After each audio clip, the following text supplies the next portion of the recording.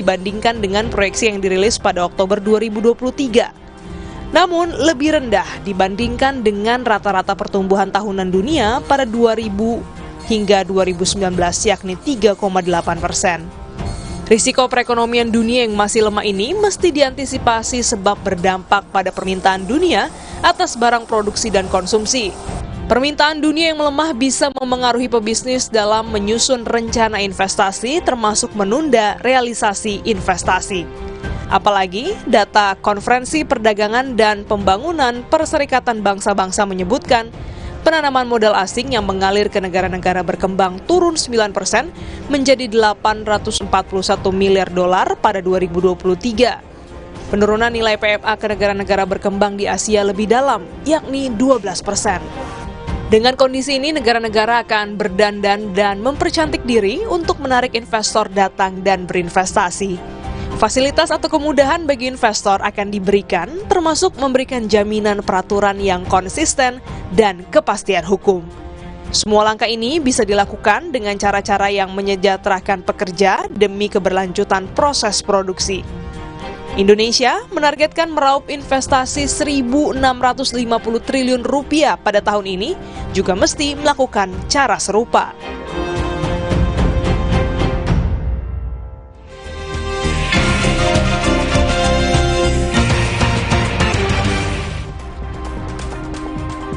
Selamat pagi saudara, kini saatnya kita lihat informasi apa saja yang tersaji di Harian Kompas edisi hari ini, Jumat 16 Februari 2024. Di halaman muka Harian Kompas kita langsung disuguhkan dengan sebuah grafis terkait dengan partai politik yang mendapat suara di atas ambang batas parlemen menurut hasil hitung cepat Litbang Kompas. Dengan margin of error plus minus 1%, 8 parpol dipastikan lolos ke Senayan. Satu parpol yakni Partai Persatuan Pembangunan harus menunggu perhitungan final dari KPU. Perolehan estimasi hitung cepat sebesar 3,91% berpeluang berada di atas ambang batas parlemen yang sebesar 4%. Tetapi juga berpeluang sebaliknya di bawah ambang batas parlemen. Sampel yang masuk per 15 Februari 2024 per pukul 21.30 waktu Indonesia Barat sebanyak 95,95%.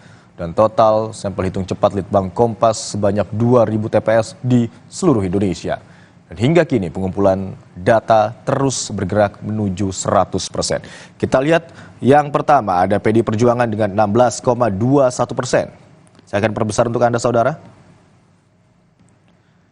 Disusul dengan Partai Golkar di angka 14,61%. Selanjutnya ada Partai Gerindra 13,54%. Partai Kebangkitan Bangsa 10,78%. Kemudian Partai Nasdem 9,88%. Disusul oleh Partai Keadilan Sejahtera di angka 8,43%. Selanjutnya ada Partai Demokrat dengan 7,6%. Partai Amanat Nasional 7,1% dan Partai Persatuan Pembangunan 3,91%.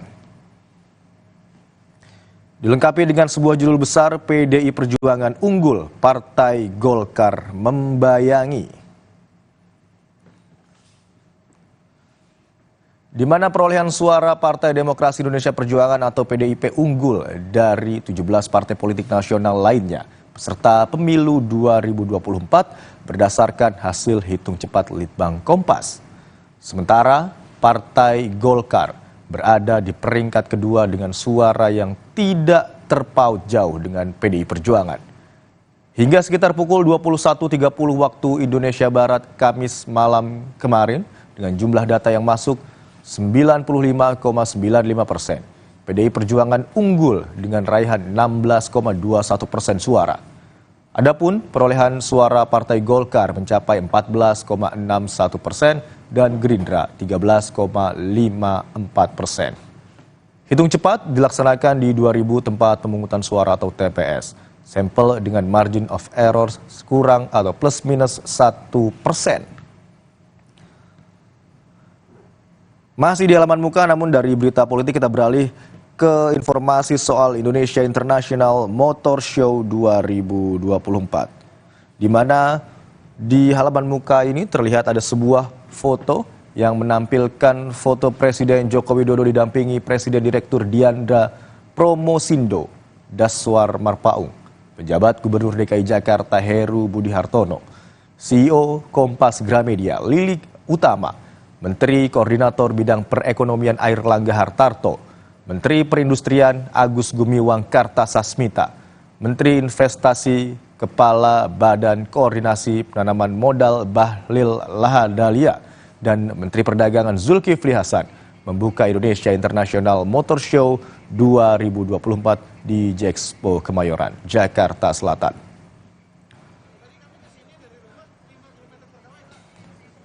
Ya saudara, tadi sejumlah informasi yang tersaji di Harian Kompas edisi hari ini, hari Jumat 16 Februari 2024. Tentu saja masih banyak informasi lainnya yang dapat Anda baca di Harian Kompas terbitan hari ini, atau Anda juga dapat membacanya secara daring di kompas.id.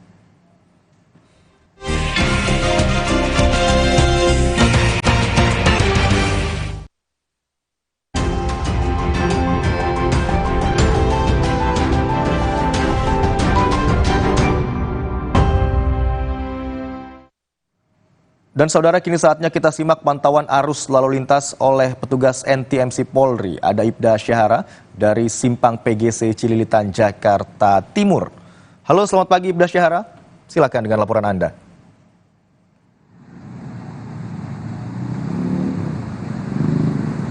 Ya baik, terima kasih Imron dan selamat pagi saudara, dengan saya Ibda Syahara dari NTMC Korlantas Polri.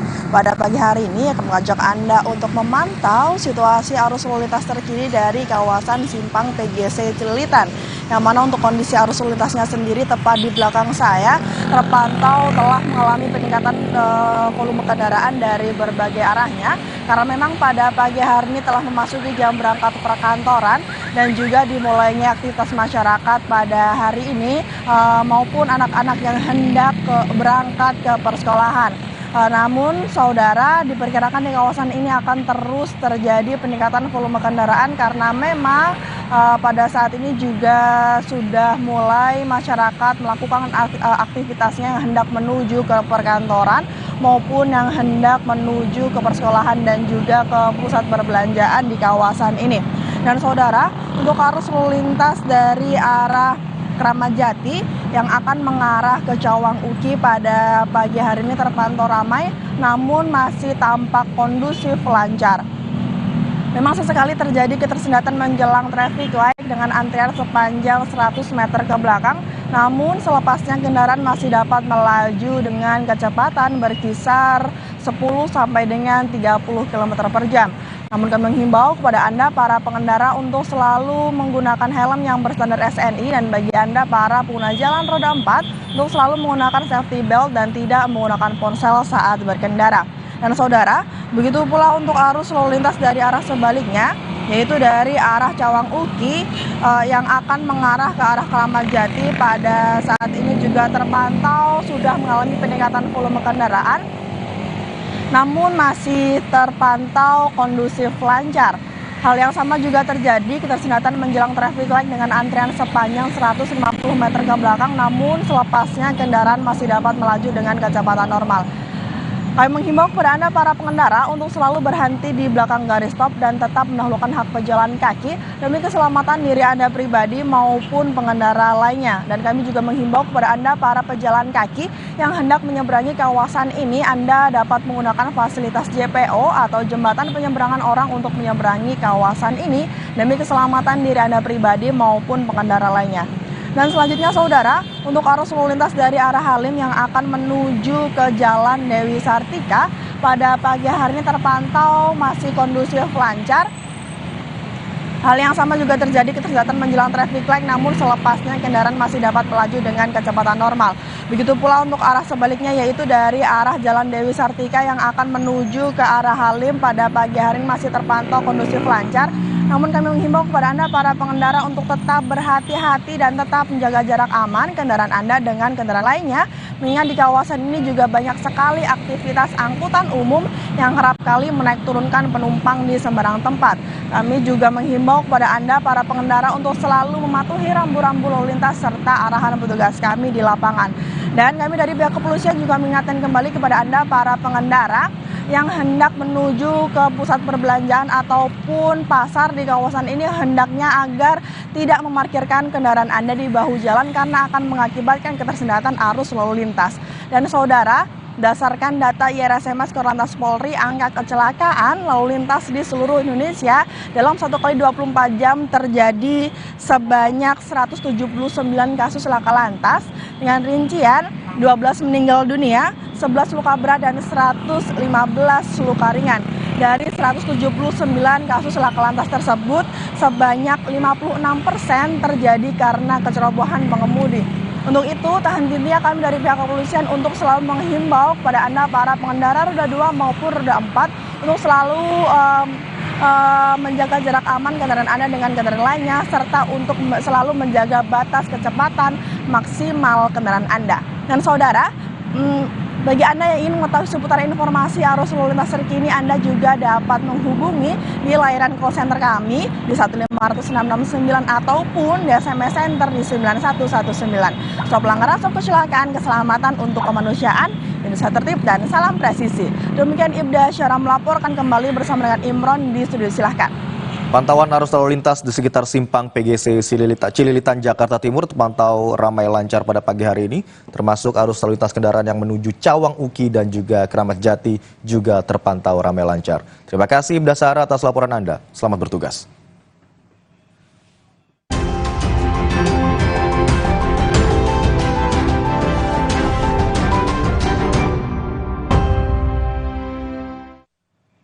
Dan saudara, usai jeda, Kompas Pagi masih akan kembali dengan informasi sekelompok orang yang memaksakan perubahan jadwal penghitungan suara, merusak dan membakar tempat pemungutan suara di Kecamatan Parado, Kabupaten Bima, Nusa Tenggara Barat.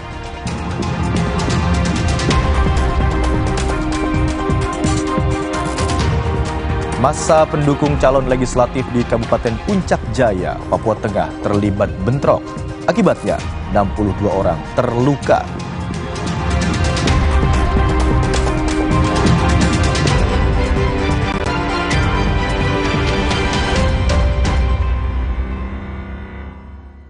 Sedang menanti pemimpin baru? Datang pelanggan yang sok ganteng, Benediktus. Kamu nggak usah cukur deh, saya bikin pempek mau nggak? Dan pelanggan angkuh, Coba Kukuh. bangsa apa yang menemukan barbershop? Bangsa Iman. Setidaknya, ada penampilan stand up dari Jupri. Bapak kamu tukang gorengan ya? Kok kamu tahu? Karena kau telah menggoreng bapakku. Suci Barbar Show, Minggu 18 Februari, pukul 10 malam di Kompas TV. Sí, ¿vos de qué parte sos? Yo de aquí, Ah, mira, yo de parte de aquí. del norte.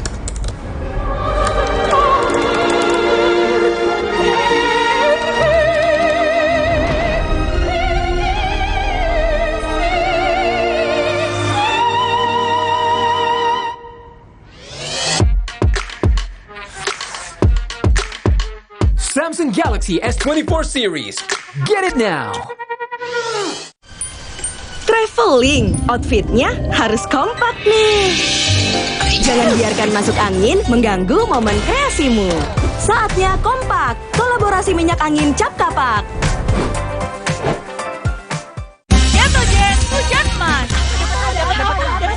Dapat apa? Wah, aku dapat emas. Jetogen, hujan emas. Temukan hadiah di balik kemasan bertanda khusus. Dapatkan emas atau gratis Jetogen satu lagi. Ibu-ibu pasti dapat hadiahnya. Beli Jetogen bisa dapat emas.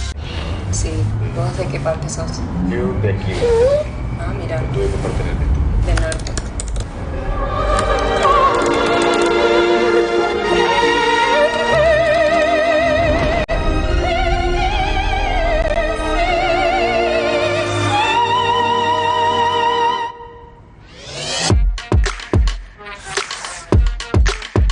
Samsung Galaxy S24 series. Get it now! Alam permai di desa ini berasal dari energi kehidupan yang dilindungi sang penjaga. Tapi datang Tuan Jungkat, pembawa bencana. Dia ingin kuasai energi kehidupan. Putri Hijau bertekad, dia akan melindungi semua. Berbuka dan hidupkan harapan. Muarja. Sí, ¿vos de qué parte sos? Yo de aquí. Ah, mira, ¿Tú de qué parte eres? del norte.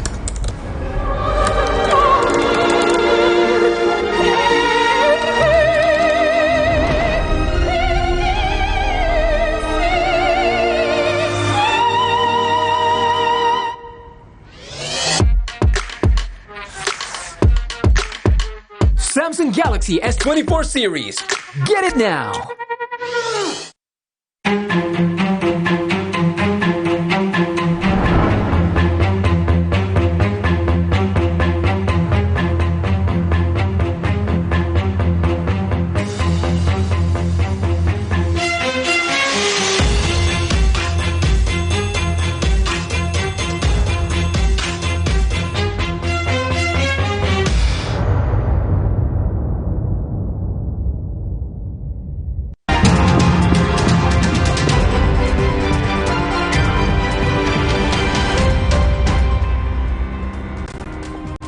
Sekelompok orang yang memaksakan perubahan jadwal penghitungan suara merusak dan membakar tempat pemungutan suara di Kecamatan Parado, Kabupaten Bima, Nusa Tenggara Barat. Inilah video amatir warga yang diambil saat sekelompok orang datang ke 3 TPS di Kecamatan Parado, Kabupaten Bima, melakukan perusakan. Mereka memaksa mengubah jadwal penghitungan surat suara setelah Pilpres langsung penghitungan surat suara di DPRD Kabupaten Kota. Karena sesuai aturan, petugas tidak bisa mengubah jadwal, massa kemudian marah. Lalu bagaimana situasi terkini pasca kericuhan yang terjadi di 3 TPS di Kecamatan Parado, Kabupaten Bima, Nusa Tenggara Barat? Kita akan terhubung dengan jurnalis Kompas TV. Ada Fitri Rahmawati yang akan melaporkan langsung untuk Anda. Selamat pagi Fitri, bagaimana situasi di sana sampai dengan pagi hari ini? Ya Imran dan juga saudara, situasi di Kecamatan Parado, Kabupaten Bima saat ini sudah mulai kondusif. Aparat kepolisian sudah berjaga di beberapa titik di lokasi tersebut karena memang ada sejumlah TPS yang berada di Kecamatan Parado yang mengalami kondisi kerusakan dan juga pembakaran oleh sekelompok orang yang terjadi pada Rabu malam kemarin. Dan saat ini aparat kepolisian dan juga Komisi Pemilihan Umum Daerah Kabupaten Bima telah mengambil inisiatif yang lebih cepat begitu Imran, karena mereka telah mengamankan sejumlah logistik atau surat suara dan juga kotak suara yang selamat dari pembakaran yang dilakukan oleh sekelompok orang ini ke KPUD Kabupaten Bima untuk memastikan situasi di sana memang benar-benar aman untuk pengamanan logistik pemilu atau hasil pemungutan suara yang sudah dilakukan pada tanggal 14 Februari kemarin, Imran.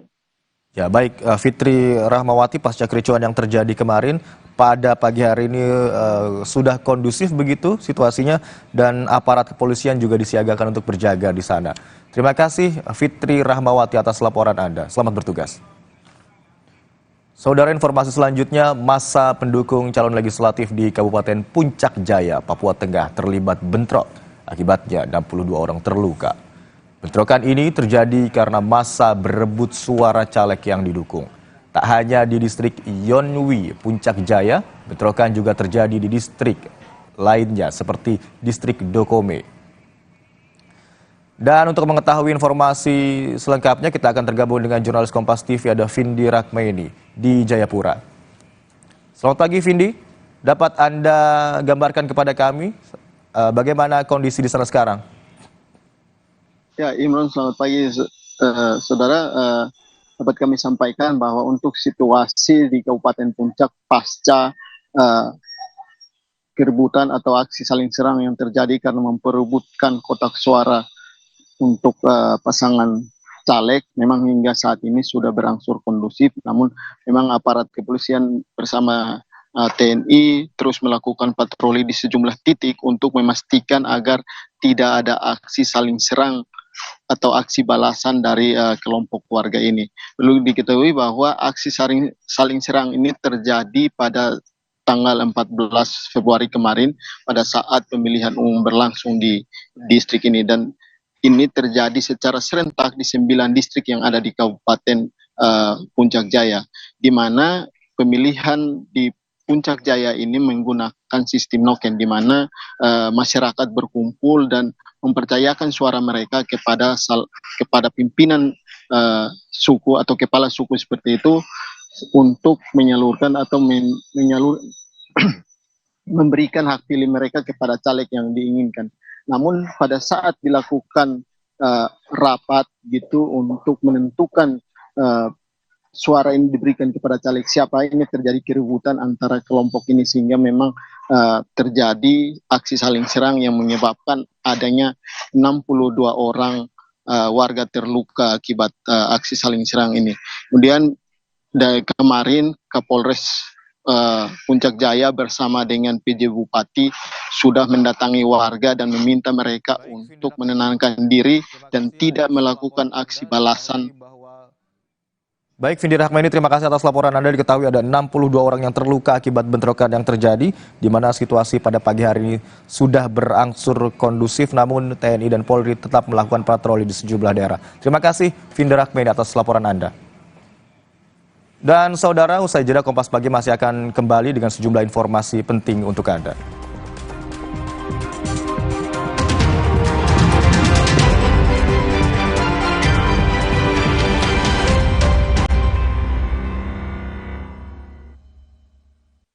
Kompas TV, televisi berita independen terpercaya, senantiasa menghadirkan tayangan unggulan terbaik. Kompas TV, independen, terpercaya. Sí, ¿vos de qué parte sos? Yo de aquí. Ah, mira. ¿Tú de qué parte eres? Del norte.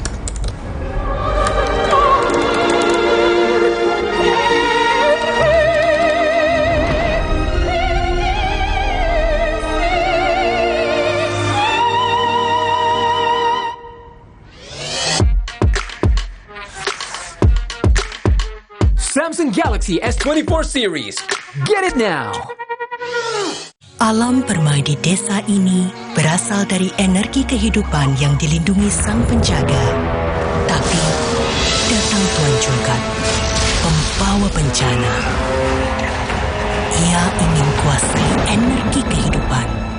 Putri Hijau bertekad, dia akan melindungi semua. Berbuka dan hidupkan harapan. Muarja.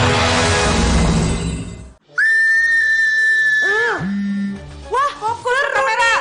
Waktunya refreshing. Mata perlu istirahat. Bila perlu, minum iFit. Formula iFit membantu memelihara kesehatan mata. Untuk mata sehatku, minum iFit. Dari Lapi. Sí, ¿vos de qué parte sos? Yo de aquí. Ah, mira. ¿Tú de qué parte eres? Del norte.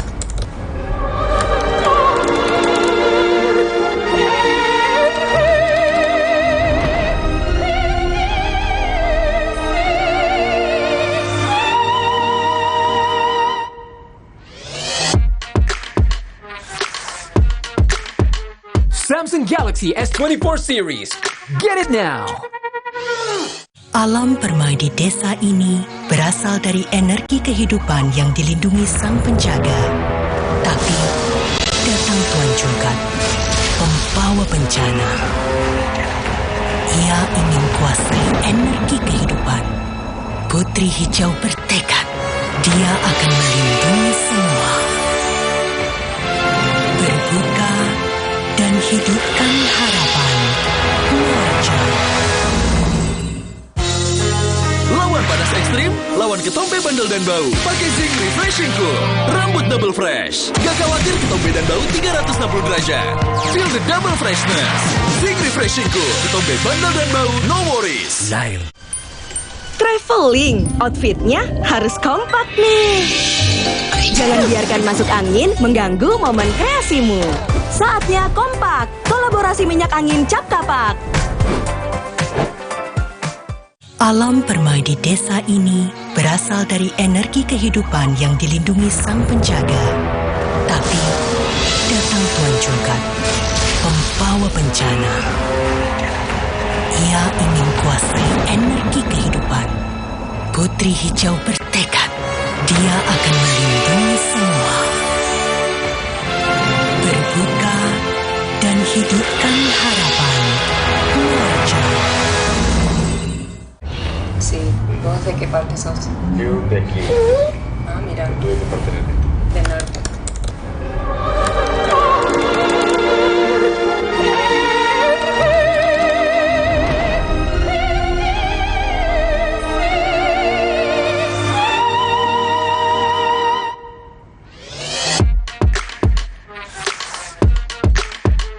Samsung Galaxy S24 series.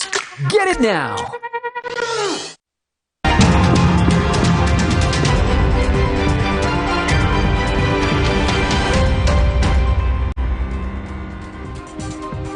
Saudara, proses rekapitulasi real count masih berlangsung di Komisi Pemilihan Umum Republik Indonesia. Dan untuk mengetahui informasi selengkapnya, sudah ada jurnalis Kompas TV Triksi Valencia di Gedung Komisi Pemilihan Umum Republik Indonesia.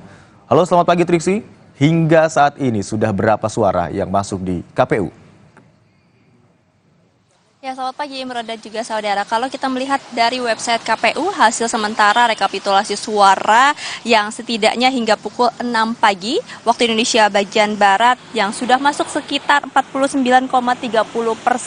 Ada pasangan Prabowo Subianto dan juga Gibran Rakabuming Raka yang memimpin di angka 56,88%.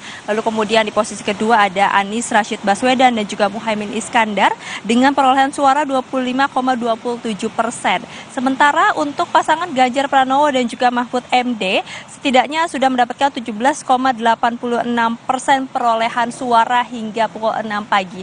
Tentu ini masih berlanjut Imron dan juga saudara karena memang rekapitulasi masih terus berlangsung, belum 100%, yang berarti angka ini masih bisa berubah. Nah, lalu kemudian terkait dengan rekapitulasi suara yang sudah berjalan setidaknya 3 hari pasca tanggal 14 Februari atau pemungutan suara, memang ada beberapa hal yang kemudian disampaikan, seperti misalnya dari Bawaslu yang menyampaikan ada rekomendasi untuk melakukan pemungutan suara ulang, namun hal ini masih terus dilakukan pengawasan ataupun juga ditelusuri terkait dengan hal yang sudah ditemui tersebut. Setidaknya ada 2.413 TPS yang berpotensi melakukan PSU atau pemungutan suara ulang. Sementara kalau dari KPU memang telah disampaikan ada setidaknya 668 TPS di 4 provinsi yang akan melakukan pemungutan suara ulang. Ini dikarenakan adanya bencana alam, kekurangan surat suara hingga gangguan keamanan. Akan tapi memang belum ditentukan kapan kemudian KPU ini akan menggelar kembali pemungutan suara ulang. Setidaknya KPU memiliki waktu 10 hari maksimal hingga tanggal 24 Februari 2024 untuk kemudian bisa menggelar pemungutan suara ulang sebelum akhirnya suara tersebut dikumpulkan dan juga dihitung dalam real count KPU. Jadi kita masih menantikan Imron dan juga saudara baik dari jadwal yang akan ditentukan oleh KPU maupun juga hasil real count yang masih terus berjalan hingga saat ini. Baik, hingga pagi hari ini setidaknya suara yang masuk di Komisi Pemilihan Umum Republik Indonesia sudah mencapai 49,3% dan kami akan ikuti terus perkembangannya dengan Anda, Triksi Valencia. Selamat bertugas kembali. Terima kasih. Saudara, kami akhiri Kompas pagi hari ini. Perbarui informasi Anda mengenai perkembangan pemilu 2024 melalui Kompas TV Independen Terpercaya. Saya Putri Oktaviani. Dan saya Imron Fadilah mengucapkan terima kasih. Sampai jumpa.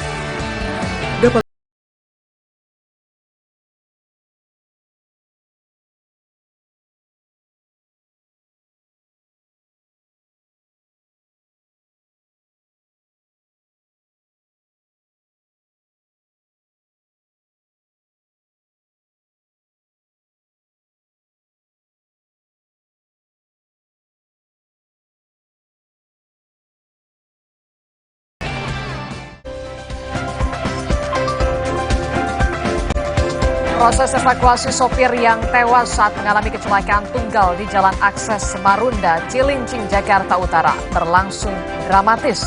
Butuh waktu 5 jam untuk mengeluarkan korban yang terjepit setir.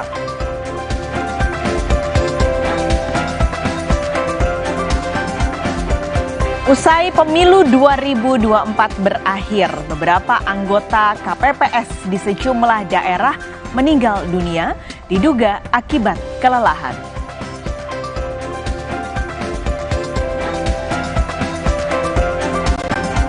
Sekelompok orang yang memaksakan perubahan jadwal penghitungan suara merusak dan membakar tempat pemungutan suara di Kecamatan Parado, Kabupaten Bima, Nusa Tenggara Barat.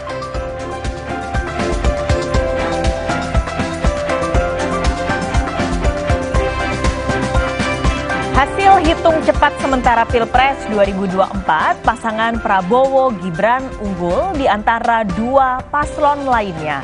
Jika benar memang Prabowo Gibran menang dan memimpin pemerintahan, lalu dengan siapa saja mereka berkoalisi? Bagaimana dengan sikap PDIP? Akankah koalisi atau memilih oposisi? Selengkapnya akan kita bahas nanti dalam Dialog di Sapa Indonesia Pagi.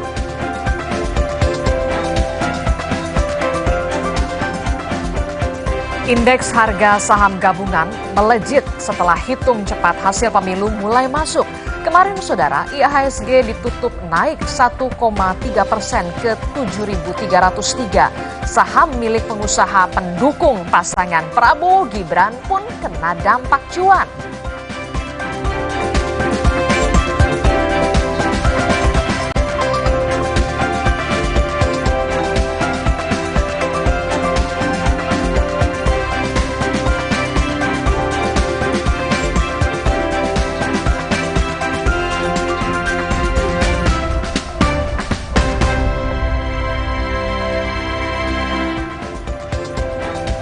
Selamat pagi, kembali di Sapa Indonesia pagi hari ini Jumat 16 Februari 2024. Saya Paskali Siswari. Dan saya Distila Rasati. Setelah kita bersiaran non-stop 48 jam, akhirnya Sapa Indonesia pagi mengudara kembali saudara di pagi hari ini dengan beragam informasi penting dan juga menarik lainnya. Nah, yang juga menjadi sorotan kita adalah masih soal pemilu nih Paskalis ya. Kalau kita lihat dari hasil hitung cepat Litbang Kompas, pasangan Prabowo Gibran ini unggul sementara.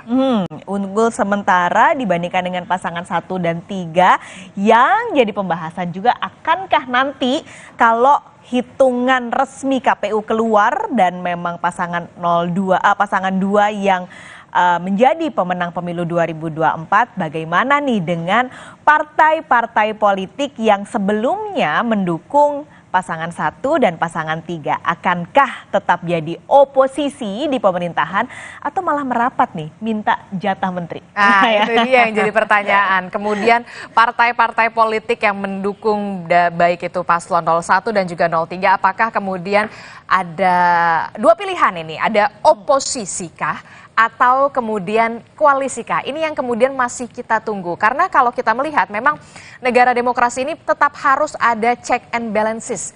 Itu artinya oposisi masih dibutuhkan dan harus berada, tetap ada dan juga eksis begitu ya Paskali Siswari ya. Yang juga menjadi sorotan adalah soal juga bagaimana kemudian pemungutan suara ulang yang direkomendasikan oleh Badan Pengawas Pemilu kepada KPU RI. Kemarin Bawaslu kemudian menyambangi KPU RI mengatakan memang bahwa ada ribuan TPS yang direkomendasikan untuk pemungutan suara ulang atau PSU. Salah satunya adalah yang terjadi di Kuala Lumpur, Malaysia. Di luar negeri ini ada Kuala Lumpur dan juga London berarti ya. Itu yang di luar negeri. Kemarin juga sempat viral videonya karena banyak masyarakat yang protes dan meminta pemilu ulang karena mereka tidak bisa mencoblos ketika datang ke TPS dengan alasan surat suaranya habis lah dan alasan-alasan lain. Itu jadi salah satu alasan Bawaslu memberikan rekomendasi. Rekomendasi ini mudah-mudahan tidak hanya sebatas rekomendasi ya, tapi benar-benar dikaji ulang benarkah? Karena jumlahnya nggak sedikit kan, Adisti. Ada ribuan TPS yang direkomendasikan harus dihitung ulang, nggak hanya di luar negeri tapi juga di Indonesia. Dan itu pun di luar TPS-TPS yang saat ini belum melakukan pemilu karena bencana alam yang terjadi. Ya, kalau kita lihat di Demak, Jawa Tengah memang banjir, dan apakah kemudian KPU RI ini betul-betul akan menjalankan rekomendasi dari Bawaslu kalau memang sesuai aturan adalah 10 hari setelah pelaksanaan pemilu. Nah, tapi sebelum sampai ke situ, kita ke informasi pertama dulu, Saudara. Di Sapa Indonesia pagi kali ini, sebuah ruko di Merauke, Papua Selatan hangus terbakar. Kebakaran diduga disebabkan oleh korsleting arus listrik. Kebakaran terjadi sekitar pukul 9 malam waktu setempat. Saat kebakaran, pemilik sedang berada di rumah kerabatnya. Warga membongkar pintu untuk menyelamatkan sejumlah barang-barang sebelum api membesar dan menghanguskan ruko 2 lantai.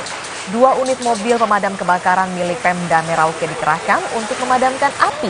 Selain itu, Saudara, 2 unit mobil damkar dari TNI Angkatan Laut dan Bandara Mopah juga turut membantu memadamkan api. Api padam sekitar setengah 12 malam waktu Indonesia bagian timur.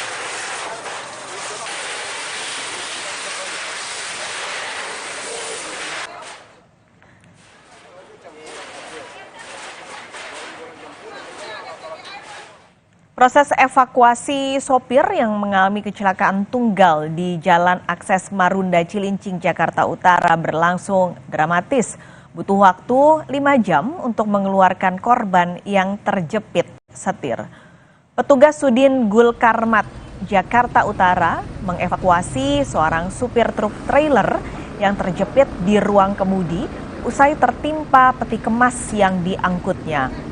1 unit crane dikerahkan untuk mengangkat peti kemas yang memuat mesin seberat 28 ton. Evakuasi berlangsung dramatis. Setelah memotong bagian pintu truk, jenazah korban berhasil dikeluarkan.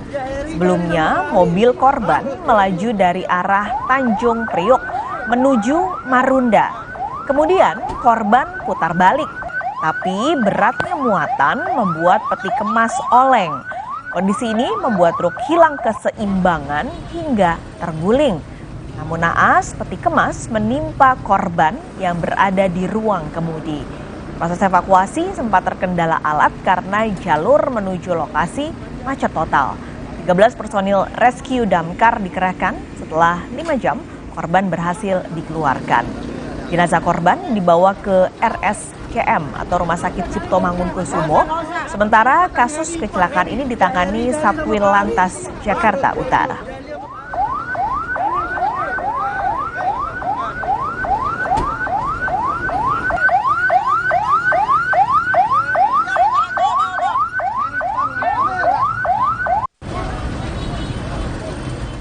Saudara, lokomotif kereta api Manahan yang anjlok usai menabrak dam truk di jalur rel kereta api yang menghubungkan stasiun Ciledug, Kabupaten Cirebon dan stasiun Ketangguhan, Kabupaten Brebes akhirnya berhasil dievakuasi pada Kamis malam. Ya, Saudara, puluhan petugas dari Daop 3 Cirebon dikerahkan untuk mengangkat roda lokomotif yang anjlok usai bertabrakan dengan dam truk di perlintasan tanpa palang pintu di Desa Luwung Gede, Kecamatan Tanjung, Kabupaten Brebes, Jawa Tengah. Roda lokomotif kereta berhasil diangkat dengan menggunakan dongkrak hidrolik dan lokomotif. Kemudian ditarik dengan menggunakan kereta crane. Selanjutnya, Saudara, petugas mengganti rel dan bantalan baru. Akibat kereta Manahan relasi Solo Jakarta dan dam truk jalur kereta lintas tengah sisi utara antara stasiun Ciledug dan Ketanggungan terganggu, hanya jalur sisi selatan yang digunakan untuk kereta api dari arah Jakarta tujuan Purwokerto, Yogyakarta, dan Solo. Sebelumnya, Saudara, kecelakaan kereta api terjadi di Desa Luwung Gede, Kecamatan Tanjung, Brebes, Jawa Tengah pada Kamis sore dan 2 orang tewas akibat peristiwa ini.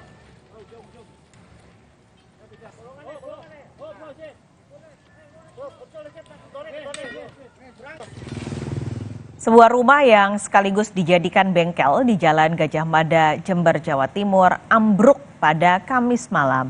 Akibat kejadian ini, 5 penghuni sempat tertimpa puing bangunan.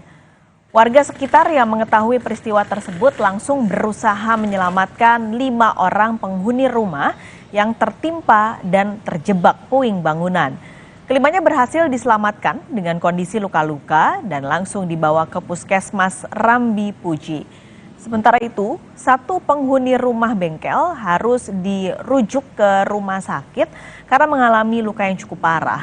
Dari hasil olah tempat kejadian perkara, penyebab runtuhnya bangunan karena kondisi bangunan telah lapuk.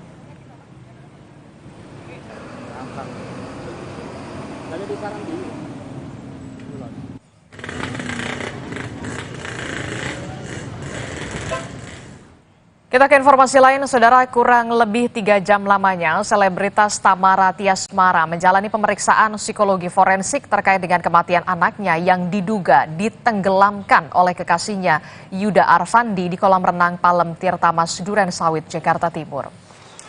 Dengan didampingi oleh kuasa hukumnya, Tamara Tiasmara keluar dari gedung Biro SDM Polda Metro Jaya setelah menjalani pemeriksaan oleh tim psikologi forensik dari Biro SDM Polda Metro Jaya dan Asosiasi Psikologi Forensik.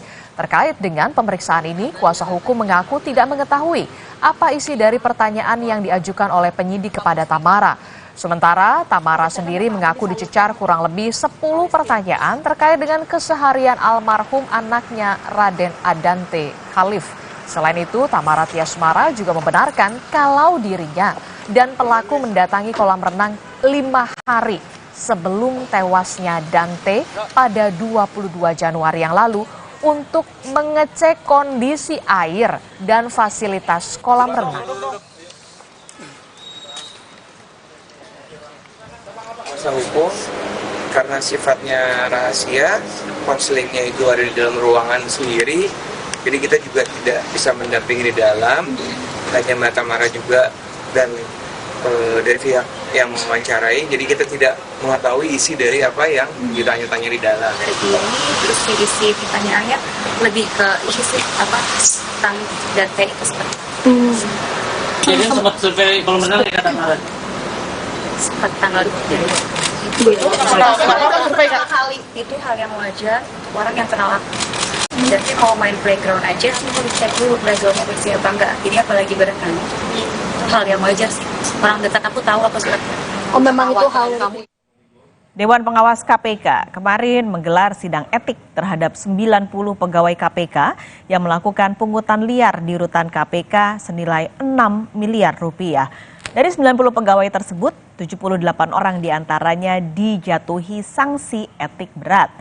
Dalam sidang etik ini, Dewas KPK membagi 3 kelompok dalam persidangan. Dari 90 pegawai yang menjalani sidang, 78 orang diantaranya dijatuhi sanksi etik berat berupa permintaan maaf secara terbuka. Sedangkan 12 lain diserahkan kepada Sekjen Lembaga Anti Rasuah untuk diberikan sanksi berikutnya sebab 12 pegawai ini sudah melakukan pungli sebelum terbentuknya Dewan Pengawas KPK. Ketua Dewas KPK, Tumpak Hatorangan Panggabean mengatakan sanksi berat berupa permintaan maaf secara terbuka sesuai dengan aturan perubahan pegawai KPK menjadi aparatur sipil negara.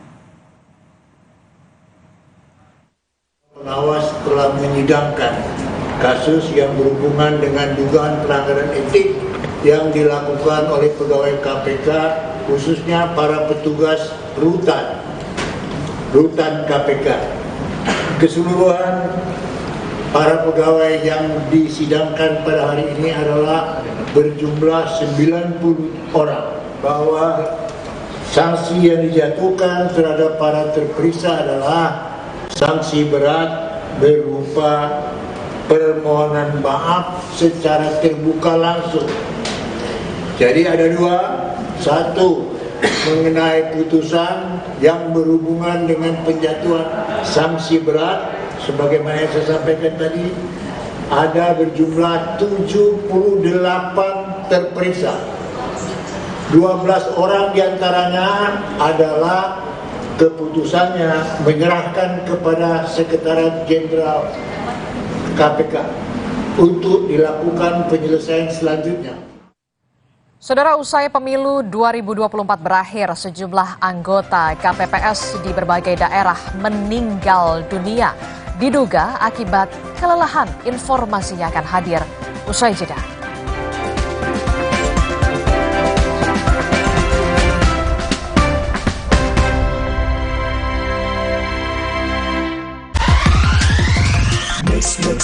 Lu coffee mix memang asik.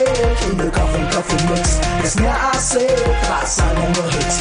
Indo coffee mix, strain one, biar first class. Wow, kirain kok taunya Fresh Care Smash yang lagi viral. Fresh Care Smash 4-in-1. Tren baru, double inhalernya unik, nonjok segernya. Bisa buat ngerok, sampai pijit. Keren dan stylish. Fresh Care Smash, ekspresikan gayamu.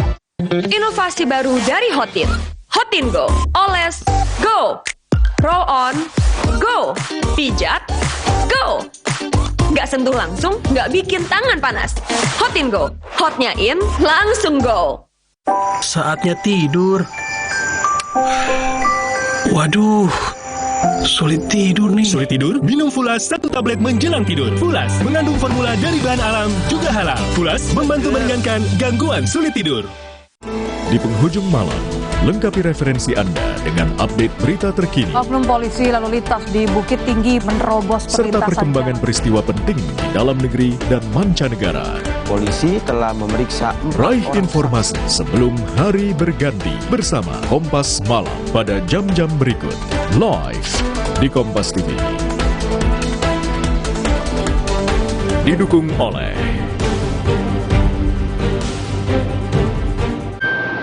Nyatanya, suara tetesan air nggak akan jadi lagu pengantar tidur yang nyenyak.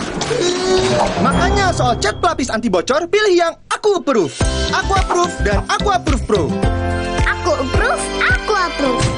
Kenapa aku pilih Le Mineral? Soalnya cuma ini nih yang masih ada segelnya. Debu jadi nggak akan masuk di sela-sela tutup botolnya. Benar, Le Mineral disegel secara khusus sehingga terjamin kebersihannya. Le Mineral. Pas aku coba Le Mineral, seger banget, nggak bikin enak sama sekali. Benar, karena Le Mineral mengandung mineral esensial yang tercantum jelas di kemasannya. Inilah yang membuat rasa airnya lebih segar. Kayak ada manis-manisnya. Le Mineral.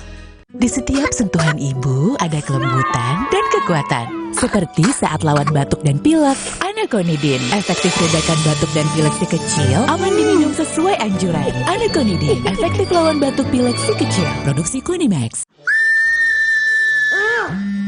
Wah, popcorn kamera. Waktunya refreshing. Mata perlu istirahat. Bila perlu, minum Myfit. Formula Myfit membantu memelihara kesehatan mata. Untuk mata sehatku, minum Myfit. Dari Lapi. Mandi pakai sabun saja, kuman kotorannya masih ada. Baru ProGuard Daily Purifying. Si mineral angkat kotoran sampai pori terdalam. Antibacterial plus lawan 99,9% kuman. Kulit bersih maksimal dengan ProGuard Daily Purifying. Wingscare. Beli mobil Suzuki, banyak promo hoki. Bonus spesial, cuannya maksimal. Berkendara makin riang dengan fitur andalan. Cek selengkapnya di www.suzuki.co.id.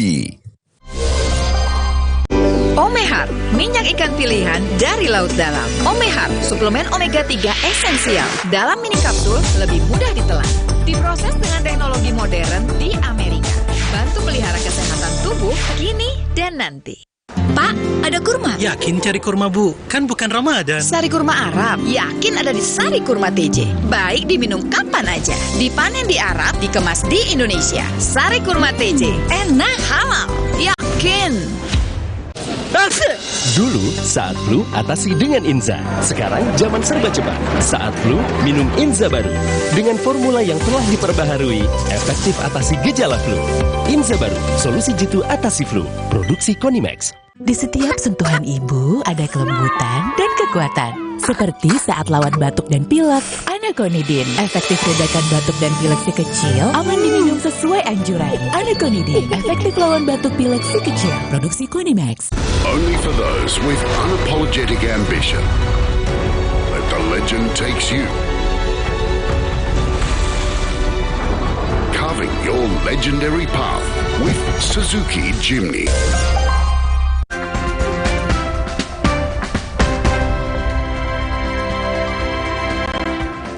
Saudara, nasib naas dialami seorang petugas kelompok penyelenggara pemungutan suara atau KPPS Kelurahan Kebon Kacang, Tanah Abang, Jakarta Pusat yang tewas usai mengalami kecelakaan tunggal ketika tengah membawa logistik pemilu menggunakan sepeda motor.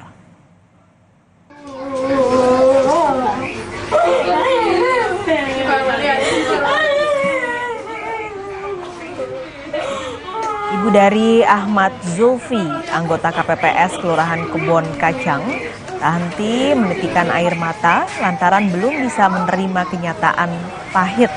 Ahmad Zulfi yang berusia 24 tahun mengalami kecelakaan tunggal pada Kamis dini hari ketika membawa logistik pemilu menuju tempat penyimpanan di Gor Bendungan Hilir. Kecelakaan diduga terjadi karena almarhum dalam kondisi lelah dan mengantuk.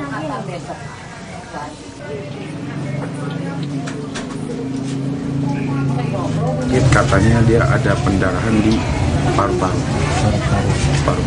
Jadi dia sempat minta, almarhum juga sempat minta darah, sempat ada tanganan, dan diagnosa dokternya pun berbicara ke saya. Itu bang, infonya itu dia kecelakaan itu motor sama motor apa gimana bang? Katanya sih tunggal, katanya tunggal. Itu kecelakaannya tunggal katanya. Dan katanya sih dari si korban yang satu ini, si panwasnya ini yang mengalami patah tangannya. Katanya si almarhum ini nabrak tiang dan kena trotoar. Jadi ada luka di dada.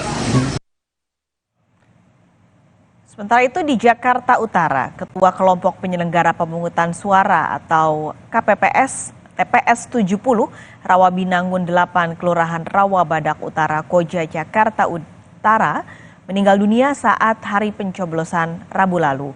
Pria berusia 50 tahun ini diduga kelelahan saat memimpin jalannya pencoblosan. Terlebih almarhum dalam kondisi sakit dan sempat meminta obat kepada sang istri. Tanggal 14 itu dia sudah mengeluh ke istrinya, ke kakaknya, kakak iparnya pun ngeluh bang, bahwa katanya siapa sih yang bisa ngegantiin saya, katanya kayak saya lemes amat sih badan saya, begitu. Ke istrinya pesen kalau misalnya ada orang KPPS minta tanda tangan suruh datang ke sini aja, memang merasa mungkin kayaknya udah nggak kuat dia bang, ya kan dia minta panggil orang katanya, coba tolong dong kayaknya kayak masuk angin nih, diapain kayak gitu. Ya udah mau beli, istrinya mau beli apa tuh, tolak angin, kata istrinya. Beli tolak angin, nggak sempat minum tolak angin, datang dia udah keadaan kejang-kejang. Sementara itu diduga akibat kelelahan, 2 anggota KPPS di Klaten, Jawa Tengah meninggal dunia setelah sempat mendapatkan perawatan di rumah sakit. Sebelumnya, almarhum sempat mengeluhkan sakit kepala usai pencoblosan di TPS 11 Desa Tegarrejo.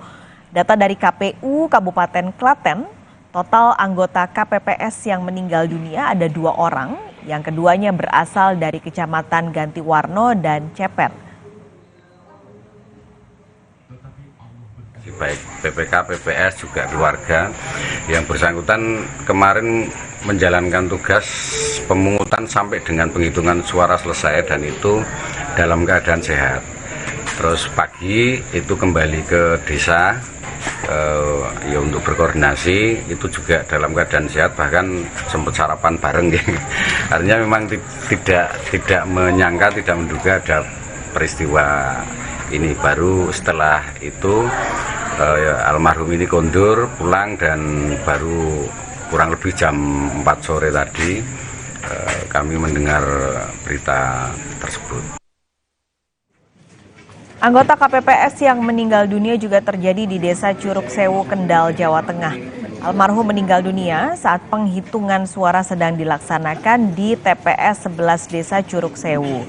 Sebelumnya, almarhum sempat pingsan dan dibawa ke rumah sakit untuk dilakukan pemeriksaan. Dari hasil pemeriksaan, almarhum meninggal dunia akibat serangan jantung.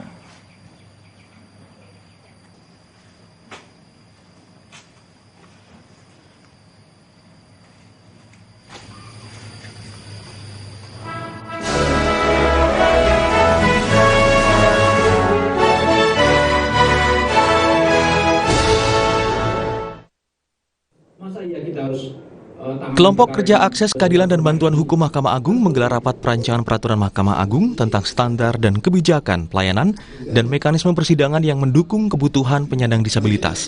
Raker ini dipimpin langsung oleh Ketua Kamar Pembinaan Mahkamah Agung, Takdir Rahmadi. Pokja ini beranggotakan para hakim justisial dari seluruh Direktorat Jenderal Mahkamah Agung, para Ketua Pengadilan Tinggi pertama dari Kamar Pidana, Perdata, Agama, dan Tata Usaha Negara. Mahkamah Agung melibatkan unsur masyarakat pegiat dan pendukung kaum disabilitas dalam kelompok kerja ini.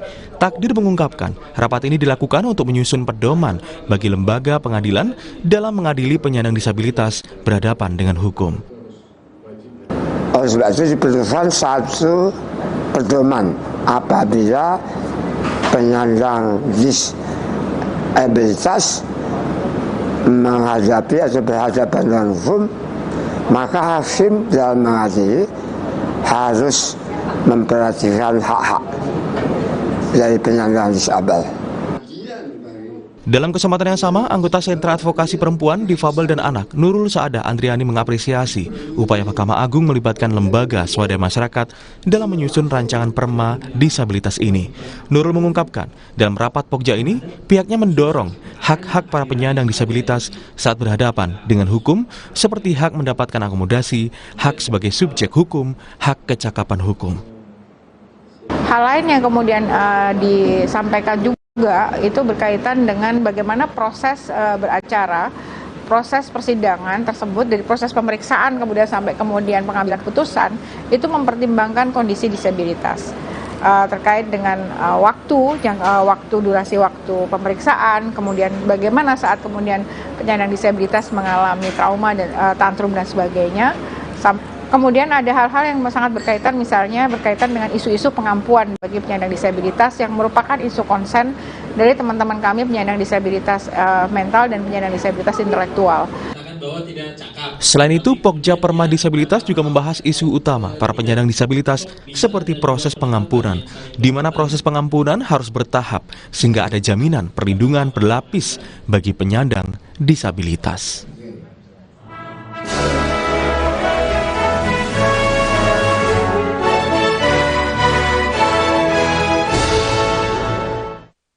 Hasil hitung cepat sementara Pilpres 2024, pasangan Prabowo-Gibran unggul di antara dua paslon lain. Jika benar memang Prabowo-Gibran menang dan memimpin pemerintahan, lalu dengan siapa saja mereka berkoalisi? Bagaimana dengan sikap PDIP? Akankah koalisi atau memilih oposisi? Selengkapnya akan kita bahas dalam dialog usai jeda.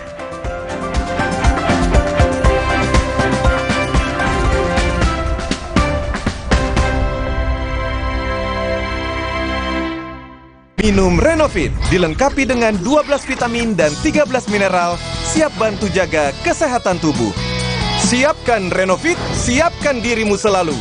Renovit, siap jaga kesehatan. Produksi Konimax. Gatal karena jamur dan kutu air? Mati kutu dengan Fungidem.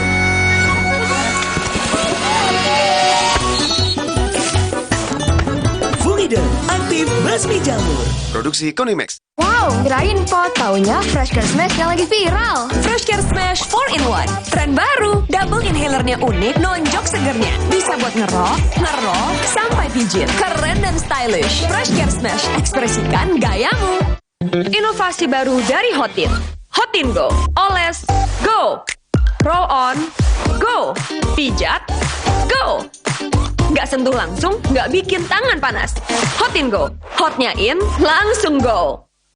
Dunia terus berputar. Begitu banyak hal yang berakhir, namun banyak juga yang kembali dalam bentuk baru, memberi harapan baru. Seperti botol plastikmu yang dapat menjadi barang baru lagi melalui gerakan ekonomi sirkular nasional Le Mineral.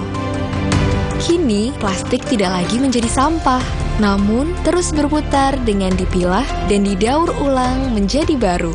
Semua bisa mengambil peran penting dalam perputaran itu dari hulu ke hilir. Mulai dari kamu yang memilah sampah dari rumah, pemulung yang mengumpulkannya, hingga pekerja pabrik yang mendaur ulang. Bersama Gerakan Ekonomi Sirkular Nasional Le Mineral, Mari jadikan botol plastikmu jadi baru lagi.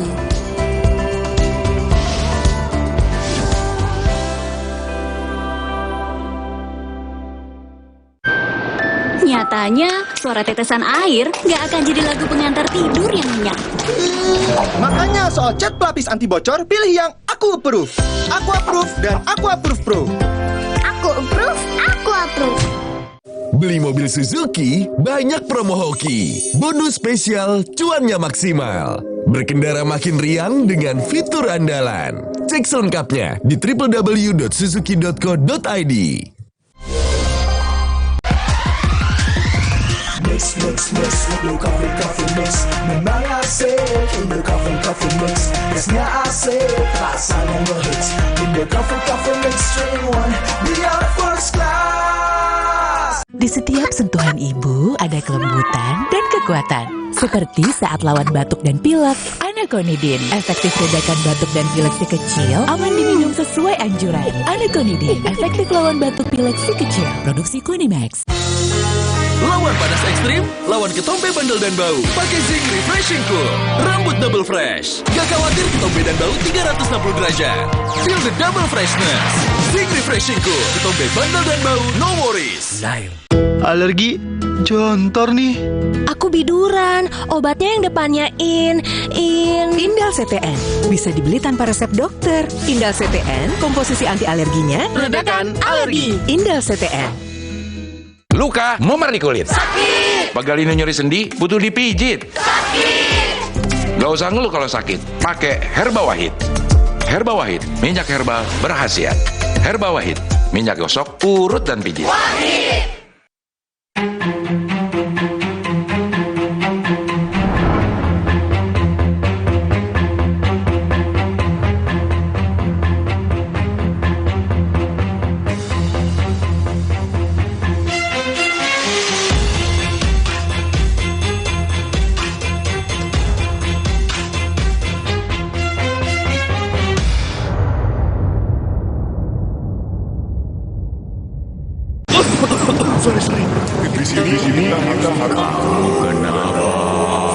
Minum Bodrek Flu dan Batuk Berdah HP. Dengan 3 okinya Bodrek, efektif redakan flu batuk dan keluarkan dahak. Bodrek Flu dan Batuk Berdah HP, pas dan efektif tanpa ngantuk.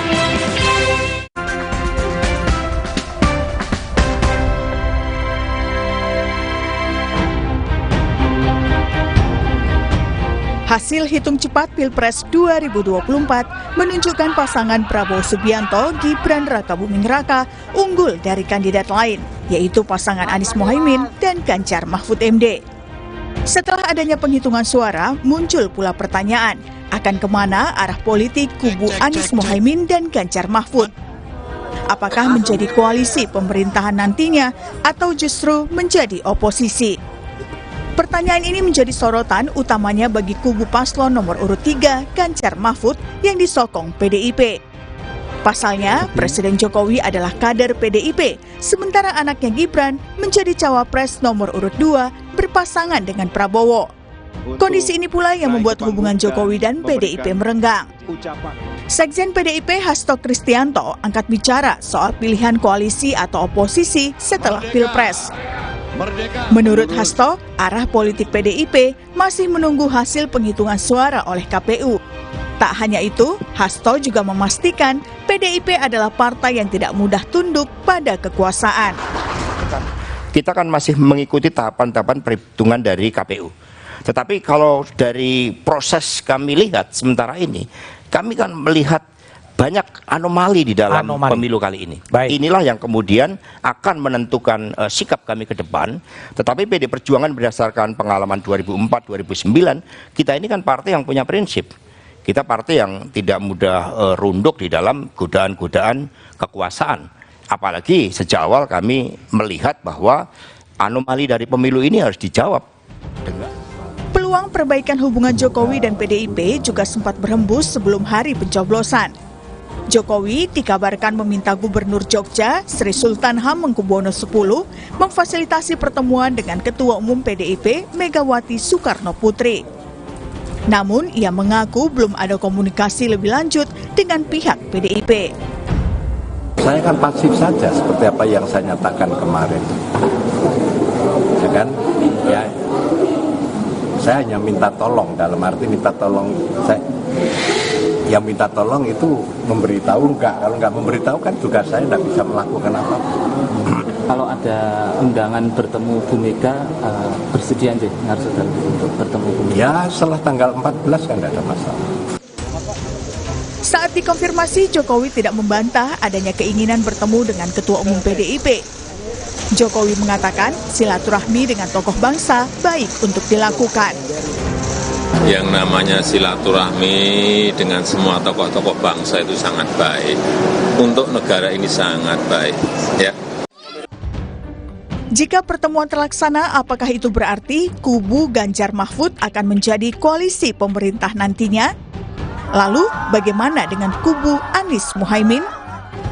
Tim Liputan, Kompas TV. Saudara, hasil hitung cepat Pilpres 2024 menunjukkan pasangan Prabowo Gibran unggul sementara dari pasangan Anies Muhaimin dan juga Ganjar Mahfud. Lalu setelahnya muncul pula pertanyaan, akan kemana arah politik dari kubu Anies Muhaimin dan juga Ganjar Mahfud? Apakah menjadi koalisi pemerintahan nantinya? Atau justru menjadi oposisi? Kita bahas soal ini bersama dengan sejumlah narasumber di pagi hari ini. Sudah ada di studio, ada juru bicara Timnas Anies Muhaimin, sudah ada Pak Eka Gumilar. Selamat pagi, Assalamualaikum Pak Eka. Waalaikumsalam. Ya, dan juga melalui sambungan Zoom ada juru bicara TKN Prabowo Gibran, ada Aceh Hasan Syahzili. Selamat pagi, Assalamualaikum Bang Aceh. Selamat pagi, Waalaikumsalam warahmatullahi wabarakatuh. Ya, dan juga ada juru bicara TPN Ganjar Mahfud, ada Mas Aryo Seno Bagaskoro. Selamat pagi, Assalamualaikum Mas Seno. Selamat pagi, Waalaikumsalam Mbak. Oke, nanti juga akan segera bergabung Direktur Eksekutif Indo Strategik Ahmad Khairul Umam menyusul begitu ya. Pertanyaan pertama saya dulu langsung ke Bang Aceh nih, karena kubu Prabowo Gibran berdasarkan dengan hitung cepat di Litbang Kompas ini unggul sementara nih Bang Aceh. Bang Aceh ini kalau jika menang di Pilpres nanti kita tentu saja masih menunggu hasil perhitungan resmi dari KPU RI. Nah, pemerintahan Prabowo Gibran ini dipastikan akan menggandeng partai dari kubu Amin dan juga Ganjar sebagai mitra koalisi, karena kan sebelumnya Mas Gibran ini katanya mau sowan nih ke kubunya 01 dan juga 03. Ya, pertama alhamdulillah ya, pemilu kita berjalan dengan lancar, aman, tertib, tidak ada kendala yang membuat hal-hal yang memang pemilu kita menjadi tidak berkualitas. Dan tentu kami mengucapkan terima kasih kepada rakyat Indonesia yang telah memberikan partisipasinya di dalam pemilu 2024.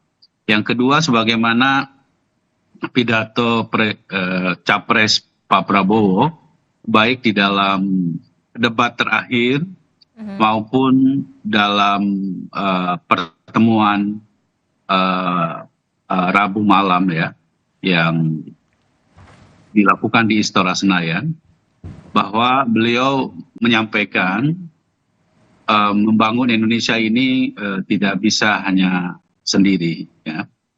Bukan hanya koalisi Indonesia Maju saja, tetapi Pak Prabowo sangat terbuka dengan berbagai masukan serta beliau punya keinginan untuk merangkul berbagai kalangan. Itu artinya juga kemudian mengajak mitra dari 01 dan juga 03 untuk berkoalisi. Artinya bahwa koalisi Indonesia Maju tentu sangat terbuka dengan potensi bangsa kita, karena tantangan yang dihadapi oleh bangsa kita ke depan tentu tidaklah mudah.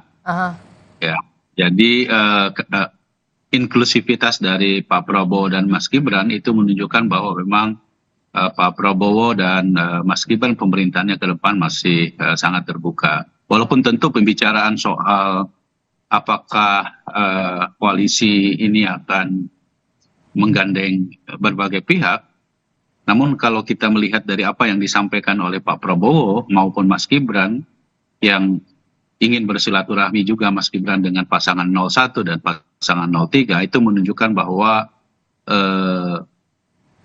Pak Prabowo maupun Mas Gibran punya keinginan untuk merangkul semua kalangan terutama potensi-potensi politik yang ada di Indonesia. Kapan ketemu rencananya, Bang Aceh? Ya, tentu kita harus pastikan dulu bahwa proses real count atau perhitungan yang dilakukan oleh KPU telah diselesaikan ya. Namun pada prinsipnya seperti yang disampaikan oleh Pak Prabowo maupun Mas Gibran pada Rabu malam, sebetulnya ya kita menunggu terhadap hasil KPU, walaupun kami meyakini hasil hitung cepat dengan real KPU nanti tidak akan jauh berbeda.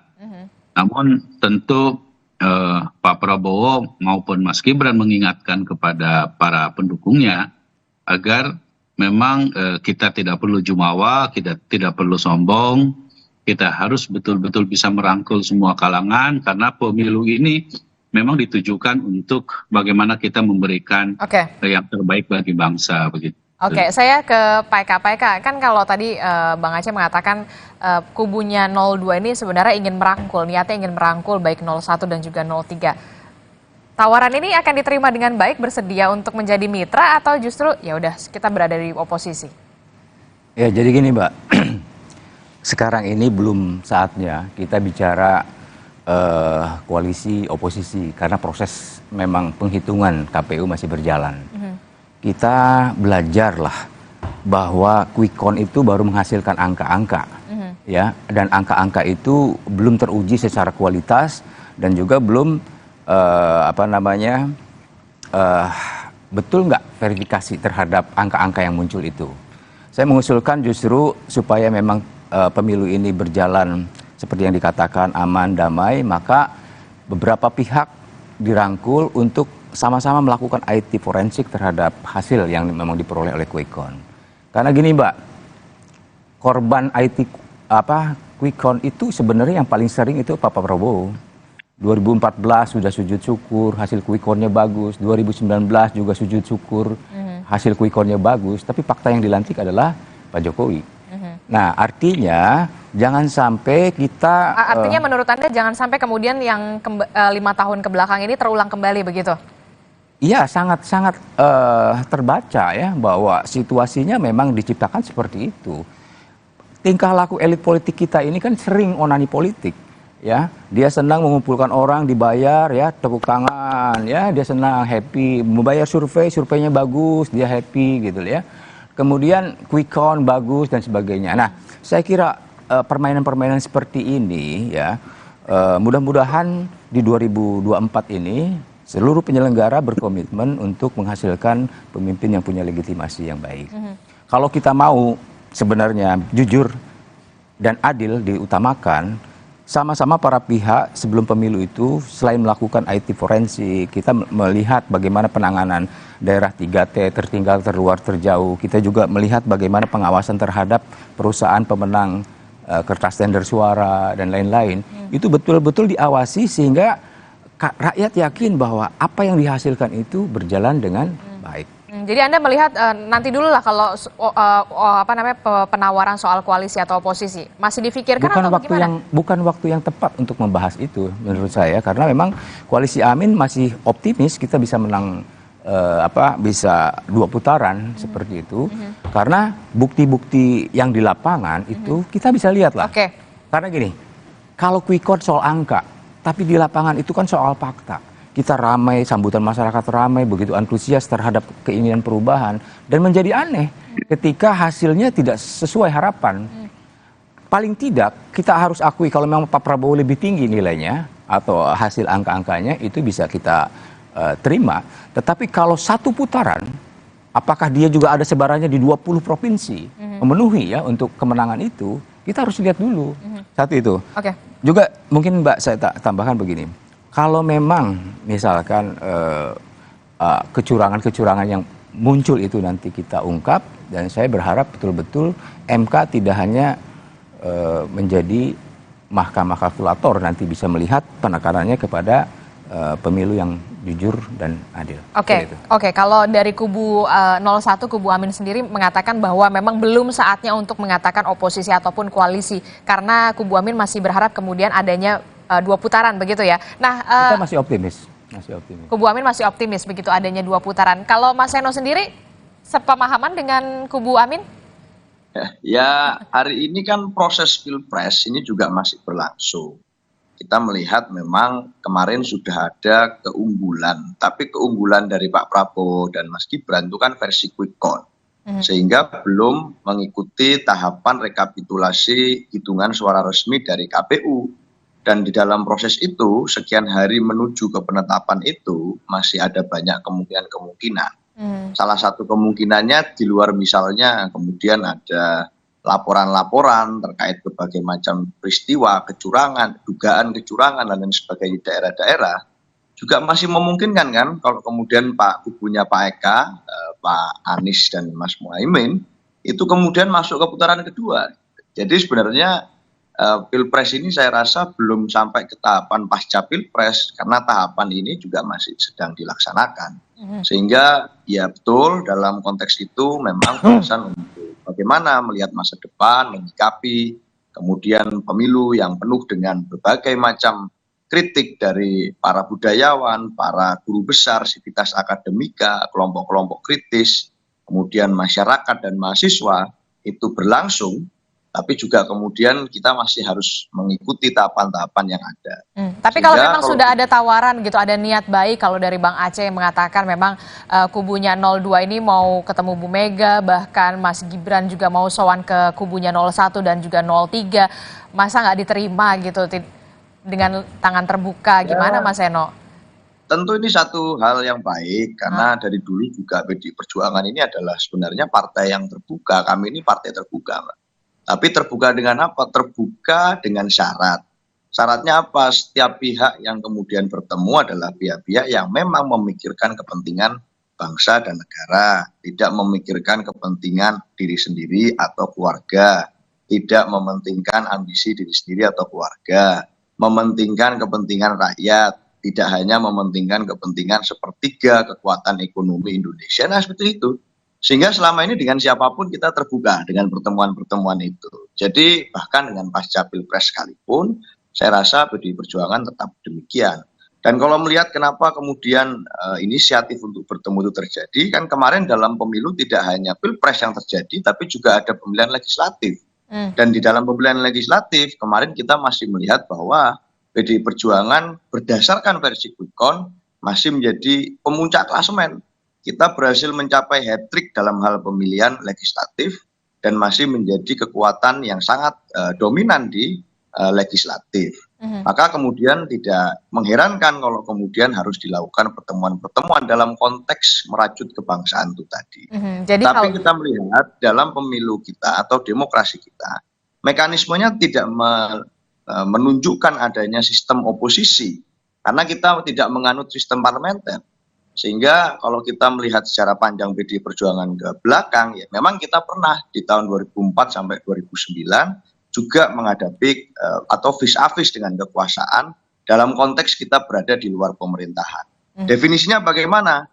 Ya di luar pemerintahan itu artinya kalau ada program kebijakan yang bagus, yang mendukung kesejahteraan rakyat didukung, yang melukai atau membahayakan kesejahteraan rakyat ya kita kritisi. Dan saya rasa tugas menjadi di luar pemerintahan itu tidak kalah cinta negara, tidak kalah patriotik dengan berada di dalam pemerintahan. Jadi saya rasa ya kita masih menunggu hasil resmi dari KPU dan investigasi-investigasi yang sedang berlangsung hari-hari ini. Saya rasa itu. Oke, Bang Aceh, tadi kan Pak Eka mengatakan euforia jangan terlalu berlebihan begitu, jangan sampai kejadian 5 tahun ke belakang kemudian terulang lagi, sudah sujud syukur ternyata hasil perhitungannya nanti kita belum tahu. Jawaban Anda atau tanggapan Anda Bang Aceh soal ini? Nah, ya, pertama yang harus dijelaskan bahwa kita ini udah 4 kali ya Pilpres, dan Pilpres tersebut pada saat hari perhitungan pertama itu dilakukan hitung cepat, dan hitung cepat ternyata hasilnya jauh akurat, ya hampir sama dengan hasil yang diumumkan oleh KPU gitu ya. Nah, karena itu tradisi, dan kita harus tahu bahwa quick count itu adalah metode saintifik yang di beberapa negara yang demokrasinya telah matang, itu dijadikan sebagai metode alternatif untuk mendeteksi kecurangan bahkan. Jadi kalau misalnya hasil quick count itu berbeda dengan hasil penyelenggara pemilu, maka yang dijadikan sebagai data acuannya adalah quick count. Pertama itu. Yang kedua, kalau kita lihat hasilnya itu kan, ya saya tidak ingin mengatakan bahwa kita jumawa ya. Hasilnya itu kan jauh sekali, average-nya kan antara 56 sampai 59. Sementara pasangan 01 itu 25, pasangan 03 adalah antara 17 sampai 18. Ya. Jadi kalau kita lihat ya, dengan angka-angka tersebut, maka walaupun tentu sekali lagi kita tidak ingin mendahului real count yang dilakukan oleh KPU, ya hasil tersebut sesungguhnya hasil sementara, kita sebut sebagai hasil sementara, menunjukkan bahwa pasangan kami adalah pasangan yang leading. Walaupun nanti kita harus menunggu keputusan resmi, perhitungan resmi. Menunggu keputusan resmi. Karena itu apa yang disampaikan oleh Pak Prabowo maupun Mas Gibran pada Rabu malam, sesungguhnya beliau ingin mengatakan bahwa para pendukung jangan euforia, jangan jumawa, jangan sombong, kita tunggu keputusan resmi ya. Karena itu maka ciptakan situasi kondusif, kita jaga persatuan, itu semangat itu yang sesungguhnya ingin dibangun oleh Pak Prabowo pun Mas Gibran. Jadi deklarasi itu bukan merupakan deklarasi kemenangan gitu. Nah karena itu walaupun tentu saat ini kita juga tidak bisa menutup mata, 5 pimpinan negara sudah mengucapkan selamat sama Pak Prabowo dan Mas Gibran. Itu artinya apa? Pemilu Indonesia ini itu mendapatkan sorotan dari dunia. Sampai-sampai negara tetangga pun dan negara-negara lain menyampaikan selamat gitu kepada Pak Prabowo maupun Mas Gibran. Jadi intinya yang harus kita setuju. Prinsipnya kita tunggu hasil dari perhitungan resmi dari KPU, tapi tentu yang harus kita bangun sekarang ini adalah bagaimana next-nya membangun kebersamaan, membangun kondisivitas, karena tantangan yang dihadapi oleh bangsa tentu masih sangat besar ke depan. Oke, baik Bang Aceh. Saya ke Mas Umam. Mas Umam selamat pagi, baru bergabung. Kita begini Mas Umam, tadi kita membahas soal ya oke lah pemilu sudah usai begitu ya. Yang kemudian menjadi pertanyaan kubu 01 dan juga 03, kalau memang ini kan sudah ada tawaran nih dari kubu 02, ayo deh kita rangkul untuk bermitra begitu. Nah, koalisi atau oposisi. Nah, dari kacamata Anda seperti apa, Mas Umam? Ya, Mbak Disti, ini memang situasinya agak unik ya, karena bagaimanapun juga angka hasil quick count yang ditunjukkan oleh sejumlah lembaga yang kemarin kita cermati bersama, ini berbeda dengan pemilu-pemilu sebelumnya. Apa Kalau perbedaannya? pemilu sebelumnya seringkali angka hasil kemenangan dari capres-cawapres yang menang sebelumnya itu berada di bawah hasil survei yang berkembang sebelumnya. Dan itu seringkali terjadi. Kita masih ingat di 2019 misalnya Pak Jokowi sebagai incumbent presiden itu diprediksi bisa menang sekitar 60% atau bahkan 65%. Saya masih ingat betul di angka itu, tetapi begitu kemudian masuk di hasil pemilu di Pilpres itu ternyata hanya bisa bertahan dengan 55%. Dan kali ini itu cukup unik, agak berbeda. Angka dari yang beredar di survei selama beberapa momentum ya sebelum pemilu kemarin itu berada maksimal sekitar 52 atau 53%. Bahkan belum ada satupun yang menunjukkan angka dengan klaim 55% sebagai angka yang cukup aman secara psikologis. Tetapi memang angka 58, 59, bahkan 60% memang ini sebuah capaian yang luar biasa dan kemudian betul-betul di luar target, dan itu di-acknowledge, diakui oleh Mas Gibran sebagai cawapres terpilih, kemudian oleh Pak Rosan juga ya sebagai ketua TKN, dan juga oleh wakil ketua umum Gerindra misalnya Mbak Saras. Tapi di saat yang sama capaian yang luar biasa itu kemudian seolah memberikan ruang yang justified legitimate, terutama bagi asumsi, ketakutan, kekhawatiran, concern, dan juga dugaan yang selama ini disampaikan oleh kubu 01 dan juga kubu 03 terutama tentang potensi terjadinya pelanggaran secara terstruktur, sistematis, dan masif. Nah, dengan proses seperti itu kemudian, maka yang bisa dilakukan ya hanya dua. Pertama, menerima atau menolak. Kalau menerima, problemnya adalah berarti 01 dan juga 03 mengakui bahwa apa yang selama ini mereka khawatirkan, mereka takutkan tentang potensi pelanggaran yang TSM tadi itu ternyata dianggap sebagai hal yang wajar saja dan kemudian menyerah begitu saja. Oleh karena itu sangat wajar kalau misal kemudian kubu 01 dan juga 03 mencoba untuk defense, mempertahankan argumen bahwa ini there is something wrong, ada sesuatu yang tidak beres di situ. Tapi di saat yang sama, kalau misal kemudian mau melawan, jalur perlawanannya hanya satu, yaitu mengajukan dalam konteks ini adalah perlawanan secara konstitusional yaitu mengajukan bukti-bukti yang dalam konteks ini diatur di pasal 286 Undang-Undang Nomor 7 Tahun 2017 tentang Pemilu, terutama dalam konteks definisi TSM. Harus bisa dihadirkan bukti-bukti bahwa TSM ini terjadi secara terstruktur, sistematis, masif di 50% provinsi di Indonesia. 50% provinsi. Dan itu sebuah kerja yang luar biasa. Itu butuh kerja yang sangat luar biasa. Dan kategorinya tentu bukan kalau misal kita lihat by definition ya. Ada definisi yang cukup detail misalnya di pasal 24 ayat 8 huruf H. Aturan Bawaslu nomor 8 tahun 2018 tentang TSM itu. Misalnya terstruktur itu apa? Terstruktur itu kalau misal kemudian hal itu dilakukan oleh para aktor negara, dalam konteks ini ada aparat pemerintahan, aparat termasuk penyelenggara pemilu yang terjadi secara terstruktur, betul-betul terstruktur, sistematis. Kalau misal kemudian dilakukan secara matang, terencana dengan baik, well planned dan sebagainya, dan masif itu dalam skala yang luas. Dan untuk melakukan itu tidak mudah. Dan pertanyaan selanjutnya, apakah kemudian kubu 01 dan juga kubu 03 masih percaya terhadap kredibilitas dan juga tentu kewenangan yang dipegang oleh Mahkamah Konstitusi selama ini? Karena selama 4 bulan belakangan ini dari Oktober, November, Desember sampai kemudian menjelang pemilu, Mahkamah Konstitusi adalah lembaga yang seolah menjadi bulan-bulanan bagi kubu 01 dan juga kubu 03. Maka situasinya tidak mudah dan besar kemungkinan saya menduga Mbak Adisti akan menolak atau menerima. Partai-partai yang ada di kubu 01 dan juga kubu 03 akan mencoba untuk melakukan negosiasi.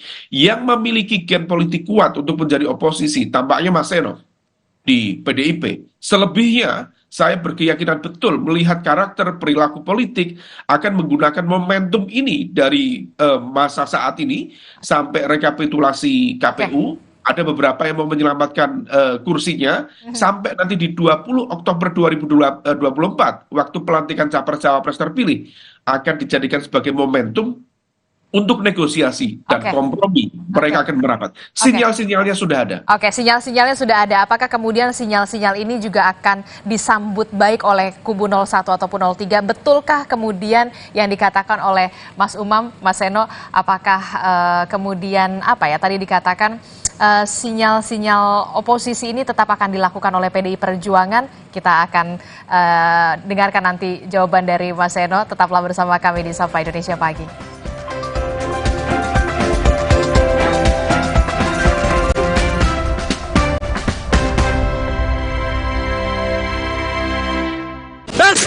Dulu, saat flu, atasi dengan Inza. Sekarang, zaman serba cepat. Saat flu, minum Inza baru. Dengan formula yang telah diperbaharui, efektif atasi gejala flu. Inza baru, solusi jitu atasi flu. Produksi Konimax. Wow, kirain po, taunya Fresh Care Smash yang lagi viral. Fresh Care Smash 4-in-1. Tren baru, double inhalernya unik, nonjok segernya. Bisa buat ngerok, sampai pijit. Keren dan stylish. Fresh Care Smash, ekspresikan gayamu. Inovasi baru dari Hotin. Hotin Go. Oles Go. Roll on, go. Pijat, go. Nggak sentuh langsung, nggak bikin tangan panas. Hot in Go. Hotnya in, langsung go. Di tanganmu, botol plastik bekas bisa jadi baru lagi. Seperti tas, baju, hingga sepatu ini. Bersama Gerakan Ekonomi Sirkular Nasional Le Mineral, mari mulai kebiasaan baru memilah sampah plastik dari rumah, menyalurkan lewat aplikasi, pemulung, ataupun bank sampah. Sampah plastikmu memberi nilai tambah untukmu dan juga untuk mereka. Dengan langkah sederhana, pisahkan sampah sesuai jenisnya, sampah organik, plastik termasuk PET, kertas, dan kaleng, lalu salurkan. Sampah plastik yang terpilah bisa didaur ulang. Mulai kebiasaan baru dan buat botol plastik bekasmu jadi baru lagi.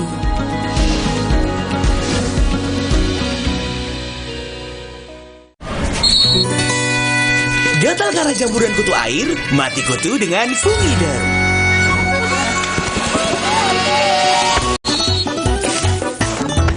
Fungiderm, aktif basmi jamur. Produksi Konimax. Anak batuk minum Ikadril, redakan batuk karena alergi dan influenza, serta legakan pernafasan. Ikadril, ibu senang anak tidur pulas. Hey, ada madu teja sase, madu teja sase, sehat berstamina. Banyak manfaatnya. Madu teja saset, enak sehatnya. Niatku madu TJ hitam pahit dengan kualitas madu TJ plus manfaat ekstra herbal. Niatku demi anakku. Niatku demi istriku. Madu TJ hitam pahit, niatku jaga kesehatan. Mitsubishi X-Force. Everything you wish for is no longer imagination. Confidently enjoy every action. Mitsubishi X-Force. Infinite excitement.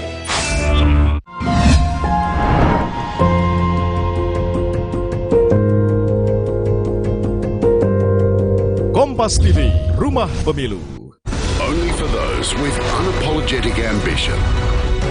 Let the legend takes you. Carving your legendary path with Suzuki Jimny. Lawan panas ekstrim, lawan ketombe bandel dan bau. Pakai Zinc Refreshing Cool. Rambut double fresh. Gak khawatir ketombe dan bau 360 derajat. Feel the double freshness. Zinc Refreshing Cool. Ketombe bandel dan bau, no worries. Kenapa aku pilih Le Mineral? Soalnya cuma ini nih yang masih ada segelnya. Debu jadi nggak akan masuk di sela-sela tutup botolnya. Benar, Le Mineral disegel secara khusus sehingga terjamin kebersihannya. Le Mineral. Pas aku coba Le Mineral, seger banget, nggak bikin enak sama sekali. Benar, karena Le Mineral mengandung mineral esensial yang tercantum jelas di kemasannya. Inilah yang membuat rasa airnya lebih segar. Kayak ada manis-manisnya. Le Mineral.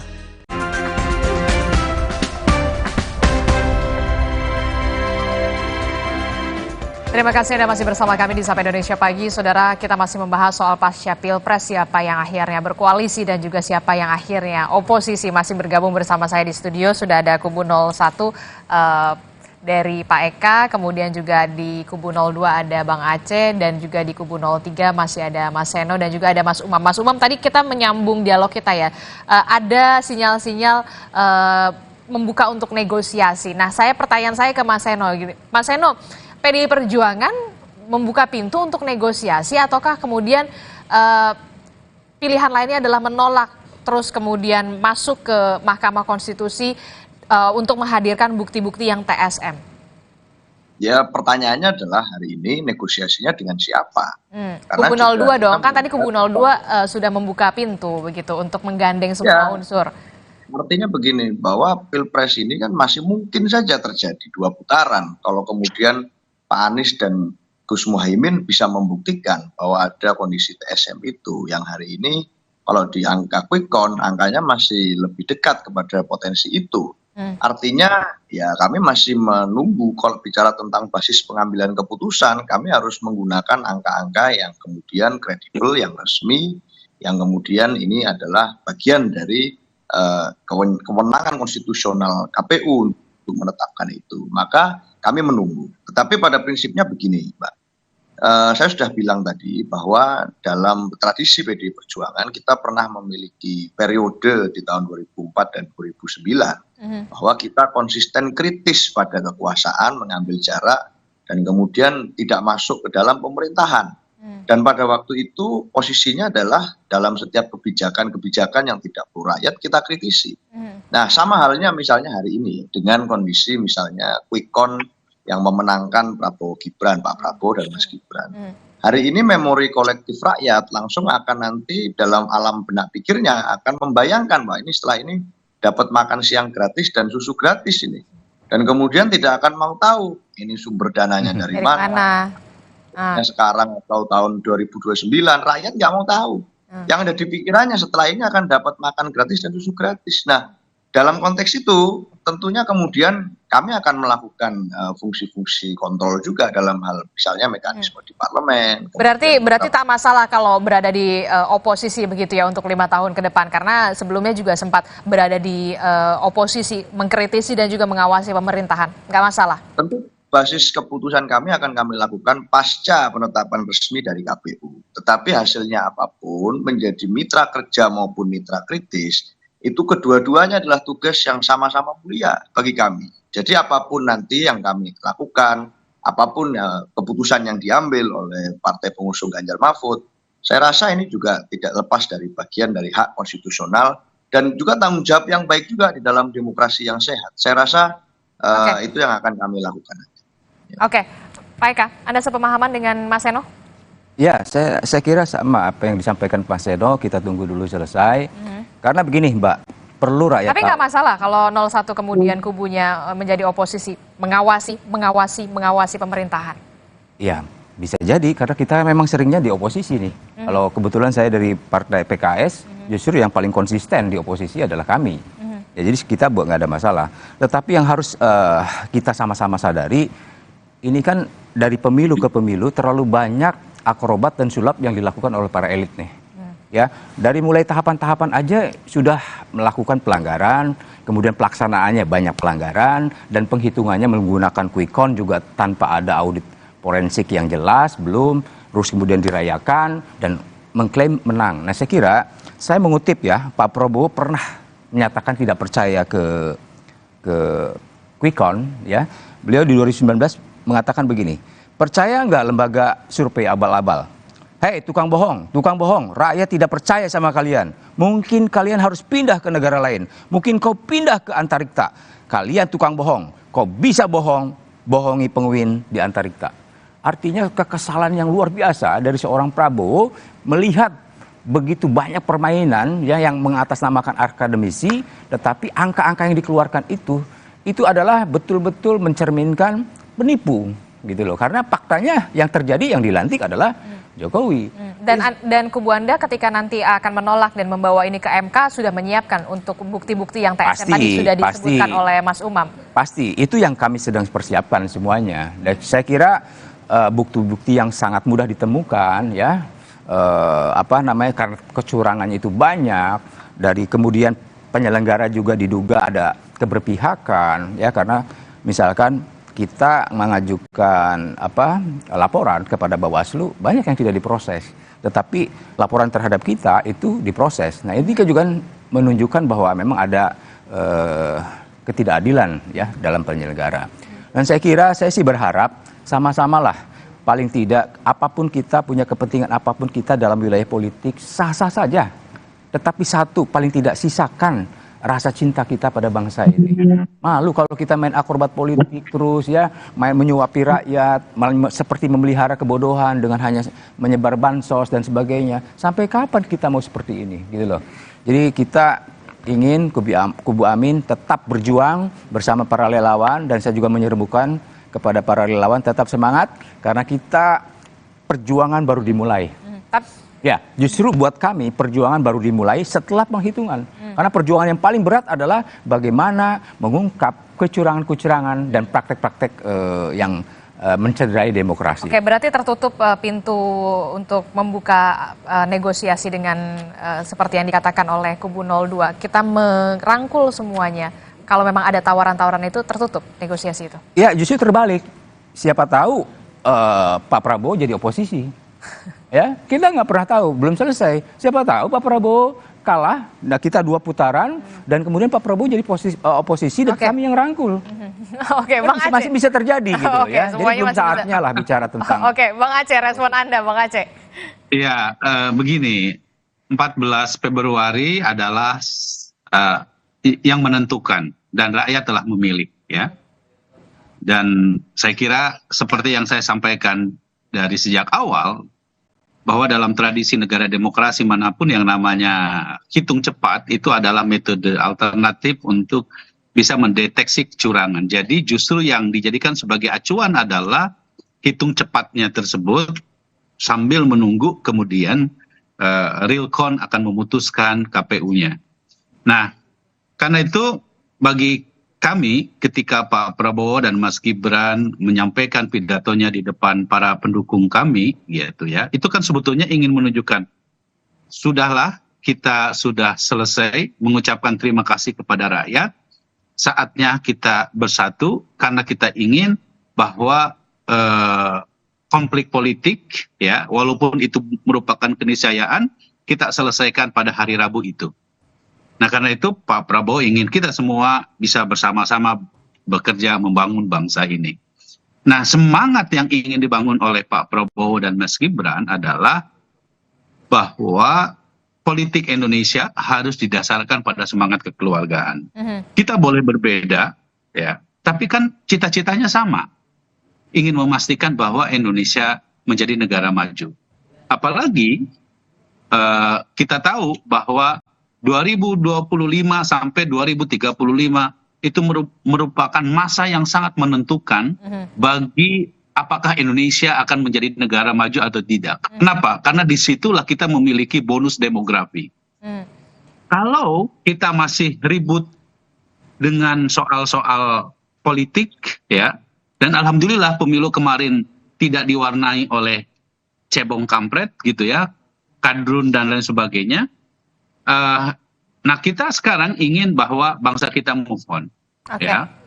Kita ingin ya semua potensi harus kita rangkul bersama, ya. Komentar karena sedikit ya, Pak.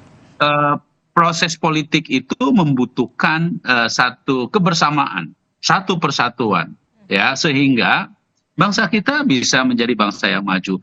Bahwa ada yang tidak puas terhadap proses yang terjadi, kan ada mekanismenya. Ya, ada mekanismenya di jalur Mahkamah Konstitusi. Bahwa Bawaslu itu adalah juga produk politik, di mana semua partai politik terlibat menentukan dan memilih siapa Bawaslunya. Jadi bukan hanya kami saja yang menentukan Bawaslu. KPU itu bukan hanya kami saja yang memilih, tetapi juga semua partai politik yang ada di DPR juga memilih KPU, memilih Bawaslu. Jadi ya, ayo kita timbulkan kembali semangat kebersamaan kita, gitu ya. Kita harus move on, bahwa kita harus menjaga kondusivitas menjelang nanti KPU nanti akan penghitungan resmi. Menghitungkan resmi, ya saya kira. Baik. Ya, kita sepakat soal itu. Gitu. Pak Eka, ada yang mau ditambahkan singkat saja? Sudahlah Pak Aceh. Kita ini di dalam politik tentu sudah melihat lah ya, seruan-seruan yang baik-baik ini jangan hanya jadi narasi-narasi yang hanya sekedar lip service, tapi fakta di lapangan itu banyak ditemukan perbedaan yang lain. Nah, Anda tadi menyinggung soal politik kekeluargaan. Wah, itu baik sekali, ya itu memang kita, tetapi jangan menjadi politik keluarga juga. Artinya bahwa kita melihat Indonesia ini dikukung, dikekang, dimaksimalkan oleh hanya satu keluarga. Itu yang sebenarnya kita sangat sayangkan di dalam 2024, pemilu 2024 ini. Baik. Saya kira itu. Mas Seno, silahkan ada yang ingin ditambahkan terakhir.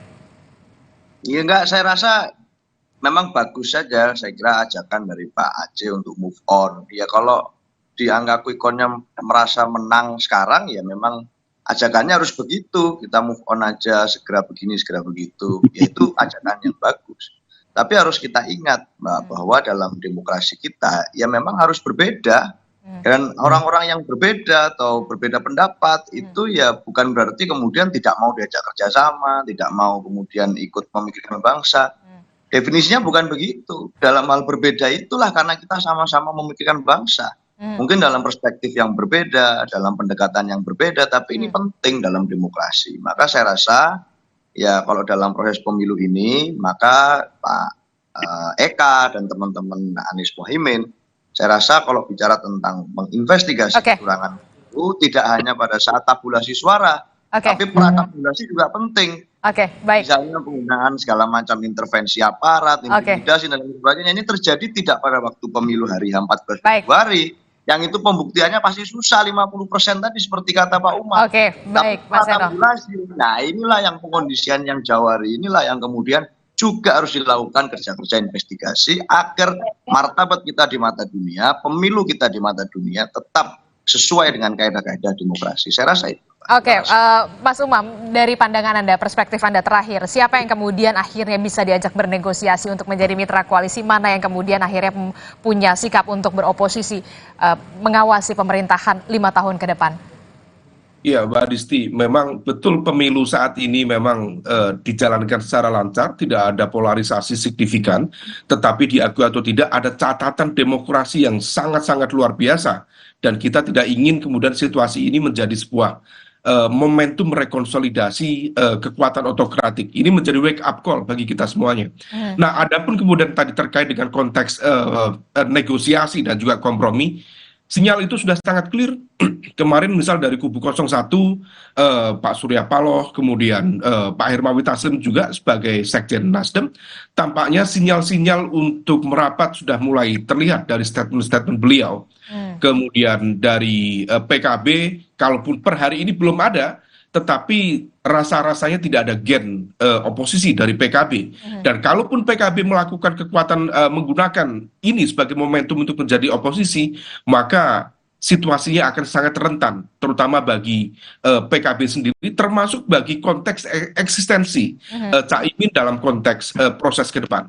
Nah, kalaupun kemudian ini juga menjadi ujian ya, seberapa konsisten dan istiqomah mereka yang selama ini melakukan kritik terbuka terhadap pemerintahan Jokowi, misalnya terhadap narasi pro keberlanjutan, kemudian kalau misal nanti ada yang melakukan negosiasi, itu menjadi sesuatu yang absurd. Dan rakyat patut untuk mengevaluasi, patut untuk melihat seberapa konsisten istiqomah mereka. Nah, kalau misal kemudian PKS, kalau misal PKS istiqomah di posisi sebagai oposan, itu tentu sebuah kehormatan luar biasa. Kalau misal kemudian, misalnya demi kemaslahatan umat, kemudian PKS akan menggenapkan 15 tahun menjadi oposisi. Itu sebuah capaian yang luar biasa. Dan mungkin barangkali akan melebihi PDIP itu sendiri, yang kemarin baru 10 tahun menjadi oposisi. Nah, adapun di kubu 01, saya berkeyakinan P3 most likely, besar kemungkinan akan merapat. Ini terkait dengan eksistensi kepartaian. Maka kemudian tampaknya akan tersisa PDIP. Meskipun dengan catatan, PDIP pun juga harus diantisipasi. Ada elemen-elemen kekuatan yang berbeda tampaknya di dalam PDIP. Dan kita tahu misalnya Mbak Puan sebagai komunikator politik terdepan dari PDIP memiliki tingkat fleksibilitas yang relatif lebih terbuka untuk membangun dialog, komunikasi, punya akses langsung dengan Pak Prabowo, punya akses langsung ke Pak Jokowi. Bahkan per hari ini Gibran sendiri statusnya di PDIP seolah kemudian dilindungi oleh Mbak Puan. Mbak Puan pasang badan. Bahkan tidak ada satupun statement pemecatan. Nggak ada keputusan pemecatan terhadap status keanggotaan Gibran. Artinya, kalau misal kemudian Mbak Puan bisa meyakinkan Bu Mega untuk menerima realitas politik ini, dan kemudian meyakinkan seperti bagaimana kemudian mereka dulu menerima Pak Prabowo yang kalah masuk di pemerintahan, kalau kemudian PDIP sekarang masuk di pemerintahan yang menjadi rival politiknya, maka ini akan menyisakan ruang oposisi yang sangat-sangat kecil. Dan ini yang kemudian impact-nya nanti pada mekanisme check and balances dalam ruang demokrasi yang seharusnya oposisi memang relatif kuat. Tetapi kalau misal kemudian lagi-lagi tidak memadai, ini yang kemudian impact-nya pada proses governance ke depan. Nah, uniknya, kalau misal kemudian PDIP juga konsisten mengambil sikap seperti yang kemarin tergambar dari sikap Pak Sekjen, Mas Hasto, kemudian Mas Andi Wijoyanto, ini sangat unik. Akan lebih unik kalau misalnya kemudian oposisi dipegang oleh dua partai, yaitu PDIP dan PKS, yang selama ini seolah dianggap antara air dan minyak. Nah, seberapa kemudian mingle-nya, engagement-nya, kemudian sinerginya dalam konteks mengawal proses pemerintahan, itu akan jauh lebih meaningful. Dan kita tahu konteks peran oposisi tentu juga sangat-sangat terhormat dalam ruang demokrasi. Betul. Dan yang terpenting dalam konteks elektoral, jika tidak ada kemudian elemen yang menggunakan peran oposisi, justru itu adalah momentum terbaik. Karena dengan menjadi oposisi, selalu ada ceruk basis pemilih loyal, praktis 25-30% yang bisa dimenangkan untuk pertarungan di Pilpres yang akan datang. Oke, pemilu 2024 14 Februari hari pencoblosan memang sudah selesai, tapi perjuangan masih berlangsung. Masih kita akan tunggu bagaimana penghitungan resmi dari KPU Republik Indonesia. Terima kasih kubu 01 Pak Eka, kemudian juga ada Bang Aceh dari kubu 02 dan juga kubu 03 ada Mas Seno. Terima kasih Mas Umam, terima kasih untuk perspektif dan juga pandangannya hari ini. Terima kasih Bapak-Bapak, sehat-sehat selalu. Saudara, informasi lainnya juga akan hadir di Sapa Indonesia Pagi. Kegagalan dalam pemilu bisa berdampak pada gangguan kejiwaan seseorang. Lalu bagaimana mencegahnya? Usai jeda akan kami bahas bersama dengan dokter spesialis kejiwaan.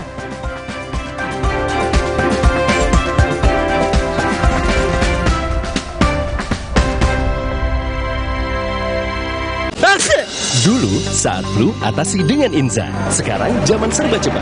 Saat flu minum Inza baru. Dengan formula yang telah diperbaharui, efektif atasi gejala flu.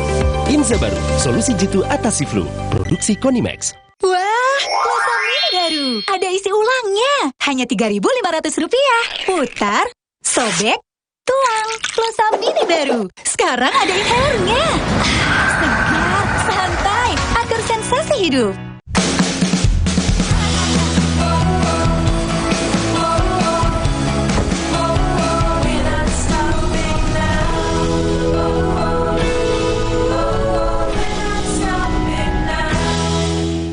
Omehar, minyak ikan pilihan dari laut dalam. Omehar, suplemen omega 3 esensial. Dalam mini kapsul, lebih mudah ditelan.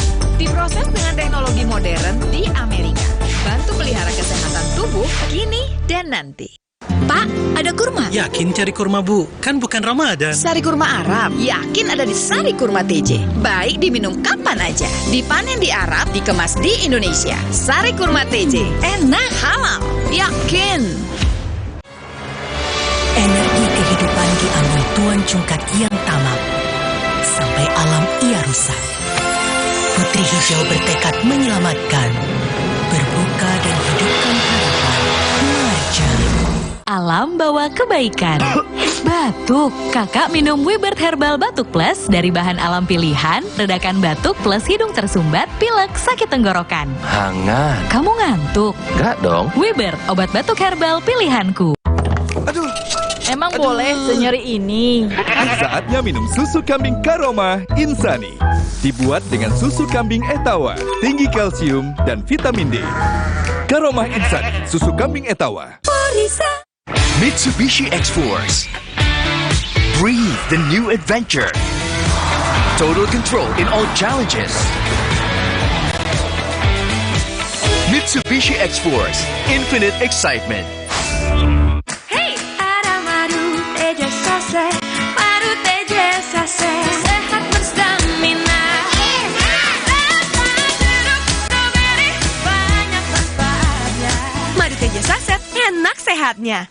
Niatku madu TJ hitam pahit dengan kualitas madu TJ plus manfaat ekstra herbal. Niatku demi anakku. Niatku demi istriku. Madu TJ hitam pahit, niatku jaga kesehatan. Di tanganmu botol plastik bekas bisa jadi baru lagi.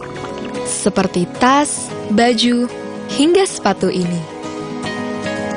Bersama Gerakan Ekonomi Sirkular Nasional Le Mineral, mari mulai kebiasaan baru memilah sampah plastik dari rumah, menyalurkan lewat aplikasi, pemulung, ataupun bank sampah. Sampah plastikmu memberi nilai tambah untukmu dan juga untuk mereka. Dengan langkah sederhana, pisahkan sampah sesuai jenisnya, sampah organik, plastik termasuk PET, kertas, dan kaleng, lalu salurkan. Sampah plastik yang terpilah bisa didaur ulang. Mulai kebiasaan baru dan buat botol plastik bekasmu jadi baru lagi.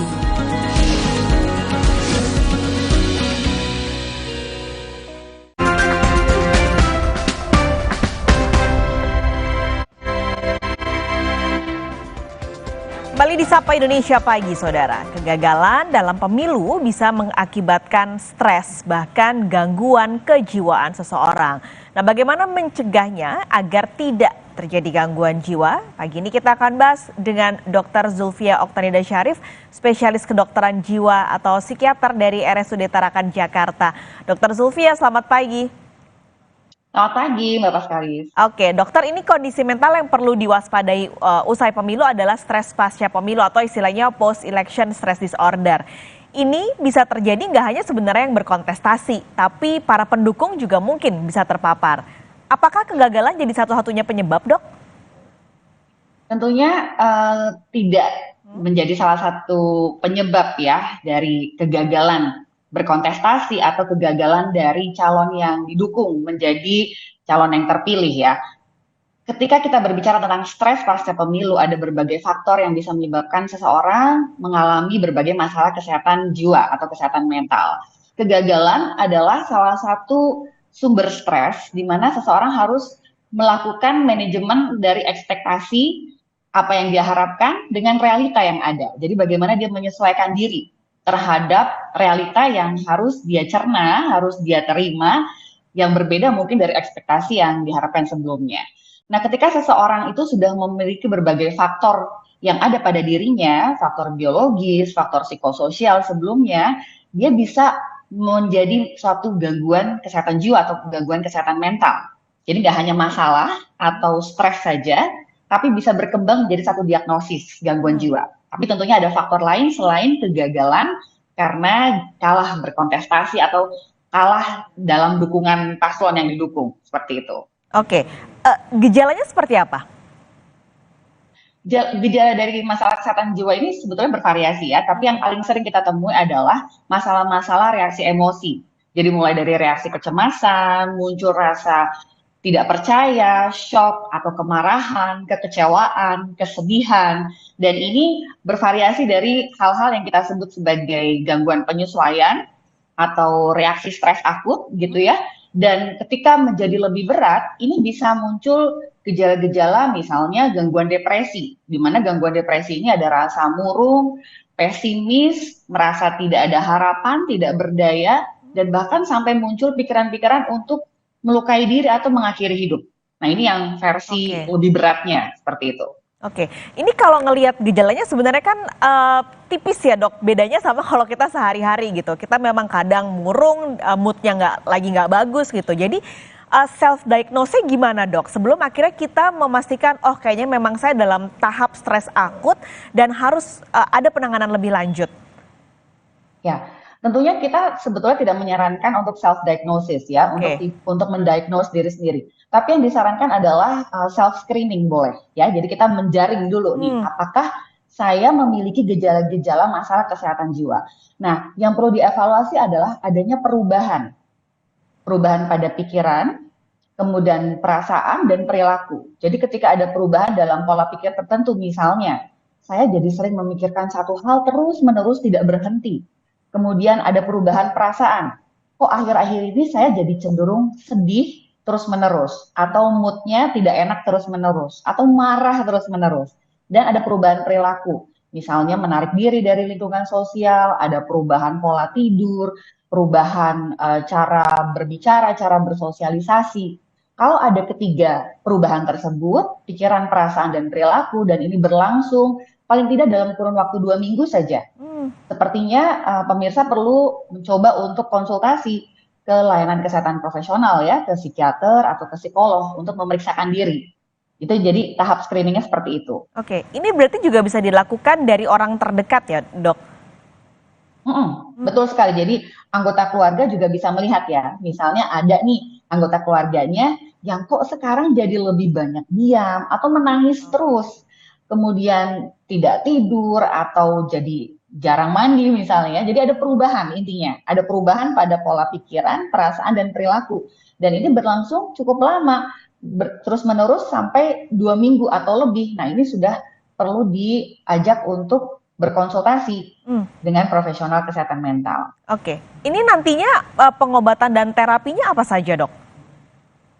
Tentunya pengobatan akan disesuaikan dengan diagnosis dari gangguan jiwa yang ditemukan ya oleh psikiater atau psikolognya. Ketika misalnya seseorang mengalami gangguan jiwa, contohnya depresi atau gangguan psikotik akut misalnya ya, ada halusinasi, ada delusi. Nah ini akan dilihat bagaimana level atau derajat keparahan dari gangguan tersebut. Karena ada gangguan jiwa yang cukup berat yang perlu dirawat inap.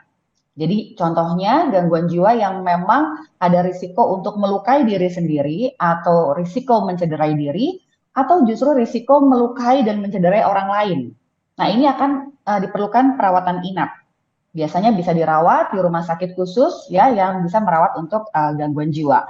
Kemudian bisa juga ada pengobatan atau terapi dengan pemberian obat-obatan, medikasi, dan juga psikoterapi. Ya. Psikoterapi ini adalah terapi berbincang-bincang dengan psikiater atau psikolog untuk membantu orang tersebut mengelola stresnya, mengelola emosi yang muncul akibat situasi yang tidak diharapkan ini.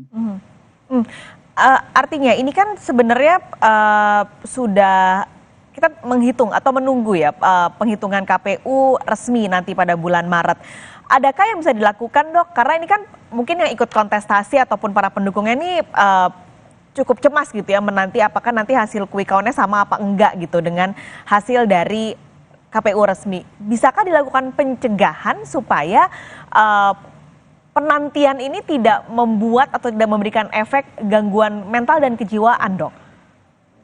Ya, tentunya segala sesuatu yang tidak pasti, tidak jelas, itu menimbulkan kecemasan ya, keresahan, kecemasan. Sehingga memang untuk mencegah munculnya suatu gangguan kejiwaan, yang pertama kita perlu tetap menjaga optimisme. Rasa adanya harapan itu harus tetap selalu dijaga. Karena optimisme itu yang kadang-kadang menipis dan bahkan hilang. Nah ini yang berbahaya. Ya. Jadi tetap jaga optimisme, kemudian kita tetap menjalani aktivitas rutinitas sehari-hari. Jadi hidup tidak terhenti karena sudah selesai pemilu ya. Jadi kita menjalani kehidupan sehari-hari, berusaha melakukan daily life seperti biasa, kemudian menerapkan coping mechanism atau cara-cara pengelolaan stres yang sehat. Jadi misalnya kita merasakan saya stres, saya merasa tertekan, cemas dengan situasi ini. Kita kelola rasa cemas itu, rasa stres itu dengan cara-cara yang sehat. Berolahraga, bercerita dengan orang terdekat, melakukan hobi, menghabiskan waktu dengan orang-orang tersayang, dekati diri dengan orang-orang yang memberi energi positif, memberi motivasi. Nah, itu adalah cara-cara pengelolaan stres yang sehat. Dan tentunya kita jaga pola hidup sehat dan apabila dirasakan tadi ada perubahan ya pada pikiran, perasaan, perilaku yang kayaknya mengganggu kehidupan, itu jangan ragu untuk konsultasi dengan profesional. Karena kadang-kadang stigma juga rasanya ya, masa sih saya ke psikiater, ke psikolog ya. But it's okay, justru kita mencegah agar tidak timbul kondisi yang lebih berat. Oke, berarti terakhir, Dok, itu sudah dilakukan, tadi ada menjaga optimisme, lalu hari-hari juga dijalani seperti biasa saja. Kalau dari lingkungan sekitar, misalnya kita yang ternyata mendiagnosis sepertinya lingkungan sekitar kita ada yang tanda-tandanya ke arah situ. Harus apa untuk orang sekitar itu? Kalau ada orang terdekat atau orang sekitar kita yang sepertinya ya mengalami masalah atau bahkan kita curigai sepertinya sudah sampai gangguan kesehatan jiwa, yang perlu kita lakukan adalah kita coba pendekatan secara personal terlebih dahulu, kemudian kita tunjukkan kekhawatiran kita terhadap kondisinya, dan kita tanyakan, kita tawarkan bantuan, apa yang bisa kita bantu pada orang tersebut. Ketika kita melihat bahwa orang tersebut mungkin menarik diri atau menolak bantuan karena bisa jadi pikirannya sudah terganggu atau dia juga merasa dirinya itu baik-baik saja, padahal kita melihat bahwa ada kondisi yang berisiko atau membahayakan, kita perlu berkoordinasi ya dengan keluarga atau mungkin aparat setempat, misalnya kayak RT RW, apabila memang perlu dirujuk gitu ke layanan kesehatan. Karena memang ada kondisi tertentu di mana seseorang sudah tidak bisa mengenali keadaan dirinya. Artinya sudah hilang kontak dengan realita, dia tidak memahami dirinya itu sakit atau mengalami gangguan ya. Kita berharap nggak sampai menunggu di taraf itu. Kita berharap kita approach pendekatan sama anggota keluarga atau orang terdekat di saat dia masih bisa kita ajak diskusi. Kita bisa ajak dia untuk dibujuk, dipersuasi untuk datang ke konsultasi ke layanan kesehatan profesional. Oke, karena biasanya yang denial itu kan pasiennya ya dok ya. Jadi jangan sampai orang sekitarnya juga ikut-ikutan denial, tapi memang dibutuhkan bantuan dan sentuhan supaya ini bisa mencegah daripada nanti mengobati yang lebih parah. Dr. Zulfia, terima kasih banyak sudah berbagi pagi ini di Sapa Indonesia Pagi. Sehat selalu, Dok. Terima kasih, salam sehat. Sapa Indonesia Pagi akan segera kembali. Kami punya informasi usai pemilu 2024 berakhir, sejumlah anggota KPPS di berbagai daerah meninggal dunia diduga akibat kelelahan. Jangan kemana-mana, kami segera kembali.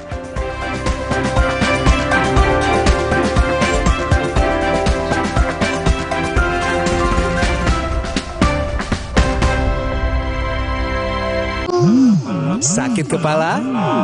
Minum Paramex. Maksud gue. Andalan nih. Paramex cepat kerjanya, gak pakai lama. Cepat redakan sakit kepala, aman sesuai dosis anjuran untuk redakan nyeri. Sakit kepala, Paramex obatnya. Produksi Konimex. Kalau sakit hati, aduh. Nyeri otot. Segera minum Paramex nyeri otot. Redakan nyeri otot, sendi, dan pegal linu. Nyeri otot, Paramex nyeri otot. Produksi Konimex. Mitsubishi X-Force. Bring joy to life. Go for new excitement. Mitsubishi X-Force. Infinite excitement. Gatal karena jamburan kutu air? Mati kutu dengan Fungider.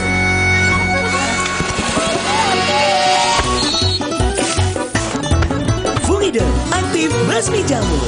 Produksi Konimex.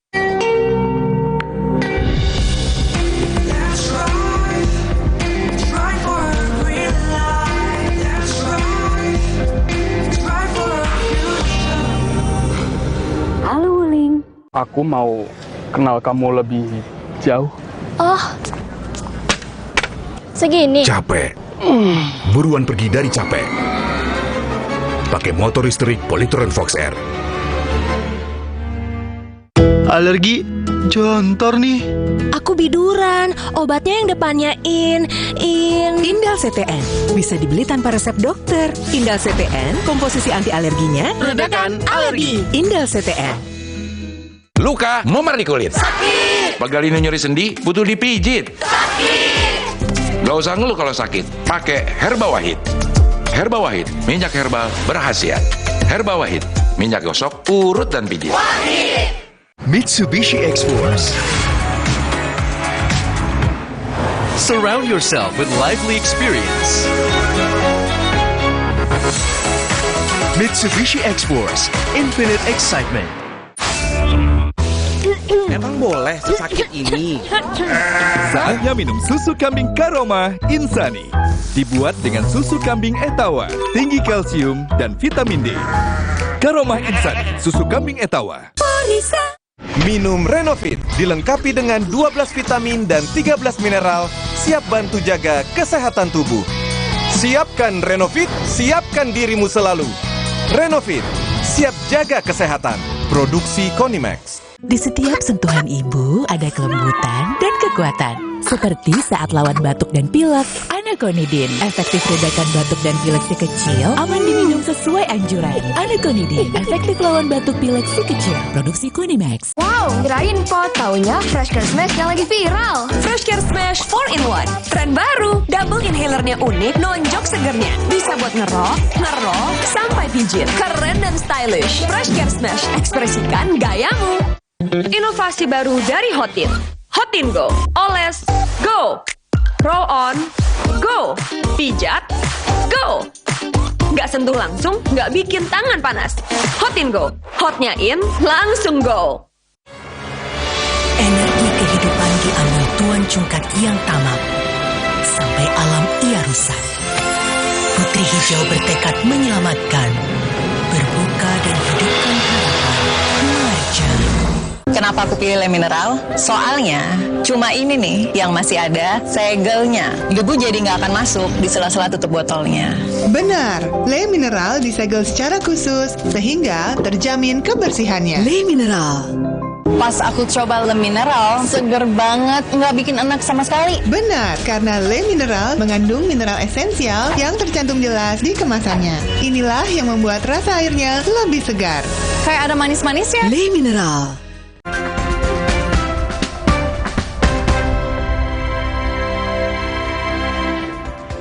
Saudara Ketua KPPS RT 23 Kelurahan 30 Ilir, Palembang, Sumatera Selatan dianiaya oleh anggota Linmas dengan menggunakan senjata tajam. Akibatnya korban mengalami luka di bagian kepala. Peristiwa penganiayaan yang dilakukan oleh anggota Linmas terjadi saat sedang dilakukan penghitungan suara di TPS 27 RT 23 Kelurahan 30 Ilir, Palembang, Sumatera Selatan. Korban yang mengalami luka di bagian kepala akibat sabetan senjata tajam segera dibawa ke rumah sakit untuk mendapatkan pengobatan. Penganiayaan ini diduga terjadi akibat korban tidak meminjami pelaku uang untuk keperluan istrinya yang sedang hamil. Saat ini pelaku masih dalam pengejaran pihak kepolisian dari Polsek Ilir Barat 2 Palembang. Untuk teknis penghitungan itu tidak ada masalah sih. Cuman kurang lebih segitu. Nasib naas dialami seorang petugas kelompok penyelenggara pemungutan suara atau KPPS Kelurahan Kebon Kacang, Tanah Abang, Jakarta Pusat yang tewas usai mengalami kecelakaan tunggal ketika tengah membawa logistik pemilu menggunakan sepeda motor.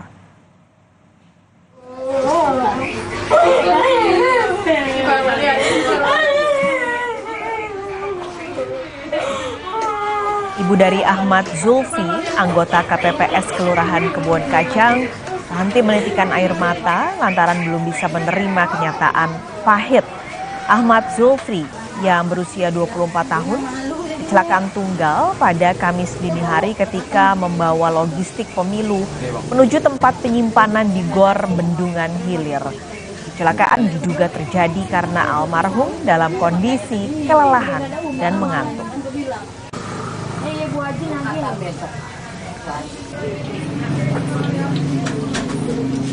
Sementara itu di Jakarta Utara, Ketua Kelompok Penyelenggara Pemungutan Suara atau KPPS TPS 70 Rawabinangun 8 Kelurahan Rawabadak Utara, Koja, Jakarta Utara meninggal dunia saat hari pencoblosan pada Rabu lalu. Pria berusia 50 tahun ini diduga kelelahan saat memimpin jalannya pencoblosan. Terlebih, almarhum dalam kondisi sakit dan sempat meminta obat kepada sang istri.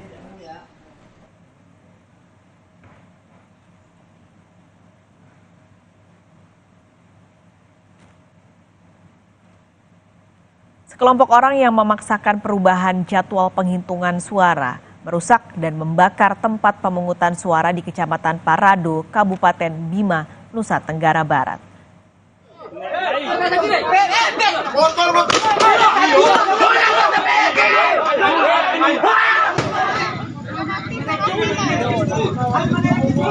Inilah saudara video amatir warga yang diambil saat sekelompok orang datang ke 3 TPS di Kecamatan Parado-Rado, Kabupaten Bima dan melakukan perusakan. Mereka memaksa mengubah jadwal penghitungan surat suara setelah Pilpres langsung penghitungan surat suara DPRD Kabupaten dan Kota. Karena sesuai aturan, petugas tidak bisa mengubah jadwal, massa kemudian marah.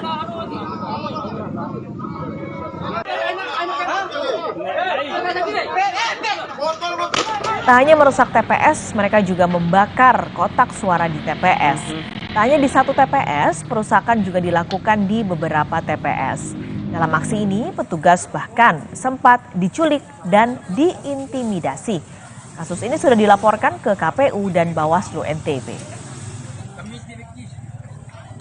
Bagaimana situasi hari ini pasca kericuhan di 3 TPS di Kecamatan Paradorado, Kabupaten Bima, Nusa Tenggara Barat?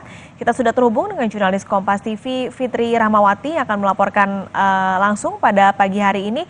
Fitri, bagaimana kondisi di Bima sana? Apakah sudah kondusif?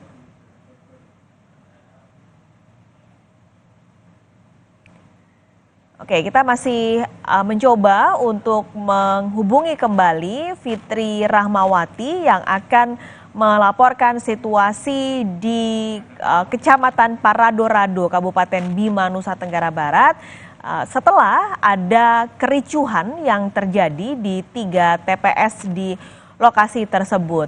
Selain ricuh, ini juga ada pembakaran yang terjadi. Pasca penghitungan, kita sekarang sudah terhubung kembali dengan Fitri. Fitri, bisa Anda laporkan bagaimana kondisi dan situasi di sana?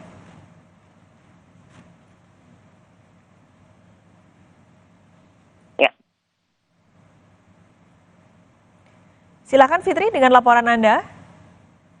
Ya, Paskalis dan juga saudara, kami mendapatkan informasi bahwa hari ini di beberapa titik di sejumlah TPS yang berada di 4 desa yang ada di Kecamatan Parado, tempat di mana warga melakukan perusakan dan pembakaran terhadap kotak suara yang ada di lokasi tersebut. Pengamanan sudah tidak diperketat di lokasi tersebut, dan saat ini pengamanan justru bergeser ke kantor KPUD Kabupaten Bima, karena di lokasi ini dari 63 kotak suara yang kemarin sempat dibakar oleh sekelompok orang, tersisa 102 kotak suara yang bisa diselamatkan. Dan sisa dari kotak suara tersebut, Paskalis, diamankan di KPUD Kabupaten Bima. Dan hal inilah di mana polisi melakukan penjagaan ketat di lokasi tersebut untuk memastikan kondisi kotak suara benar-benar aman dan bisa dilakukan perhitungan di tempat yang juga lebih aman dari lokasi sebelumnya.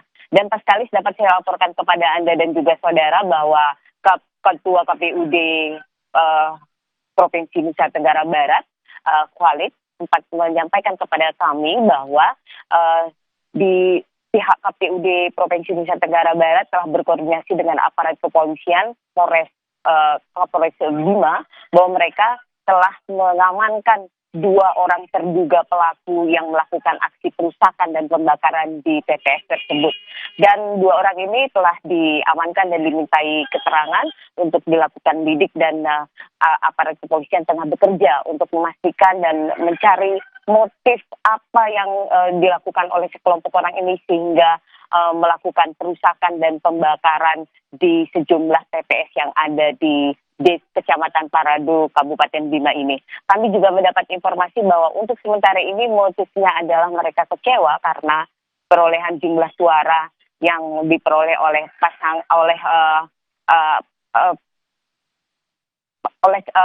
calon legislatif tertentu yang ada di Kabupaten Bima tidak sesuai dengan harapan mereka, sehingga dilakukan aksi perusakan dan pembakaran pada Rabu malam kemarin, Paskalis.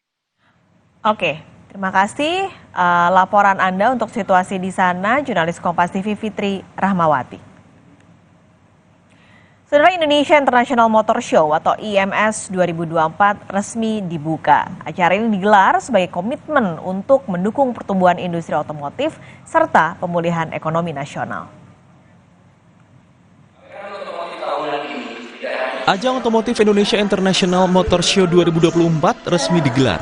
Acara yang dibuka oleh Presiden Joko Widodo ini diselenggarakan hingga 25 Februari mendatang. Dalam kesempatan ini, Danamon bersama Adidas Finance dan didukung oleh MUFG turut serta memeriahkan acara yang diselenggarakan oleh Diandra Promosindo dengan tema Your Infinite Entertainment Experience. kita melihat otomotif adalah salah satu pilar ekonomi Indonesia ke depannya yang didukung pemerintah untuk terus berkembang dan bertumbuh. Dan namun MUFG dan Adira Finance ingin menjadi bagian dari pendukung pertumbuhan ekonomi otomotif. Danamon terus mengembangkan program-programnya agar mampu menjadi solusi finansial yang inovatif dan berkelanjutan untuk mendukung para pelaku industri otomotif tanah air.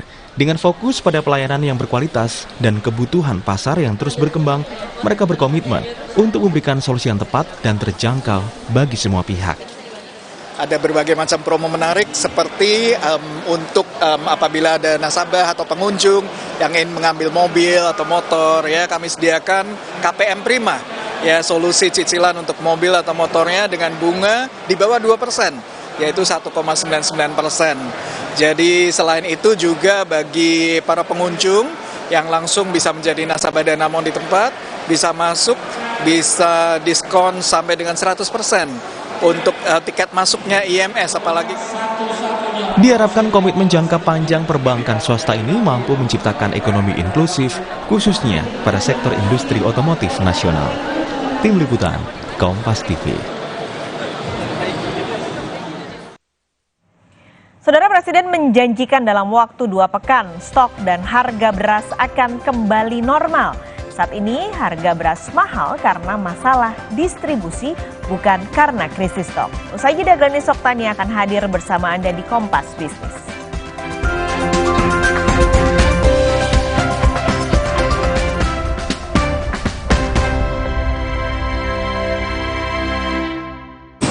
Sorry. Di sini kita minum Bodrek Flu dan Batuk Berdah HP dengan 3 oksinya Bodrek, efektif redakan flu batuk dan keluarkan dahak. Bodrek Flu dan Batuk Berdah HP, pas dan efektif tanpa ngantuk. Kenapa aku pilih Le Mineral? Soalnya cuma ini nih yang masih ada segelnya. Debu jadi nggak akan masuk di sela-sela tutup botolnya. Benar, Le Mineral disegel secara khusus sehingga terjamin kebersihannya. Le Mineral. Pas aku coba Le Mineral, seger banget, nggak bikin enak sama sekali. Benar, karena Le Mineral mengandung mineral esensial yang tercantum jelas di kemasannya. Inilah yang membuat rasa airnya lebih segar. Kayak ada manis-manisnya. Le Mineral. Alam permai di desa ini berasal dari energi kehidupan yang dilindungi sang penjaga. Tapi datang Tuan Jungkat, pembawa bencana. Ia ingin kuasai energi kehidupan. Putri Hijau bertekad, dia akan melindungi semua. Berbuka dan hidupkan harapan. Muarjo. Tidak semua air itu aqua. Aqua berasal dari 19 gunung terpilih, bukan tempat yang mudah tercemar. Sehingga terasa dingin tanpa didinginkan. Aqua 100% murni. Selamat datang, silakan. Hah? Emangnya ada waktu buat sakit kepala? Panadol Extra, cepat redakan sakit kepala dan nyeri yang mengganggu. Panadol Extra, cepat redakan sakit kepala, dapat diminum sebelum makan. Alam permai di desa ini berasal dari energi kehidupan yang dilindungi sang penjaga. Tapi datang Tuan Jungkat, pembawa bencana. Ia ingin kuasai energi kehidupan. Putri Hijau bertekad, dia akan melindungi semua. Berbuka dan hidupkan harapan. Muarjo. Hey guys.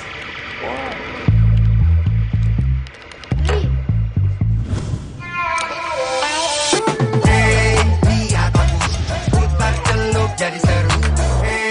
Lihat aku. Kenapa aku pilih Le Mineral? Soalnya cuma ini nih yang masih ada segelnya. Debu jadi nggak akan masuk di sela-sela tutup botolnya.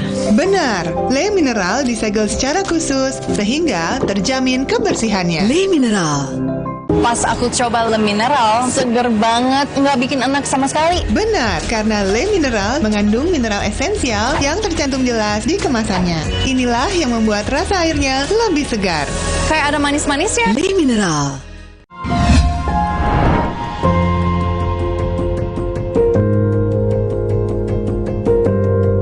Kompas TV, Rumah Pemilu. cungkat yang tamak sampai alam ia rusak. Putri Hijau bertekad menyelamatkan, berbuka dan hidupkan harapan. Marja.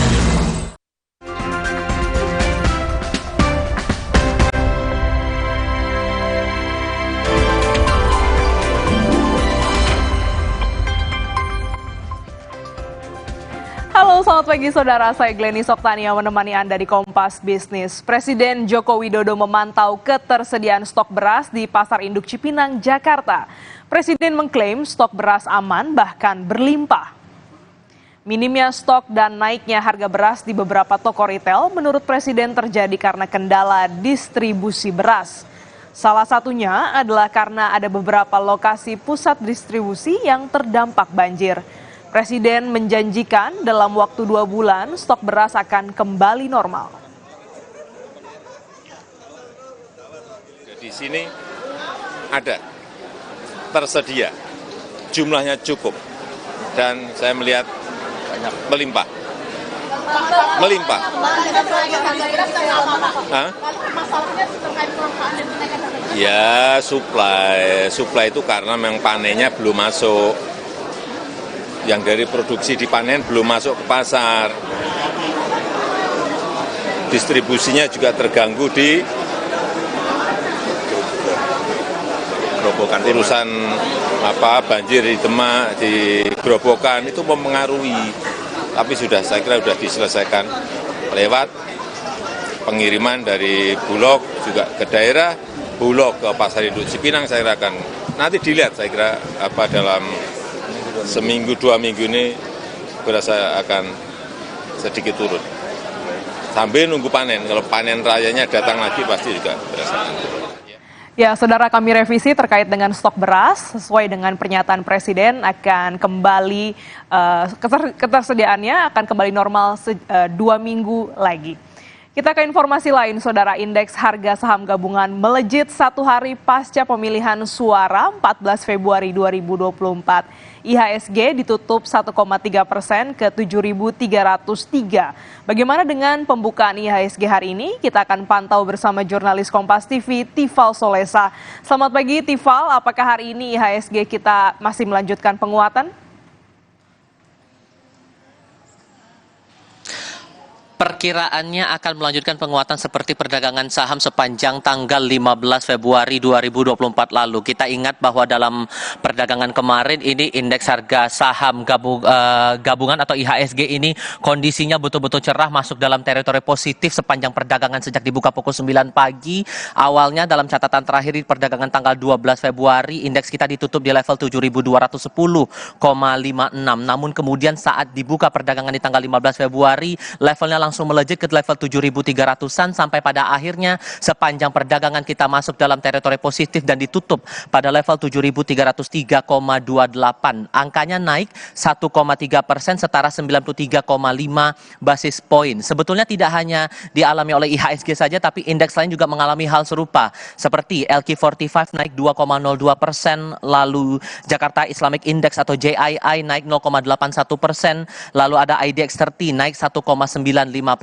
Salah satu sentimen yang dipandang positif dipandang oleh investor adalah pelaksanaan pemilu serentak 2024 yang berlangsung pada 14 Februari lalu.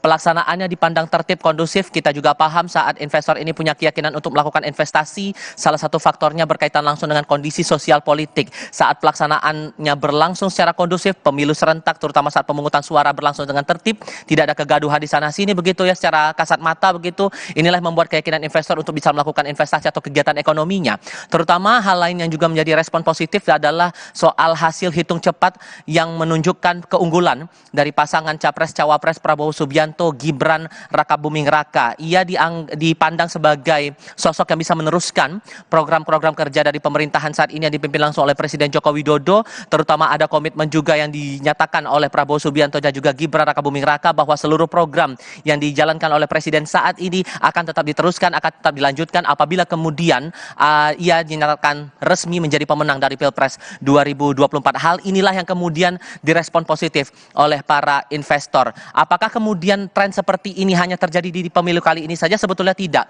Di pemilu 2009, 2014, 2019 juga mengalami hal yang sama. Bahkan catatannya bisa dikatakan cukup signifikan begitu kenaikan perdagangan sahamnya. Nah, selain terkait dengan indeks harga saham gabungan, tapi ada imbas positif lain yang juga dirasakan terkait dengan hasil hitung cepat yang memosisikan keunggulan dari pasangan Prabowo Subianto Gibran Rakabuming Raka ini. Imbas pertama terkait dengan pertumbuhan saham yang berkaitan langsung dengan Prabowo Gibran ini sendiri. Kalau kami catat ini saham-saham yang ikut terdongkrak naik begitu adalah saham-saham milik dari Erick Thohir dan juga bagian dari keluarganya begitu. Saya coba sebutkan di sini.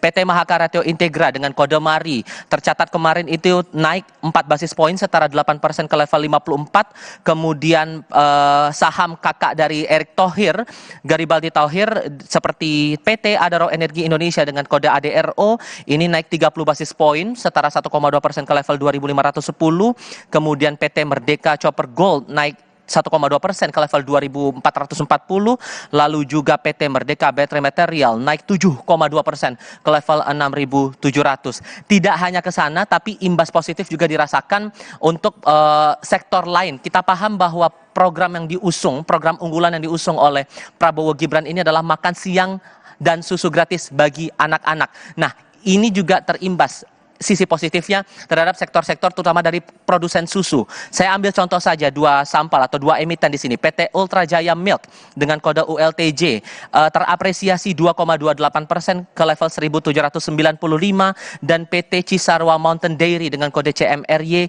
ke level 4.240 atau naik hampir 5%. Saya coba cek dulu papan bursa. Oke, sudah bergerak untuk sesi perdagangan pertama kali ini, sudah berjalan 3 menit di pukul 9 pagi waktu Indonesia bagian Barat. Tampak sudah mulai ada penguatan di sini, tercatat 7.333,77 naik 0,47% atau setara 35 basis poin, dan perkiraannya perdagangan ini ataupun juga IHSG kita akan tetap menguat sepanjang perdagangan dengan level support 7.300-an hingga level resisten 7.373. Glenis, kembali ke Anda.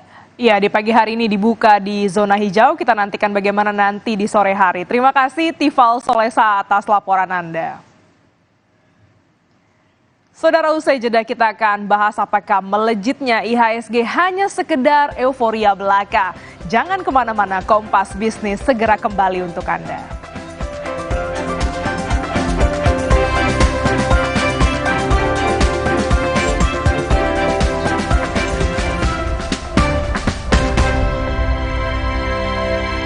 Nyeri otot nih, Neoremasil tablet dulu. Aduh, nyeri, kebas, kram, kesemutan. Neoremasil Nuro, paham bedanya? Nyeri otot sendi, Neoremasil tablet. Nyeri dan 3K, Neoremasil Nuro. Neoremasil terus bergerak, terus maju. Nama saya Yanti. Saya bekerja sudah 27 tahun di pabrik Aqua yang didirikan Pak Tirto. Kami betah, soalnya Aqua selalu kasih 100% buat kami. Aqua juga jaga sumber airnya supaya 100% murni. Seperti Aqua, kami berdedikasi 100% untuk Indonesia. Aqua, 100% murni, 100% Indonesia. Hey guys.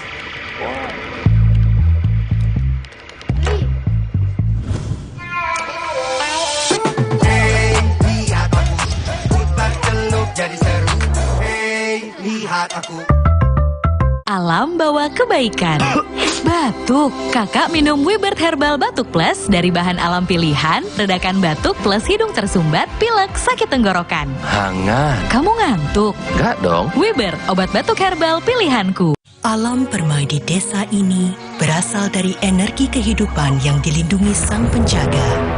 Tapi datang Tuan Cungkat, pembawa bencana. Ia ingin kuasai energi kehidupan.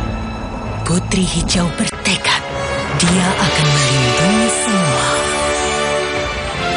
Berbuka dan hidupkan harapan. Muarjo. Pernah gak membayangkan nasi uduk yang biasa kita makan tiba-tiba harganya naik? Kok bisa? Banyak peristiwa di dunia yang seolah jauh, tapi ternyata sangat berpengaruh pada keseharian kita. Tapi kita nggak paham. Mata kita tertutup tirai algoritma media sosial. Buka mata. Ada El Nino. Sehingga panen padi di seluruh dunia mundur. Gara-gara itu, negara eksportir beras seperti Thailand, India, dan Korsel mengurangi ekspor beras demi menjaga stoknya sendiri. Stok beras nasional yang sebagian berasal dari impor menipis. Harga beras pun melonjak. Udah kebayangkan kenapa harga nasi uduk bisa tiba-tiba naik? Bebaskan diri dari tirai algoritma media sosial ini. Buka mata dengan kompas.id. Selamat datang, silakan. Hah? Emangnya ada waktu buat sakit kepala? Panadol Extra, cepat redakan sakit kepala dan nyeri yang mengganggu. Panadol Extra, cepat redakan sakit kepala, dapat diminum sebelum makan. Lawan panas ekstrim, lawan ketombe bandel dan bau. Pakai Zinc Refreshing Cool. Rambut double fresh. Gak khawatir ketombe dan bau 360 derajat. Feel the double freshness. Zinc Refreshing Cool. Ketombe bandel dan bau, no worries. Zail. Nama saya Yanti. Saya bekerja sudah 27 tahun di pabrik Aqua yang didirikan Pak Tirto. Kami betah, soalnya Aqua selalu kasih 100% buat kami. Aqua juga jaga sumber airnya supaya 100% murni. Seperti Aqua, kami berdedikasi 100% untuk Indonesia.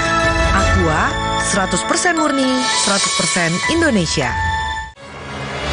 Energi kehidupan diambil Tuan Cungkat yang tamak, sampai alam ia rusak. Putri Hijau bertekad menyelamatkan, berbuka dan hidupkan harapan. Marja. Hah? Hai. Ada yang viral nih. Pasti top cappuccino. Aroma dan rasanya khas Itali. Karena milky foamnya lebih tebal, melimpah. Ini baru cappuccino. Crunchy choco milknya perfecto. Delicioso. So Italiano. Enak. Top cappuccino yuk. The Italian taste of cappuccino. Dari Wings Food. Enak.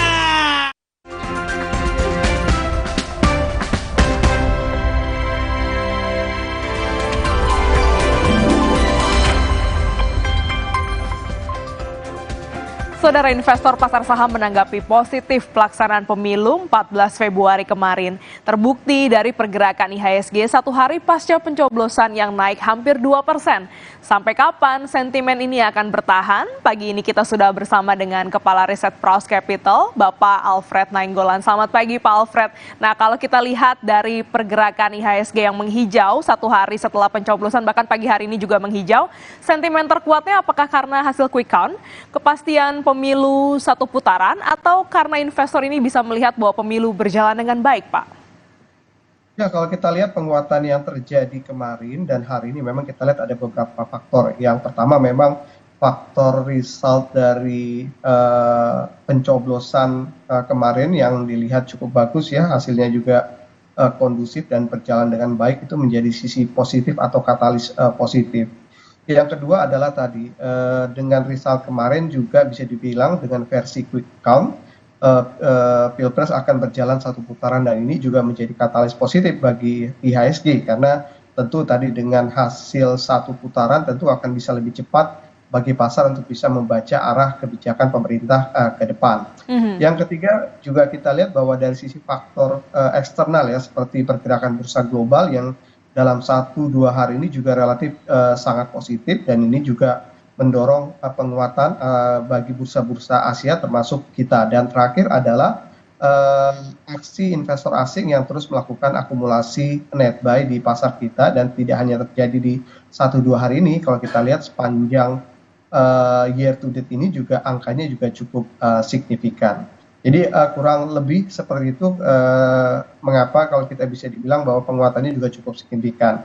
Dan memang kalau secara historis memang faktor pasca pencoblosan memang IHSG mengalami penguatan yang cukup signifikan. Ini sudah kita lihat dalam 2 pemilu sebelumnya ya. Di 2014 IHSG naik hingga 2,8%. Di 2019 kemarin naik sampai di 2,4%, dan kemarin kalau kita lihat pergerakan kemarin indeks naik hingga 2,2%, walaupun penutupannya lebih rendah dibandingkan level tertingginya.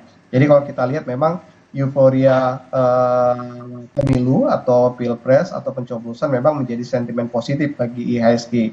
Nah, kalau ditanya, kita lihat secara historis selalu terjadi koreksi pasca penguatan, dan kita perkirakan juga hari ini potensi itu juga ada. Setelah kemarin menguat, potensi terbesar hari ini juga untuk mengalami koreksi cukup besar. Kita berharap tadi bahwa pergerakan bursa regional Asia bisa menguat sehingga ini bisa menjadi katalis juga bagi IHSG hari ini, dan juga kita berharap juga asing masih terus melakukan aksi belinya sehingga ini juga bisa menjadi penopang terhadap potensi technical correction karena kenaikan IHSG yang cukup tinggi kemarin. Oke, bisa dikatakan kemarin itu adalah respons awal dari pelaksanaan pemilu 14 Februari.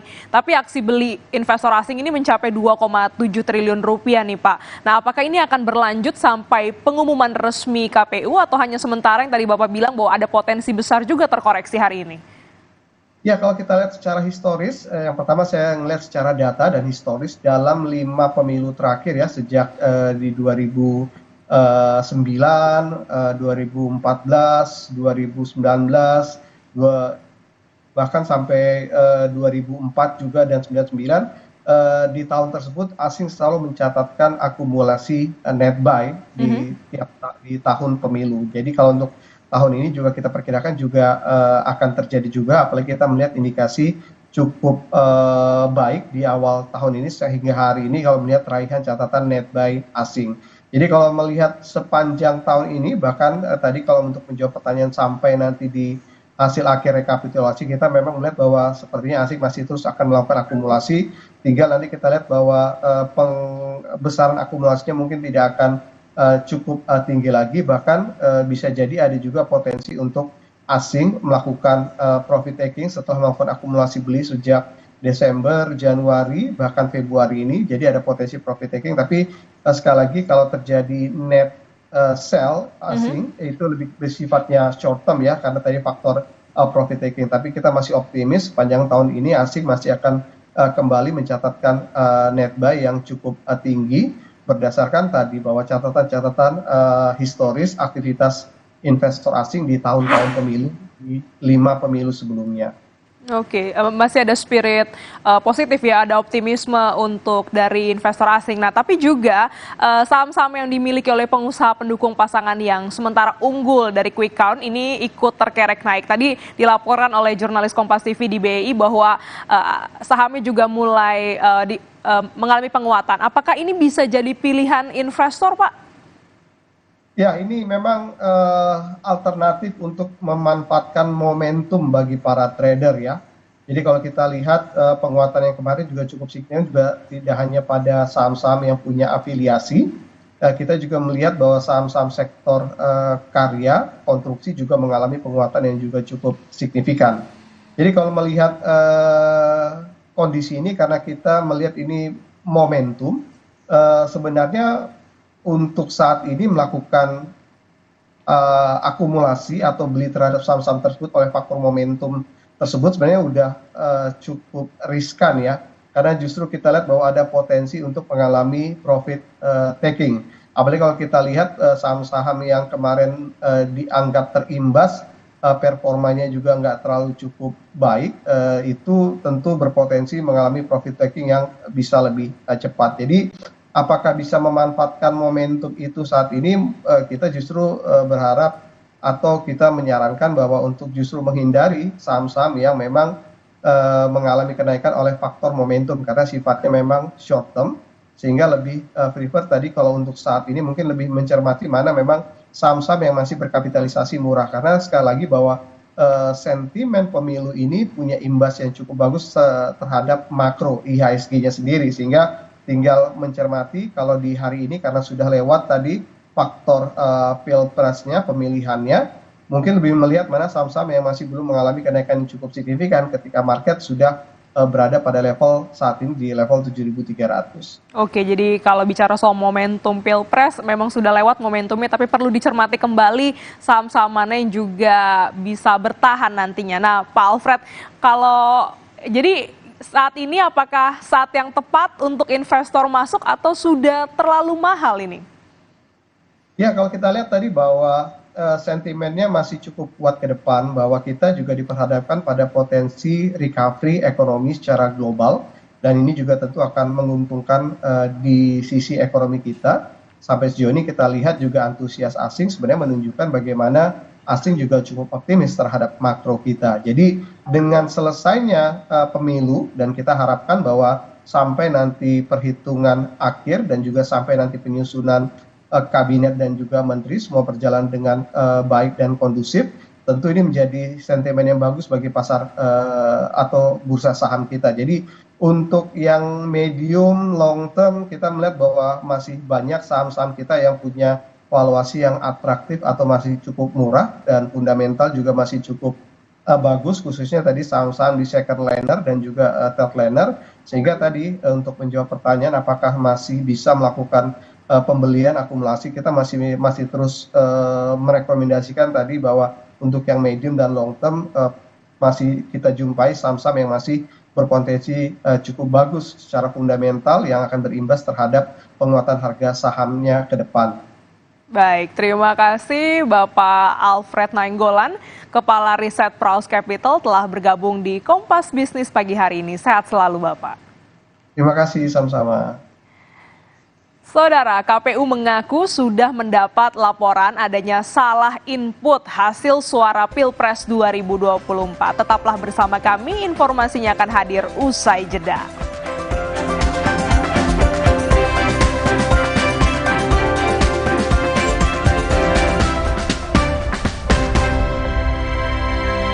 Bosen nih. Diputar, dijilat, dan dicelupin. Selezat Oreo, selembut cake. Oreo soft cake baru. Serunya ngemil bareng si kecil. Nama saya Yanti. Saya bekerja sudah 27 tahun di pabrik Aqua yang didirikan Pak Tirto. Kami betah, soalnya Aqua selalu kasih 100% buat kami. Aqua juga jaga sumber airnya supaya 100% murni. Seperti Aqua, kami berdedikasi 100% untuk Indonesia. Aqua, 100% murni, 100% Indonesia. Sí, ¿vos de qué parte sos? Yo de aquí. Ah, mira. Tú de qué parte eres? Del norte.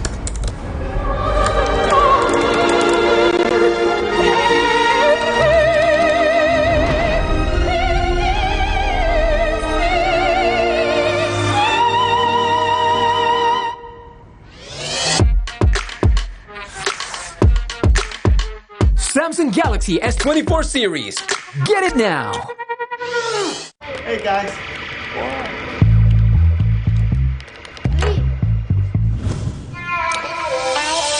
Hey, lihat aku putar celup jadi seru. Hey, lihat aku. Punya keluarga alergi? Untung ada Alersil. Ayah alergi debu, Alersil. Si kakak alergi makanan, Alersil. Adik alergi bulu hewan, Alersil Kids. Dengan formula efektif cetirizin, cepat redakan alergi dan tanpa ngantuk. Alergi ya Alersil. Superjoy, the most unbeatable deal in town. Internetan super duper fast hingga 200 MB per second. Hanya 275.000 per bulan. Langganan paket Superjoy sekarang. Superjoy, the most unbeatable deal in town. Internetan super duper fast hingga 200 MB per second. Hanya 275.000 per bulan. Langganan paket Superjoy sekarang. Sorry. Di sini kita makan Minum Bodrek Flu dan Batuk Berdah HP. Dengan 3 okinya Bodrek, efektif redakan flu batuk dan keluarkan dahak. Bodrek Flu dan Batuk Berdah HP, pas dan efektif tanpa ngantuk. Alam permai di desa ini berasal dari energi kehidupan yang dilindungi sang penjaga. Tapi datang Tuan Cungkat, pembawa bencana. Ia ingin kuasai energi kehidupan. Putri Hijau bertekad Dia akan melindungi semua. Berbuka dan hidupkan harapan. Muarja.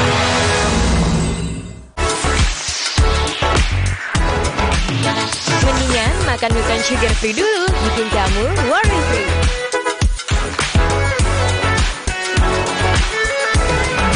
Milted, sensasi rasa buah. Sí, ¿vos de qué parte sos? Yo de aquí. Ah, mira. Tú de qué parte eres? Del norte.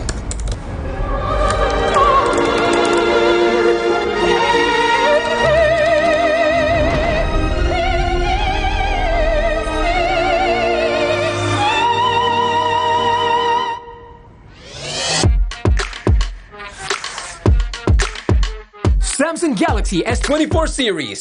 Get it now!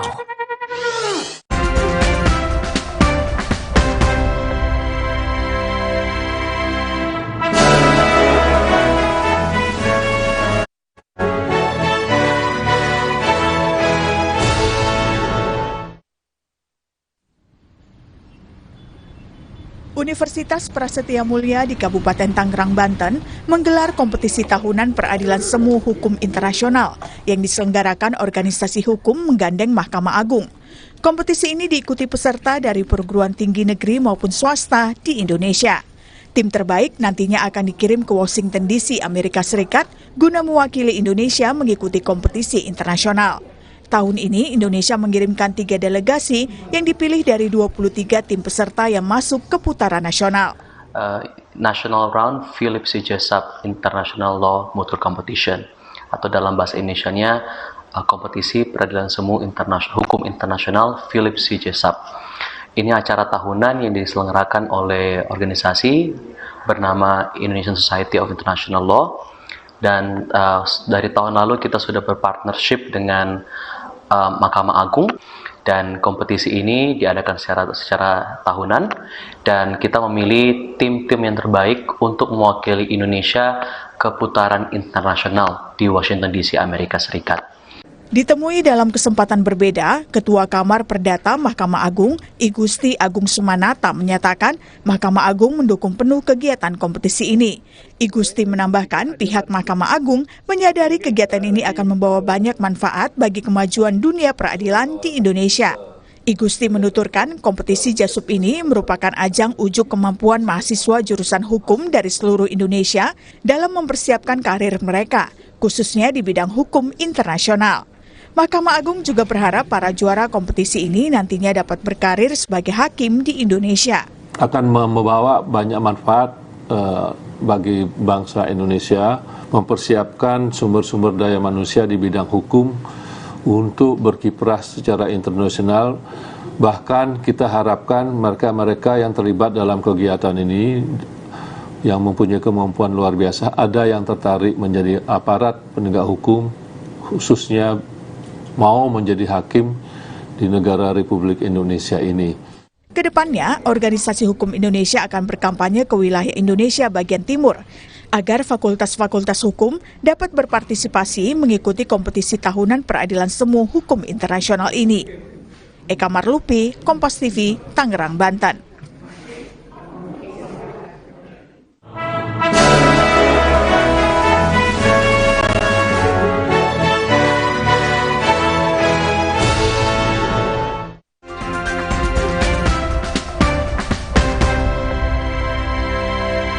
Membawa kebaikan. Batuk, kakak minum Wibert Herbal Batuk Plus dari bahan alam pilihan, redakan batuk plus hidung tersumbat, pilek, sakit tenggorokan. Hangat. Kamu ngantuk? Enggak dong. Wibert, obat batuk herbal pilihanku. Sí, ¿vos de qué parte sos? Yo de aquí. Ah, mira. ¿Tú de qué parte eres? Del norte.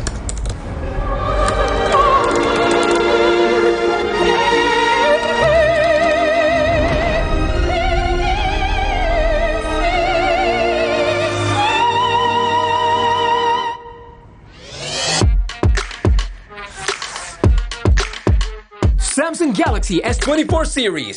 Get it now! Sorry. Di sini kita harus Flu batuk. Minum Bodrek Flu dan batuk berdah HP. Dengan 3 oksinya Bodrek, efektif redakan flu batuk dan keluarkan dahak. Bodrek Flu dan batuk berdah HP, pas dan efektif tanpa ngantuk. Awali hariku dengan berolahraga dan minum Neo Ultra Cup Gold bila perlu. Dilengkapi dengan vitamin C, kombinasi vitamin B kompleks, vitamin E, kafein, dan zinc yang diperlukan untuk bantu jaga daya tahan tubuhmu. Neo Ultra Cup Gold. Sí, ¿puedo de qué parte sos? Yo de aquí. Ah, mira. ¿Tú de qué parte eres? Del norte.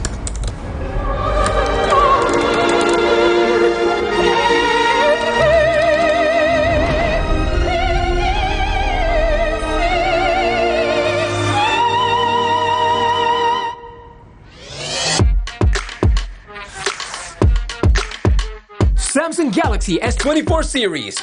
Get it now.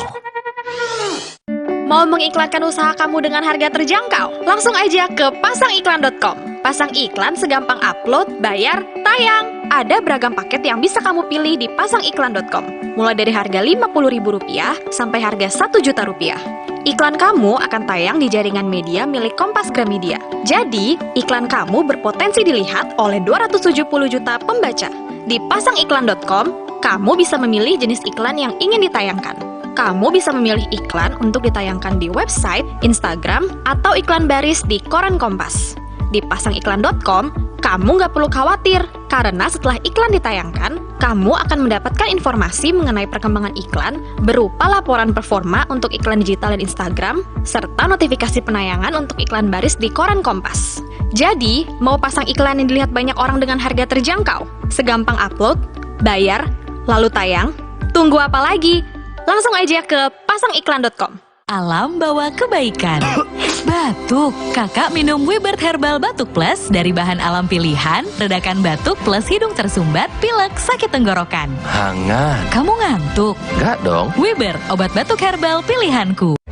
Sí, ¿vos de qué parte sos? Yo de aquí. Ah, mira. ¿Tú de qué parte eres? Del norte.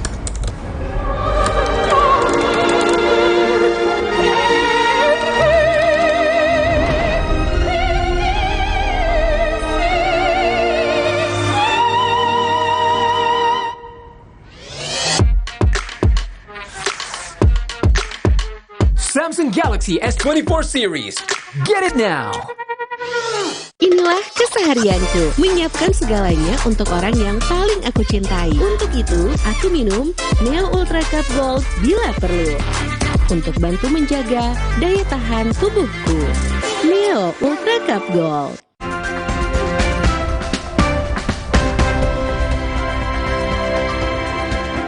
Ya, di segmen terakhir ini langsung saja kita tutup Sapa Indonesia pagi hari ini. Terima kasih sudah menyaksikan Sapa Indonesia pagi hari ini. Saya Adis Tilarasati. Saya Pascal Siswari, berterima kasih atas kebersamaan Anda. Sampai jumpa, selamat berakhir pekan.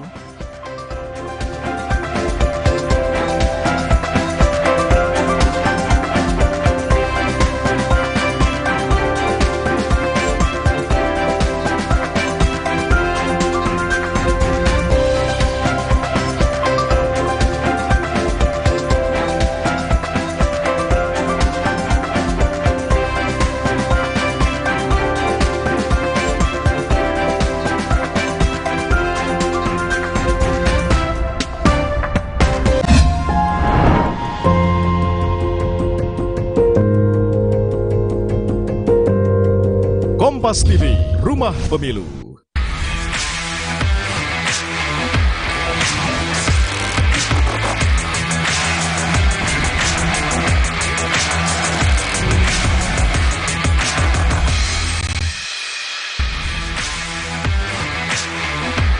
Bayern Munchen dipaksa mengakui kemenangan Lazio pada leg pertama babak 16 besar Liga Champions 2023-2024.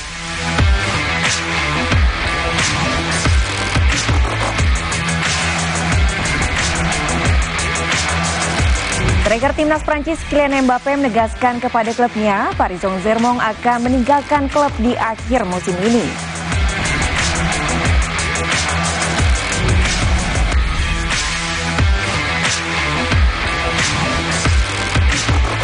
Ferrari resmi meluncurkan tim jelang bergulirnya F1 2024 dengan mobil balap terbarunya seri FF24.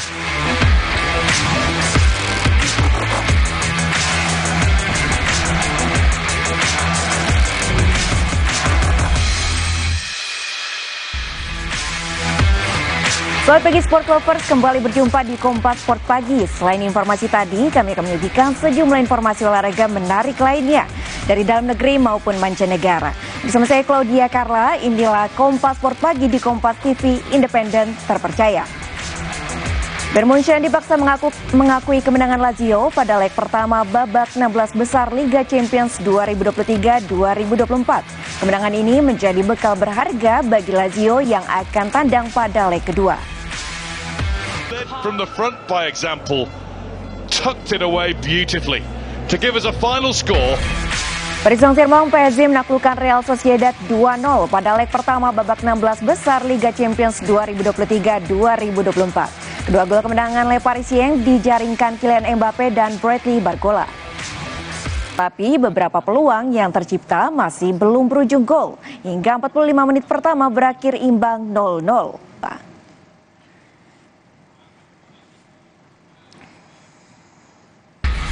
Terakhir, timnas Prancis Kylian Mbappe menegaskan kepada klubnya Paris Saint-Germain akan meninggalkan klub di akhir musim ini.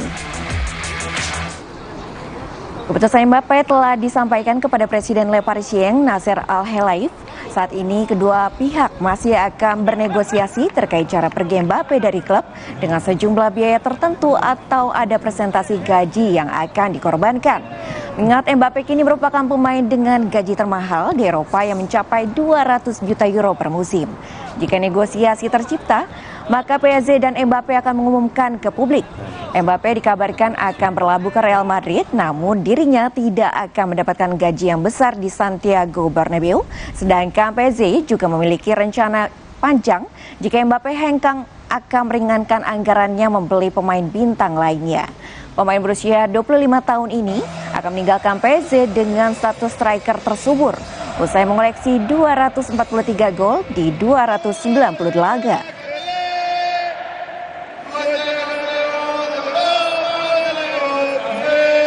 Kita beralih ke lanjutan Liga Serie A Italia. Bologna memperpanjang tren kemenangan menjadi 3 laga berturut-turut usai menundukkan Fiorentina 2-0. Kemenangan ini memperkokoh Rossoblu di posisi kelima klasemen sementara dengan 42 poin. Dari Liga Champions Asia, gol tunggal Cristiano Ronaldo bawa Al Nassr mencuri kemenangan di leg pertama di babak 16 besar.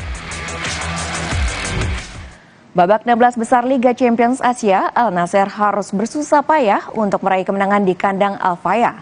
Bermain di Stadion Prince Faisal bin Fahd, Al Nassr baru dapat memecah kebuntuan di menit 81 berkat gol yang dicetak Cristiano Ronaldo. Gol ini menjadi penentu kemenangan Al Nassr atas Al Fayha. Hasil ini menjadi modal cukup baik untuk Ronaldo dan kawan-kawan menyambut leg kedua di kandang mereka.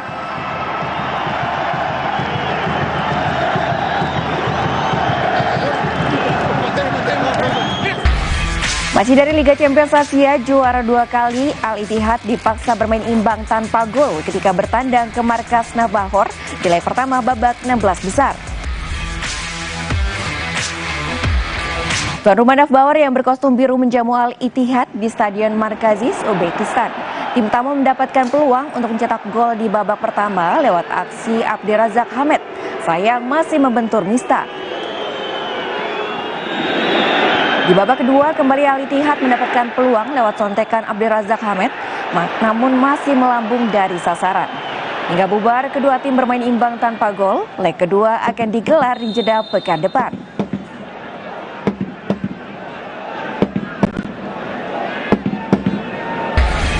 Usai jeda Sport Lovers, pelatih Persebaya meningkatkan kedisiplinan pemain di lanjutan Liga 1. Informasi selengkapnya kami hadirkan usai jeda.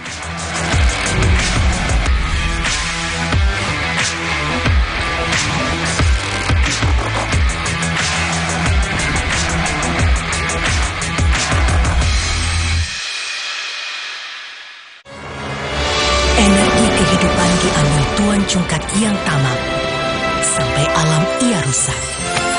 Putri Hijau bertekad menyelamatkan, berbuka dan hidupkan harapan. Marja. Lawan panas ekstrim, lawan ketombe bandel dan bau. Pakai Zinc Refreshing Cool. Rambut double fresh. Gak khawatir ketombe dan bau. No worries. Zail. Energi kehidupan diambil Tuan Cungkat yang tamak, sampai alam ia rusak. Putri Hijau bertekad menyelamatkan, berbuka dan hidupkan harapan. Marja.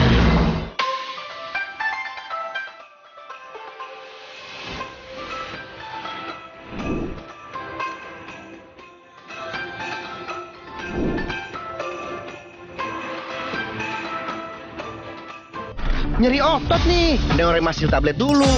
Aduh, nyeri, kebas, kram, kesemutan.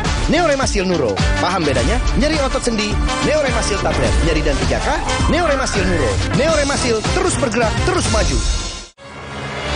Energi kehidupan diambil Tuan Cungkat yang tamak, sampai alam ia rusak.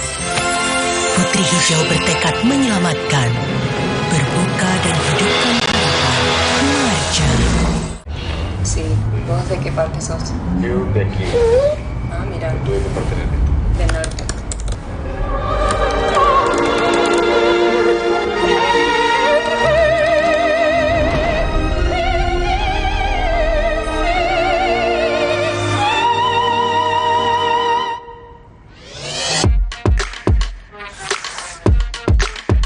Samsung Galaxy S24 series. Get it now. Punya keluarga alergi? Untung ada Alersil. Ayah alergi debu, Alersil. Si kakak alergi makanan, Alersil. Adik alergi bulu hewan, Alersil Kids. Dengan formula efektif cetirizin, cepat redakan alergi dan tanpa ngantuk. Alergi ya Alersil. Energi kehidupan diambil Tuan Cungkat yang tamak, sampai alam ia rusak. Putri Hijau bertekad menyelamatkan, berbuka dan hidupkan harapan. Marja. Nama saya Yanti. Saya bekerja sudah 27 tahun di pabrik Aqua yang didirikan Pak Tirto. Kami betah, soalnya Aqua selalu kasih 100% buat kami. Aqua juga jaga sumber airnya supaya 100% murni. Seperti Aqua, kami berdedikasi 100% untuk Indonesia. Aqua, 100% murni, 100% Indonesia. Sorry. Di sini kita harus minum Bodrek Flu dan Batuk Berdah HP dengan 3 okinya Bodrek, efektif redakan flu batuk dan keluarkan dahak. Bodrek Flu dan Batuk Berdah HP, pas dan efektif tanpa ngantuk. Sí, ¿puedo de qué parte sos? Yo de aquí. Ah, mira. ¿Tú de qué parte eres? Del norte.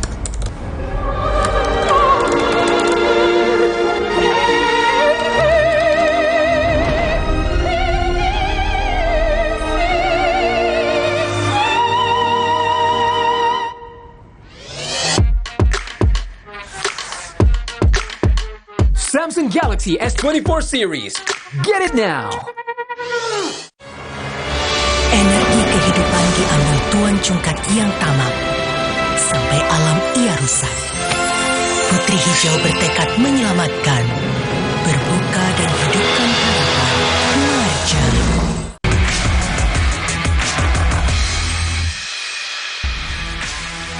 Anda kembali menyaksikan Kompas Sport Pagi. Gelar uji coba kontra Persikota di Sawangan Kamis sore, Persija Jakarta menang 3-1.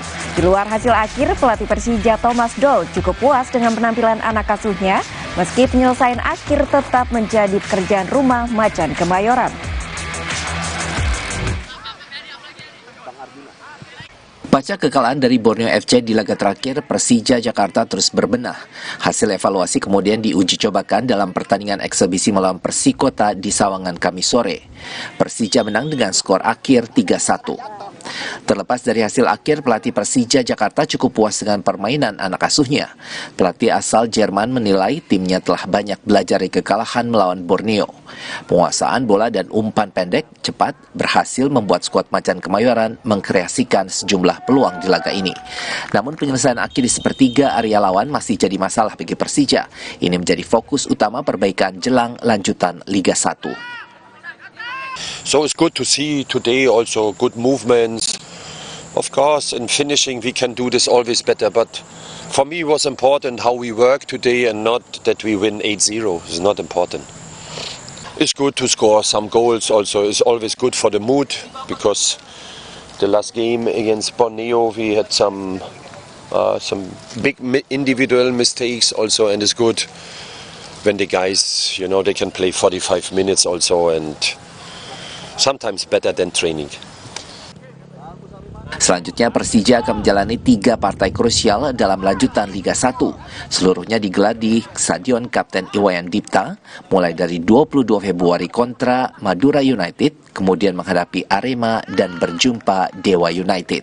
Angga Nuriski, Kompas TV Depok, Jawa Barat. Persebaya Surabaya kembali gelar latihan di lapangan ABC Gelora Bung Tomo Surabaya pada Kamis sore. Latihan ini sebagai persiapan laga awal melawan Persita Tangerang minggu depan. Selain latihan taktikal, pelatih juga meningkatkan kedisiplinan pemain karena kerap melakukan pelanggaran yang berujung kartu kuning atau merah. Persebaya Surabaya terus persiapkan kekuatan terbaik jelang melawan Persita Tangerang 23 Februari nanti. Latihan taktikal digelar untuk memberikan permainan terbaik jelang menghadapi tim berjuluk Pendekar Cisadane. Namun, lawan Persita, tim Bajul Ijo tidak bisa menurunkan skuad terbaik sebab kapten tim Reva Adi Utama terkena sanksi. Pemain berposisi bek kiri ini mendapat kartu merah saat melawan Bayangkara Presisi dan terkena sanksi tambahan 3 laga tidak bisa dimainkan. Menurut pelatih Persebaya Surabaya, Paul Munster, absennya Reva Adi Utama menjadi kesempatan pemain lain untuk tampil. Pelatih asal Irlandia Utara ini juga meningkatkan kedisiplinan pemain agar terhindar dari hukuman kartu kuning atau merah. Yeah, I've already spoken to the players regarding discipline. Discipline, as you know, is very high in the expectations. So obviously disappointed with the last situation with Reva. I've talked to him, and all the players know that they need to be more disciplined in these situations. Sementara itu, Reva Adi Utama mengaku akan mengevaluasi permainannya dan tidak mudah terpancing provokasi lawan. Musim ini, Kapten Persebaya Surabaya ini sudah 3 kali menerima kartu merah. Ini menjadi pembelajaran bagi saya pribadi, harus lebih bijak lagi dalam lapangan. Pada intinya saya harus bisa mengontrol emosi, jangan gampang terpengaruh sama lawan yang memprovokasi saya. Jadi saya harus lebih pintar lagi untuk mengatasi masalah seperti ini. Jadi saya berharap nanti kalau saya main lagi, saya bisa lebih baik lagi, menjadi contoh yang baik lagi buat teman-teman. Dan saya harap dan saya yakin saya bisa berubah lebih pintar lagi dan lebih bijak lagi dalam lapangan. Saat ini permainan Persebaya Surabaya mulai membaik sejak ditangani pelatih Paul Munster.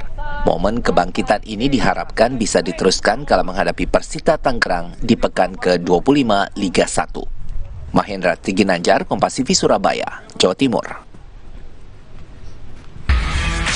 Meski Sriwijaya FC sudah menyelesaikan babak play-off degradasi Liga 2 musim 2023, manajemen SFC mengakui masih menyisakan kontrak 1 bulan lagi dengan para pemainnya. Kondisi ini membuat manajemen SFC harus menyelesaikan kewajiban membayar 1 bulan gaji pemain lagi. Meski skuad Sriwijaya FC telah resmi dibubarkan pasca berakhirnya perjalanan SFC di kompetisi Liga 2 musim 2023 kemarin, manajemen SFC masih terikat kontrak dengan para pemainnya. Manajemen mengakui para pemain SFC masih memiliki kontrak dan baru akan berakhir pada bulan Februari 2024. Oleh sebab itu, manajemen SFC masih harus membayarkan gaji untuk bulan Februari. Manajemen SFC mengakui keputusan ini sebelumnya diambil dengan perkiraan skuad SFC akan melaju ke babak 12 besar. Namun ternyata skuad SFC harus bersaing di babak playoff degradasi. Terus terang secara kontrak masih ada hubungan emosional ya dengan pemain-pemain yang ada sekarang, karena memang jadwal kompetisi itu di prediksi kita kemarin kan Februari kita memperkirakan kita masuk ke 2 besar ya, tapi ternyata kita nggak lolos, ya artinya masih ada kewajiban-kewajiban kita yang harus kita selesaikan dengan pemainnya. Selain itu, manajemen SFC juga harus membayarkan kompensasi yang sudah menjadi hak dari mantan pemain dan pelatihnya, Kervens Bolford dan Muhammad Yusuf Prasetyo. Nur Muhammad, Kompas TV Palembang, Sumatera Selatan. KONI Sumatera Selatan bersama dengan Pengprov Pasdi Sumsel berencana menggelar Fun Run Internasional pada pertengahan tahun ini. Kegiatan Fun Run Internasional ini juga digelar untuk menyambut penyelenggaraan PON Aceh Sumut 2024. Untuk menyambut penyelenggaraan Pekan Olahraga Nasional Aceh Sumut pada tahun 2024 ini, KONI Sumatera Selatan bersama dengan pengurus Provinsi Persatuan Atletik seluruh Indonesia akan menggelar Fun Run Internasional. Rencananya agenda Fun Run Internasional ini akan digelar pada bulan Mei atau Juni tahun 2024. Nantinya, pelaksanaan kegiatan Fun Run akan diserahkan sepenuhnya kepada Pemprov Pasi Sumsel, sedangkan KONI Sumsel akan memfasilitasi penyelenggaraannya. Selain itu, agenda Fun Run menyambut PON Aceh Sumut ini juga akan digelar serentak di 17 kabupaten kota yang ada di Sumsel.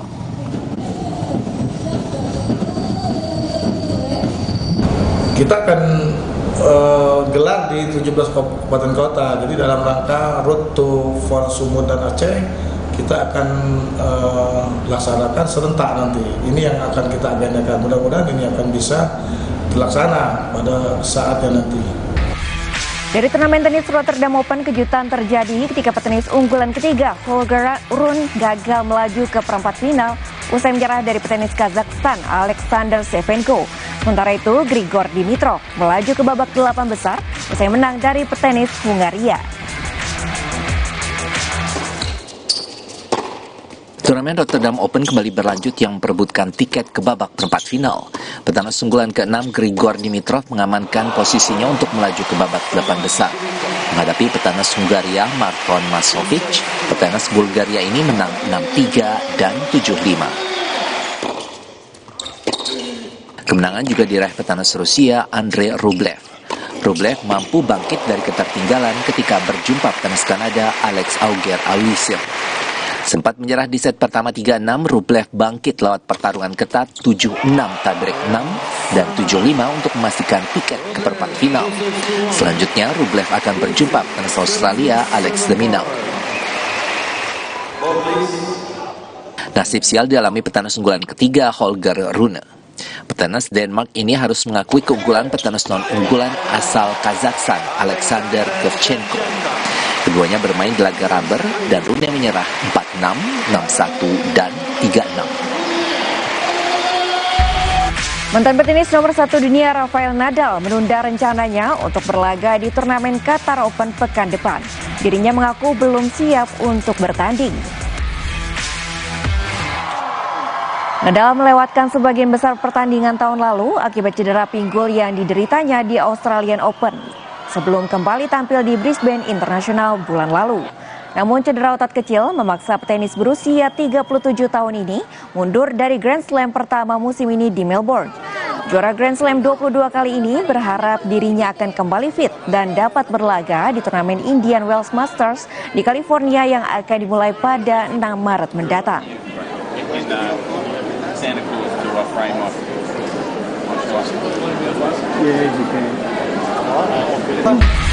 Cedera jari yang dialami Kapten Tottenham Hotspur Son Heung-min adalah akibat insiden di ajang Piala Asia 2023 lalu. Informasi selengkapnya akan kami hadirkan usai jeda.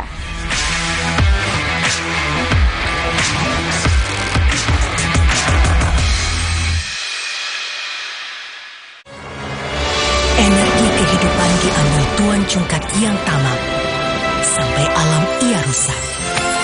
Putri Hijau bertekad menyelamatkan, berbuka dan hidupkan harapan mengajar. Hey guys.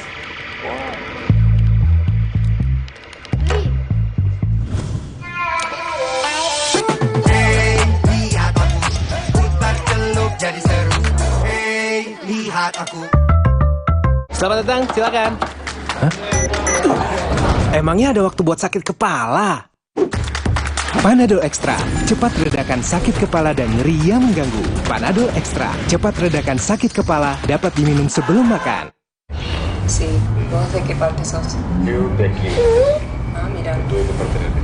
Del norte.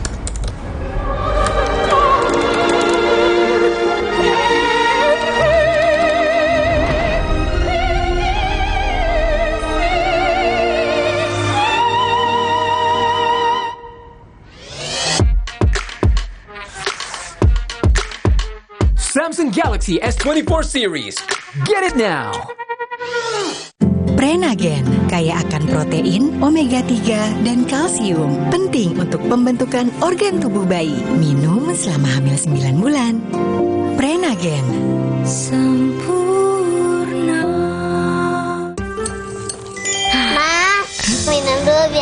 capek. Senang kan melihat anak tumbuh dengan baik bersama Morinaga Cilgo, nutrisi berkualitas untuk dukung daya tahan tubuh, bantu tumbuh kembangnya. Morinaga Cilgo. Energi kehidupan diambil Tuan Cungkat yang tamak, sampai alam ia rusak. Putri Hijau bertekad menyelamatkan, berbuka dan hidupkan harapan. Marja. Sakit kepala, menangkan hari kita dengan Bodrek. 5 oke-nya Bodrek cepat redakan sakit kepala, dapat diminum sebelum makan tanpa ngantuk. Bodrek, ahlinya redakan sakit kepala di Indonesia. Energi kehidupan diambil Tuan Cungkat yang tamak, sampai alam ia rusak. Putri Hijau bertekad menyelamatkan, berbuka dan hidupkan harapan. Marja. Hey guys.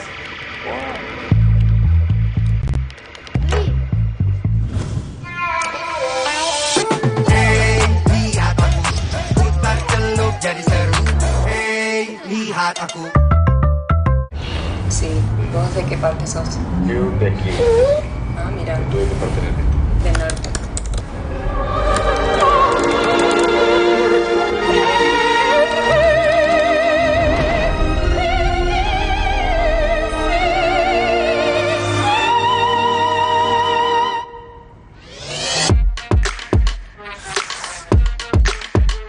Samsung Galaxy S24 series.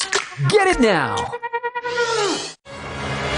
Energi kehidupan diambil Tuan Cungkat yang tamak, sampai alam ia rusak.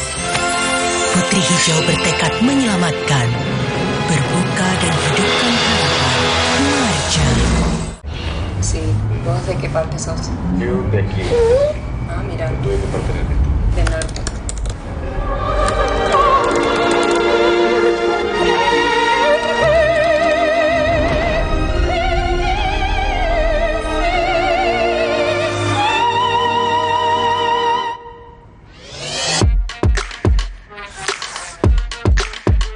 Samsung Galaxy S24 series. Get it now!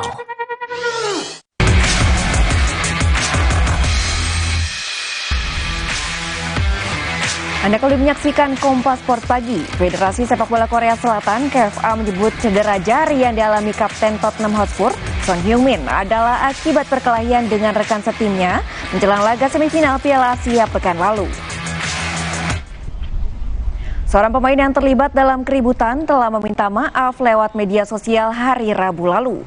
Sebelumnya, media Inggris menyebutkan jari tangan Son terkilir akibat kegaduhan yang terjadi saat makan malam sebelum pertandingan. Disebutkan insiden ini terjadi ketika pemain muda timnas Korsel bergegas makan untuk bisa bermain tenis meja. Namun Son yang merupakan kapten tim dan beberapa pemain senior lainnya tidak senang mengingat makan malam bersama sebelum pertandingan merupakan waktu untuk menjalin ikatan. Son yang mencoba untuk berbicara dengan pemain muda, berubah situasi menjadi bentrok fisik akibat menolak untuk mendengarkan. Tim Korea Selatan terhenti di babak semifinal Piala Asia 2023 usai menyerah dari timnas Yordania 0-2. Penggemar sepak bola Korea Selatan marah atas penyelisihan yang terjadi sebelum semifinal Piala Asia 2023. Mereka melakukan unjuk rasa di depan kantor KFA. Supporter timnas sepak bola Korea Selatan berkumpul di depan kantor KFA setelah kabar perselisihan antara Son Heung-min dan Lee Kang-in beredar di media massa. Perselisihan kedua pemain ini dilaporkan surat kabar Sun. Mereka melaporkan Son terluka dalam perselisihan dengan Lee dan rekan satu tim lainnya. Insiden ini membuat pecinta sepak bola di Korea Selatan marah dan melakukan unjuk rasa dengan membawa spanduk penuntut pelatih Jurgen Klinsmann dan Presiden Asosiasi Sepak Bola Korea Selatan Jung Mong-gyu untuk mengundurkan diri sebagai bentuk tanggung jawab atas insiden dan kekalahan Taeguk Warriors di Piala Asia 2023.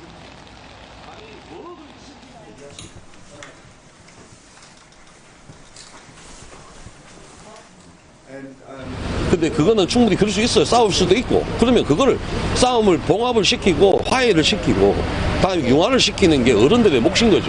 협회가 할 일이고 코칭 스태프가 할 일인 거죠. 근데 그걸 자기네들이 지금 비난을 받는 거를 분위기를 돌리려고 선수들 싸운 거를 그렇게 언론사에 이렇게 하나씩 퍼뜨리면서 지금 결국은 손흥민 선수, 이강인 선수만 나쁜 사람 돼버린 형국이잖아요. 정말 이 무책임하고 무능한 어른들입니다. 축구협회 일괄 전원 다 사퇴하기를 바랍니다.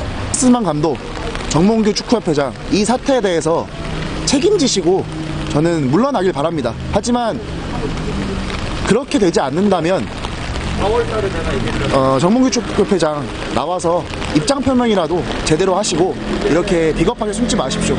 이런 싸구려 방법으로 이 여론 절대 안 뒤집어집니다.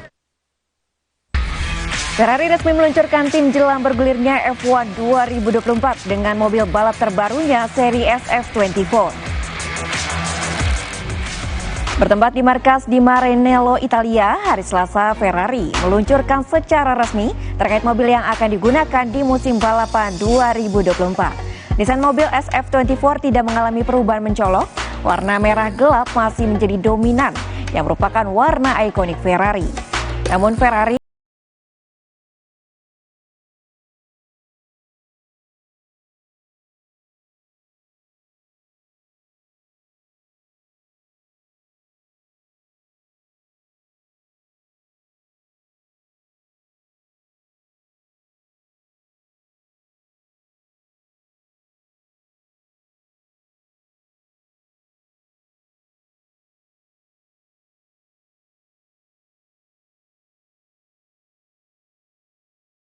kita mengakhiri perjumpaan kita di Kompas Sport Pagi.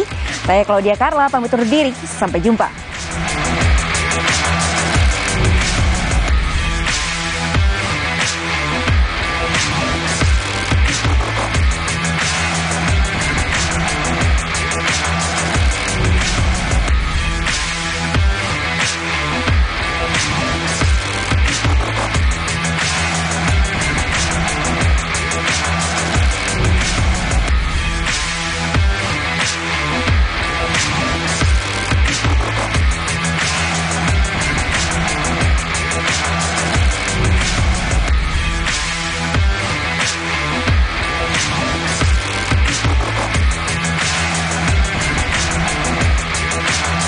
Sesaat lagi Anda akan menyaksikan Kompas Update yang didukung oleh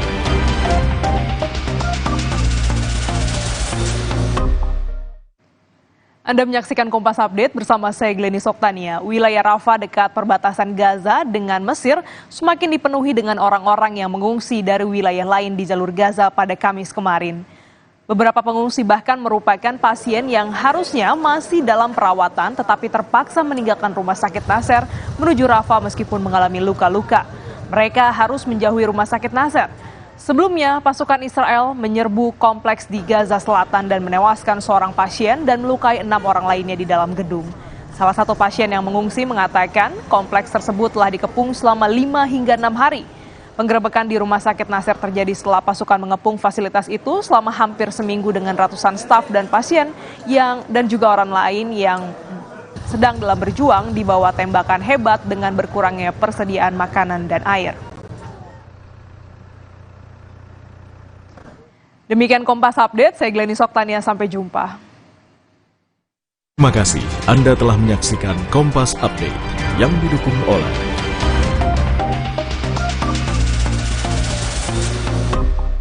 Ciptaden Flexi Clean, zigzag bulu sikatnya, kasih sikat sela giginya. Bulu sikat zigzag lebih fleksibel, bersihkan sela sempit hingga gigi terdalam.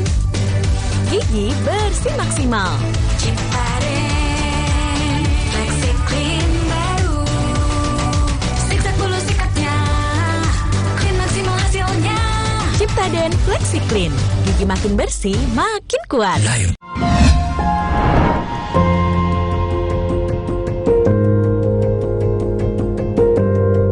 Kompas TV, Rumah Pemilu.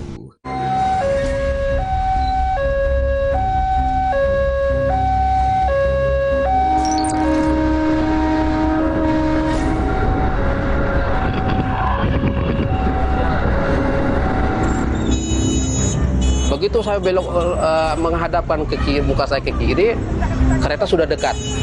Langsung saya tutup tutup mata, kemudian mengucapkan takbir, Allahu Akbar, Allahu Akbar, Allahu Akbar.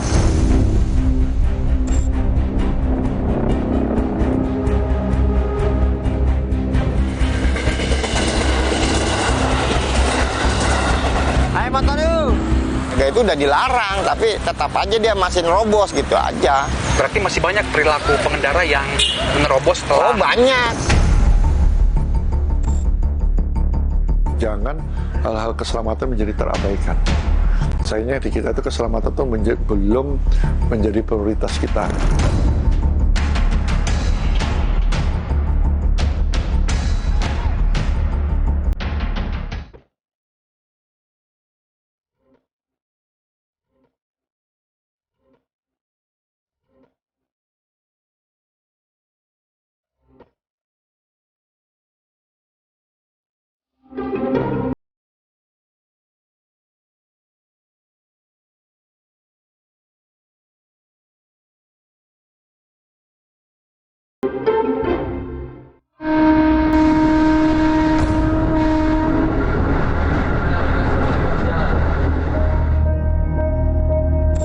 Nyawa terus melayang akibat kecelakaan di pelintasan sebidang, perpotongan jalur kereta api dan jalan. Ironinya, masih ada lebih dari 2.000 pelintasan sebidang yang tidak dijaga. Seberapa bahayanya dan bagaimana negara membereskan problematika pintu pelintasan sebidang? Ikuti penelusuran saya kali ini.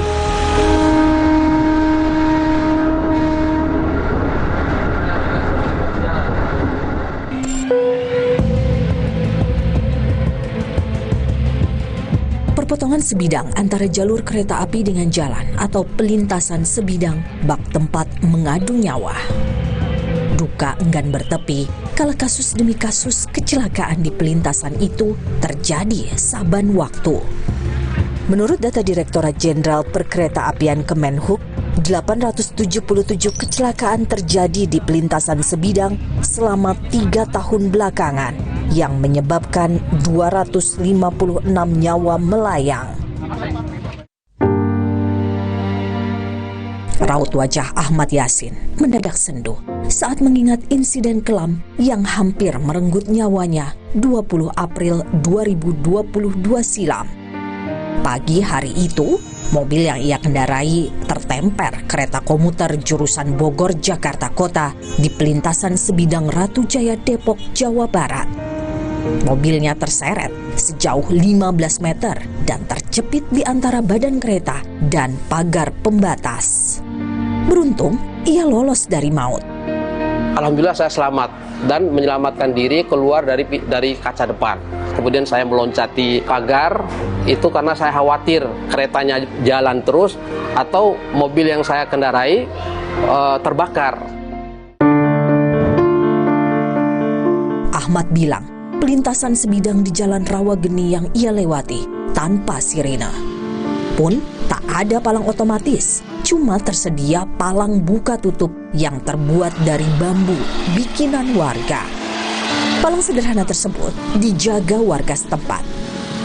Nah begitu kepala mobil saya masuk, waktu itu saya mengendarai mobilio putih. Begitu masuk, saya tidak sempat melihat adanya kereta. Petugasnya yang menurut saya agak lalai itu kaget juga, ternyata kereta sudah dekat. Dia teriak, kereta, kereta, kereta. Ketika itu, media daring memberitakan penjaga palang sudah mengingatkan Ahmad. Tapi pria berprofesi sebagai ustadz ini malah menerobos palang bambu yang diturunkan penjaga. Itu informasi tidak benar. Tidak mungkin saya menerobos perlintasan ataupun palang yang sudah tertutup, itu tidak mungkin. Apalagi mobil yang saya kendarai itu adalah mobil yang baru saya beli. Belum sebulan, saya takut lecek. Memang petugas tidak melihat bahwasannya kereta sudah dekat. Dalam kondisi palang terbuka, kemudian saya memberanikan diri masuk. Buntut kecelakaan ini, PT KAI menuntut Ahmad yang dinilai ceroboh tidak mendahulukan perjalanan kereta sehingga menyebabkan kerusakan sarana serta gangguan perjalanan. Mereka memberikan surat somasi. Tapi karena saya ini merasa sebagai korban, tentu saja nggak pas dong. Akhirnya waktu itu kita melayangkan somasi atau gugatan duluan. Dan alhamdulillah beberapa bulan kemudian sudah ada kata sepakat damai tanpa ada ganti rugi. Nyaris tewas, trauma melekat tiap kali Ahmad mau melewati pelintasan sebidang. Saya semenjak kejadian dari tanggal 20 April 2022 sampai hari ini baru kali ini ya melintasi pelintasan ini. Pelintasan di Kampung Rawageni, Kelurahan Ratu Jaya yang nyaris merenggut nyawa Ahmad bertahun-tahun tanpa penjagaan dan pengamanan resmi. Secara swadaya, warga menjaga pelintasan yang dilalui kereta komuter Jabodetabek itu. Sempat ditutup dengan beton, pelintasan ini dibuka paksa oleh warga pada 2022 lalu. Alhasil, hingga kini tak ada sistem pengamanan di pelintasan tersebut meski ramai dilalui kendaraan. Per April 2022, sepanjang jalur stasiun Citayam hingga stasiun UI yang berjarak 12 km, cuma ada 2 pelintasan sebidang yang resmi, yakni di Jalan Dewi Sartika dan di Kelurahan Pondok Cina. Pelintasan sebidang tak dijaga, jelas mengerikan.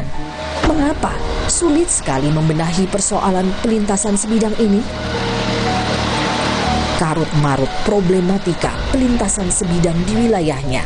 Kami tanya pada Wali Kota Depok Muhammad Idris. Tetapi hingga tayangan ini mengudara, permohonan wawancara kami masih tak mendapatkan respons. Pelintasan sebidang tak dijaga juga masih banyak ditemui di Sumatera Utara.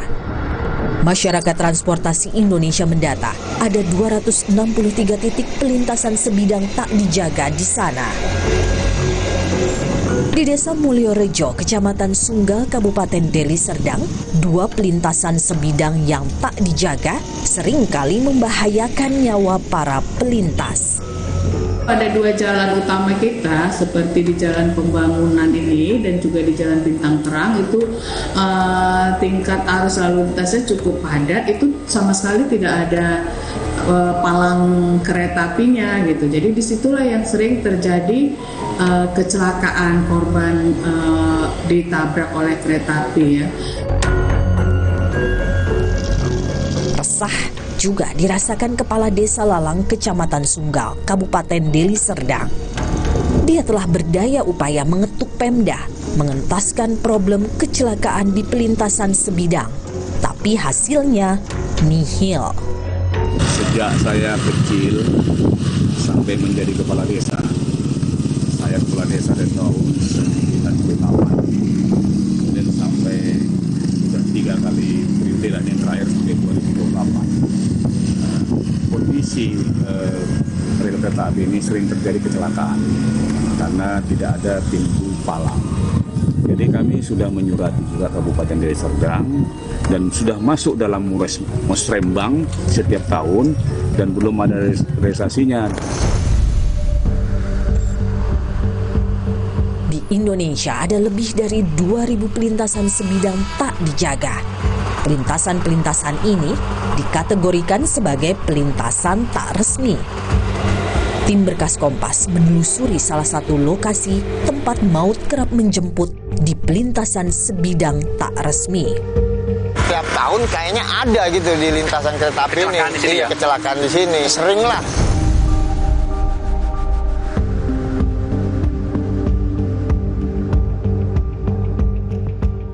Cosa che parte sos? Più da chi? Mira. 2 appartenenti.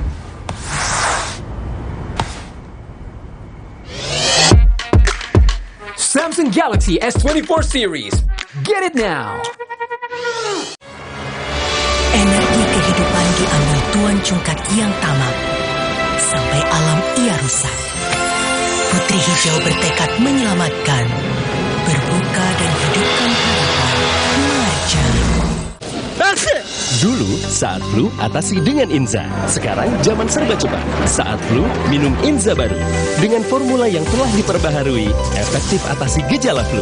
Inza baru, solusi jitu atasi flu. Produksi Konimax. Hah? Hai. Ada yang viral nih. Pasti top cappuccino. Aroma dan rasanya khas Itali. Karena milky foamnya lebih tebal, melimpah. Ini baru cappuccino. Crunchy choco milknya perfecto. Delicioso. So Italiano. Enak. Top cappuccino yuk. The Italian taste of cappuccino. Dari Wings Food. Enak. Energi kehidupan diambil Tuan Cungkak yang tamak. Sampai alam ia rusak. Putri Hijau bertekad menyelamatkan, berbuka dan hidupkan harapan. Marja. Sì, vos de qué parte sos? Yo de aquí. Ah, mira. Yo de parte del norte. Del norte.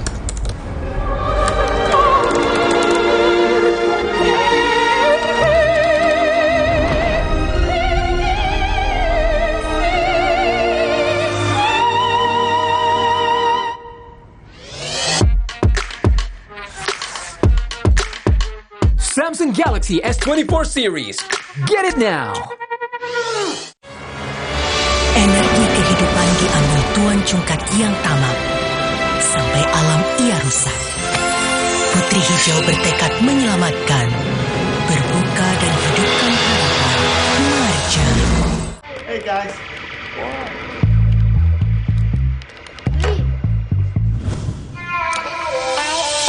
Hey, lihat aku. Putar celup jadi seru. Hey, lihat aku. Nama saya Yanti. Saya bekerja sudah 27 tahun di pabrik Aqua yang didirikan Pak Tirto. Kami betah, soalnya Aqua selalu kasih 100% buat kami. Aqua juga jaga sumber airnya supaya 100% murni. Seperti Aqua, kami berdedikasi 100% untuk Indonesia. Aqua, 100% murni, 100% Indonesia. Vidoran Smart 1 Plus, karena 9 dari 10 ibu pilih Vidoran. Pilihan lebih sehat, rendah gula, formula imun up, tinggi DHA. Dukung daya tahannya, aktif, cerdas, tumbuh optimal. Anak Vidoran siap jadi kuat dan cerdas. Dulu, saat flu, atasi dengan Inza. Sekarang, zaman serba cepat. Saat flu, minum Inza baru. Dengan formula yang telah diperbaharui, efektif atasi gejala flu. Inza baru, solusi jitu atasi flu. Produksi Konimax. Jatuh, Jen. Hujan, Mas. Dapat apa? Oh, aku dapat emas. Jatuh, Jen. Hujan, Mas. Temukan hadiah di balik kemasan bertanda khusus. Dapatkan emas atau gratis Gentle Gen satu lagi. Ibu-ibu pasti dapat hadiahnya. Beli Gentle Gen bisa dapat emas. So what is the next big thing? Well, Galaxy believes the next big thing is you. Me? Yes! Because of the power of Galaxy AI, you'll open up so many possibilities. The next big thing is you. Samsung Galaxy S24 series. Get it now.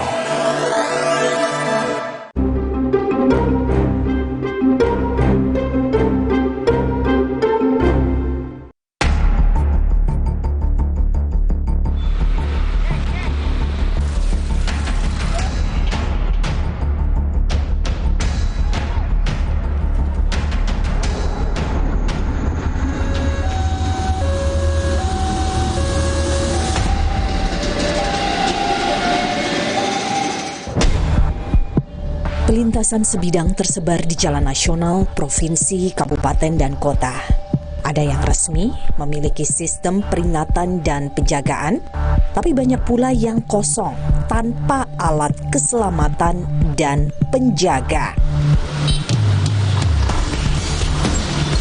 Dari 3.693 lokasi pelintasan sebidang, 2.000 titiknya tak dijaga. Ribuan sebaran titik ditambah budaya abai pada keselamatan tak ayal membuat angka kecelakaan tinggi di pelintasan sebidang.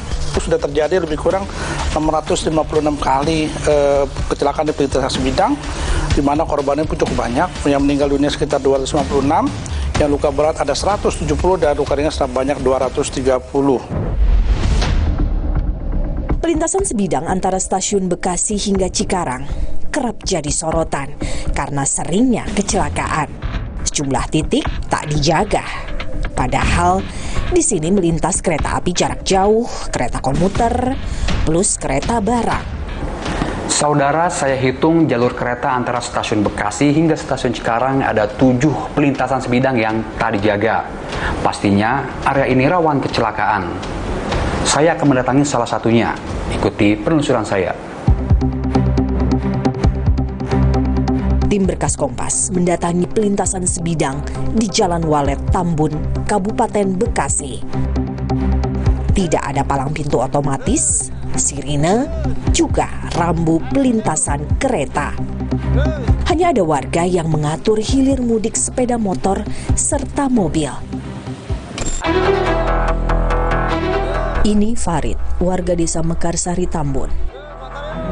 Sudah 27 tahun, lelaki berusia 56 tahun secara sukarela menjaga pintu pelintasan sebidang Walet. Saya sejak dibuka awalnya lintasan kereta api dengan camat ya, dulu tahun 97 lah, itu saya udah berdiri di sini dengan rekan-rekan saya. Kalau jaga di sini setiap harinya tuh hampir lebih dari 20 orang. Itu dalam waktu 24 jam ya. Itu ada lebih dari 20 orang. Berarti di shift-shift itu Bang ya? Iya, bergantian jam gitu. Ada yang sejam, ada yang 2 jam gitu. Frekuensi lalu lintas kereta tergolong tinggi di sini. Nyaris tiap 5 menit kereta melintas. Meski demikian, Farid hanya mengandalkan pandangan mata untuk mengawasi kereta yang akan melintas. Untuk menyetop lalu lalang kendaraan, para penjaga membuat palang dari pipa besi yang dioperasikan secara manual. Itu pun cuma di satu sisi saja. Saya mengetahui kereta tiba kalau dari barat itu lihatnya dari Tambun, stasiun Tambun. Kalau ada corong lampu kelihatan terang berarti kereta akan meluncur ke timur. Kalau ada lampu hijau berarti kereta akan datang dari timur gitu. Berarti kira-kira Bang, kereta itu kelihatan sekitar jarak berapa ratus meter nih sampai akhirnya palang ditutup? Ya kelihatan dari, mungkin dari Jalan Walet ketemu Jalan Baru ada ya 200 meter nih ya?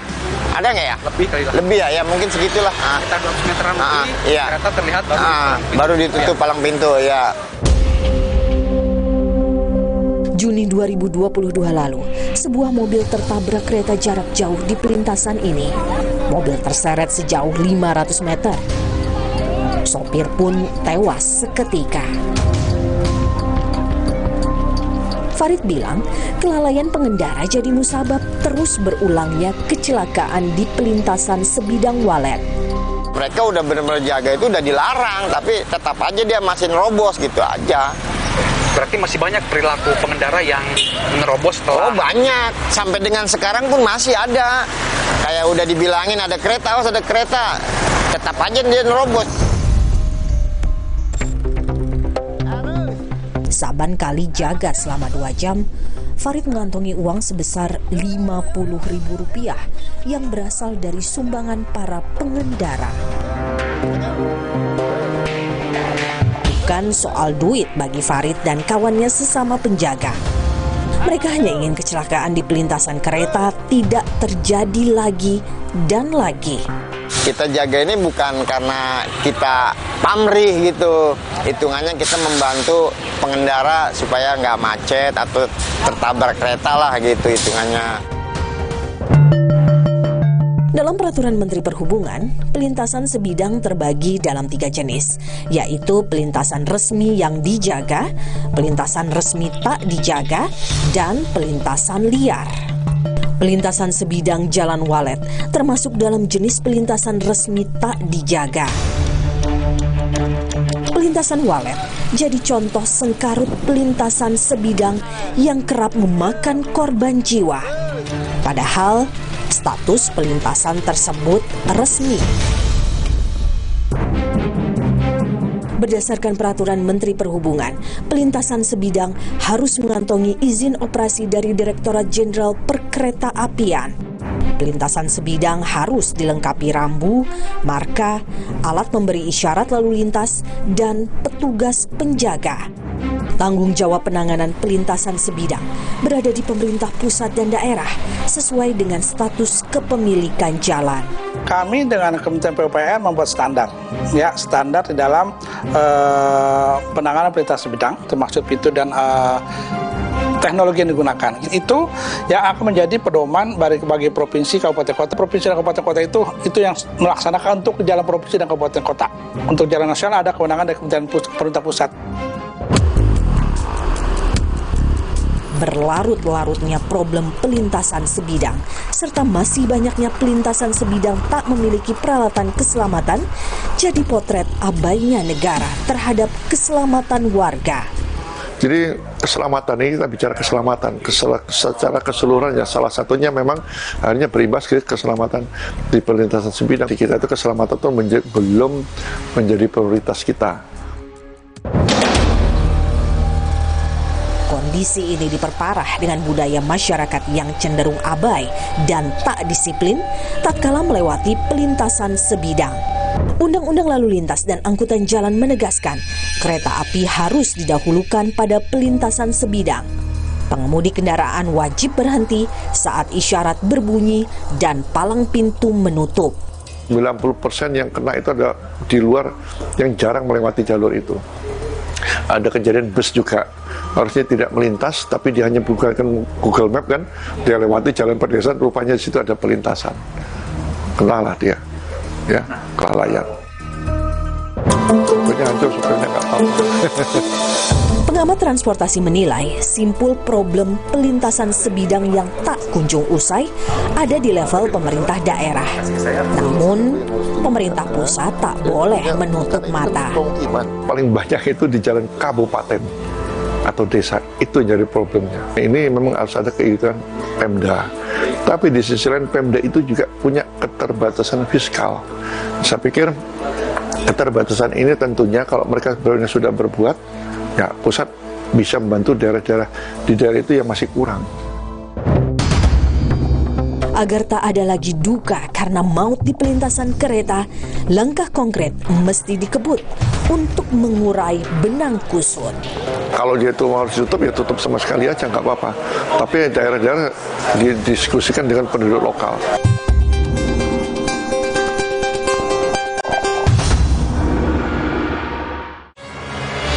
Energi kehidupan diambil Tuan Cungkat yang tamak, sampai alam ia rusak. Putri Hijau bertekad menyelamatkan, berbuka dan hidupkan harapan Marjan. Pernah nggak membayangkan nasi uduk yang biasa kita makan tiba-tiba harganya naik? Kok bisa? Banyak peristiwa di dunia yang seolah jauh, tapi ternyata sangat berpengaruh pada keseharian kita. Tapi kita nggak paham. Mata kita tertutup tirai algoritma media sosial. Buka mata. Ada El Nino. Sehingga panen padi di seluruh dunia mundur. Gara-gara itu, negara eksportir beras seperti Thailand, India, dan Korsel mengurangi ekspor beras demi menjaga stoknya sendiri. Stok beras nasional yang sebagian berasal dari impor menipis. Harga beras pun melonjak. Udah kebayangkan kenapa harga nasi uduk bisa tiba-tiba naik?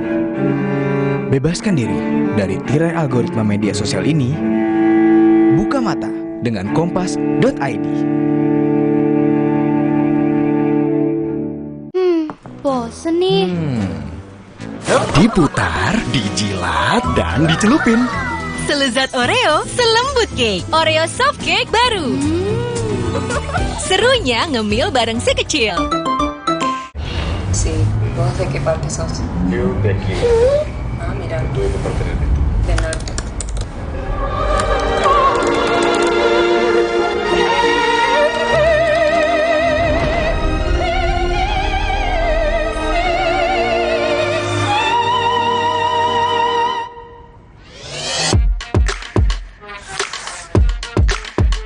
Samsung Galaxy S24 series.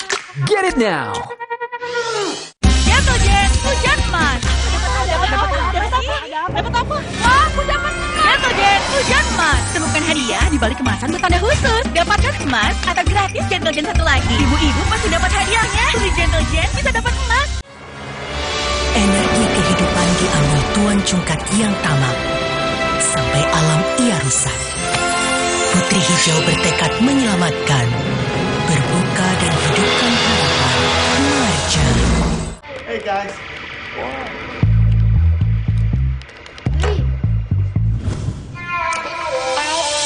Hey, lihat aku.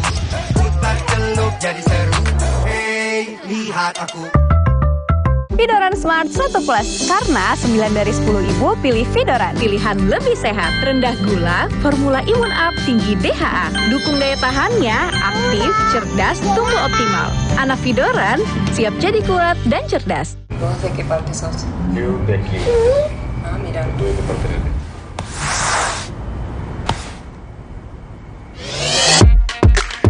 Samsung Galaxy S24 series.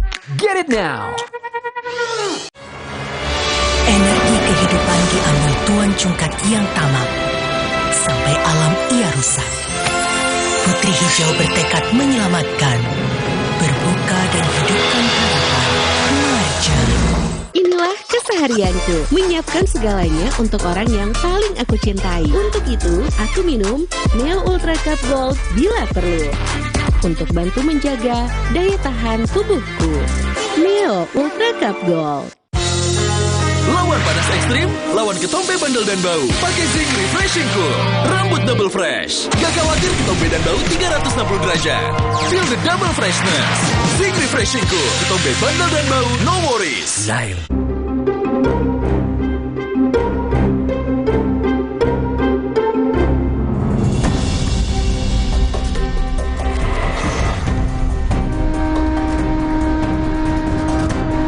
Sistem keselamatan di lintasan kereta masih jadi PR pemerintah. Lamban bergerak menandakan negara belum utuh hadir menyelesaikan problem ini. Sudah ada upaya itu, ya, tapi memang belum maksimal. Makanya ini perlu ada upaya-upaya lain lagi tadi, ya, agar maksimal. Ya, kalau dia itu mau ditutup, ya tutup sama sekali aja, nggak apa-apa. Tapi daerah-daerah didiskusikan dengan penduduk lokal. Memberesi pelintasan menjadi tidak sebidang dapat jadi solusi jangka panjang, kendati bakal menyedot anggaran jumbo. Rencana strategis Kemen PUPR 2025 hingga 2029 misalnya butuh anggaran 21,39 triliun rupiah untuk membangun flyover dan underpass. Ini dalam rangka membenahi pelintasan sebidang di jalan nasional. Dan sebidang ini kalau semuanya diurutkan itu rata-rata setiap 800 meter ada perlintasan. Jadi kalau mau dijaga semuanya ya habis uang negara. Artinya memang harus dipilah-pilah, ada dijaga atau tidak dijaga, atau sama sekali ditutup. Pemerintah pusat belum bisa semuanya melakukan penanganan secara utuh di perlintasan sebidang karena masalah anggaran. Tapi bukan berarti kami diam. Kami menyiapkan bagaimana supaya itu segera ditutup, dibuat di sebidang. Meski bakal menelan biaya tak sedikit saat memperbaiki infrastruktur keamanan pelintasan kereta, negara patutnya tak cuek pada keselamatan warga. Negara seperti enggan menjadikan penyelesaian persoalan lintasan sebidang masuk list prioritas. Buktinya, segala daya dikerahkan agar moda kereta cepat bisa rampung. Tidak hanya membandingkan antara kereta cepat dan pelintasan sebidang, antara kereta cepat dengan moda transportasi silam di daerah juga kesenjangannya kita makin jauh ya. Ya, tidak apa-apa sebenarnya mau kereta cepat silakan, tapi jangan hal-hal keselamatan menjadi terabaikan.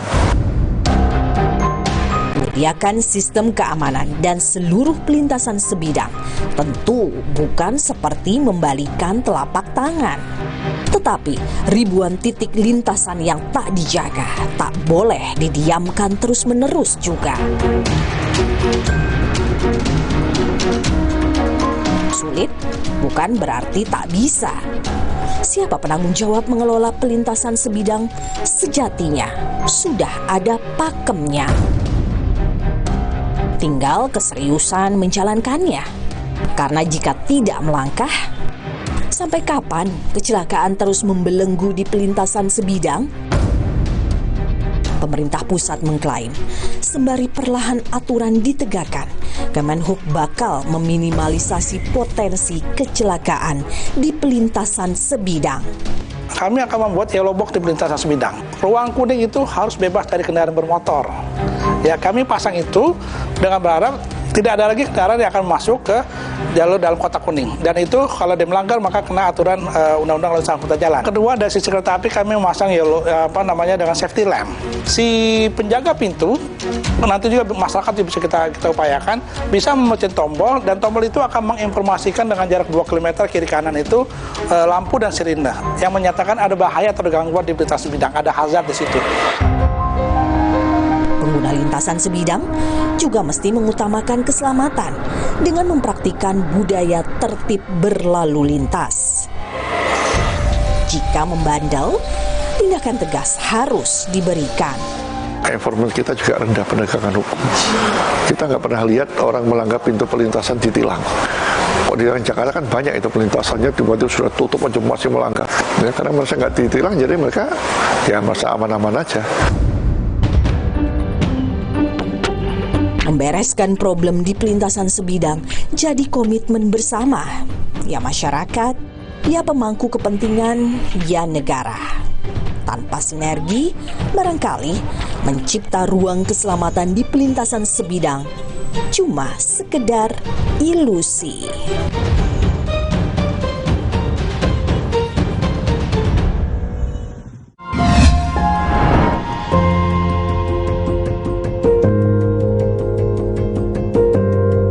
Kompas TV, Rumah Pemilu. Para tersangka ini sudah pernah sindikat, sudah 18 kali membuat STNK khusus atau rahasia yang ternyata adalah palsu. Sekarang kami menelusuri jalanan di sekitaran Jakarta apakah memang ada masih kendaraan-kendaraan yang sebetulnya bisa dipakai oleh warga sipil mungkin, tapi nomor polisinya justru dinas yang khusus. Kita akan mencari saudara. Ikuti kami.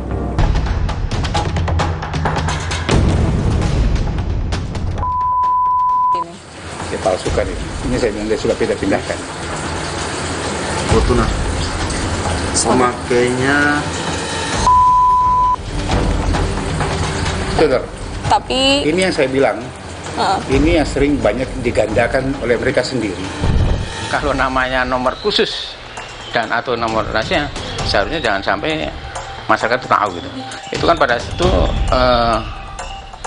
banyak menimbulkan suatu situasi yang kontroversial gitu ya.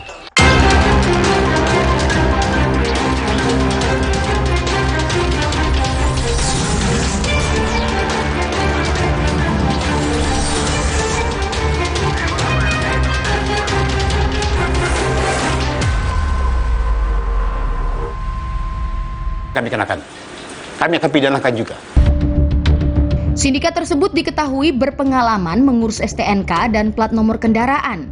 Mereka telah memalsukan 18 STNK dinas palsu. Secara total, komplotan ini telah menjual ratusan nomor polisi dengan nilai miliaran rupiah. Rata-rata mereka adalah biro jasa yang pernah nongkrong di Samsat, jadi tahu semua bagaimana ininya.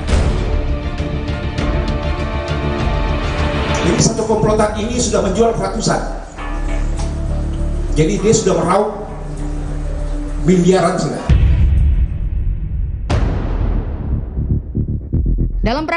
Pada teknologi ini, perangkat teknologi sangat tamat sampai alam ia rusak. Putri Hijau bertekad menyelamatkan, berbuka dan hidupkan harapan. Marja. Jalan yuk. Usia nambah, gerak susah ya. Kesehatan sendi harus diperhatikan. Rajin gerak badan tak berlebihan. Bila perlu, minum Wellmove. Diproduksi dengan teknologi modern, higienis, dan halal. Wellmove, bergerak itu nikmat. Untuk membantu atasi capek, pegal, dan nyeri otot, pakai Hotin Cream. Kalau untuk meredakan nyeri sendi, rematik dan keseleo, nah, itu pakai Hotin DCL baru. Bahan aktif DCL-nya efektif mengobati rematik, lindung, dan nyeri sendi. Hotnya Hotin banget deh. Sí, vos de qué parte sos? Yo de aquí. Ah, mira. bidang. Dua kementerian itu. Benar.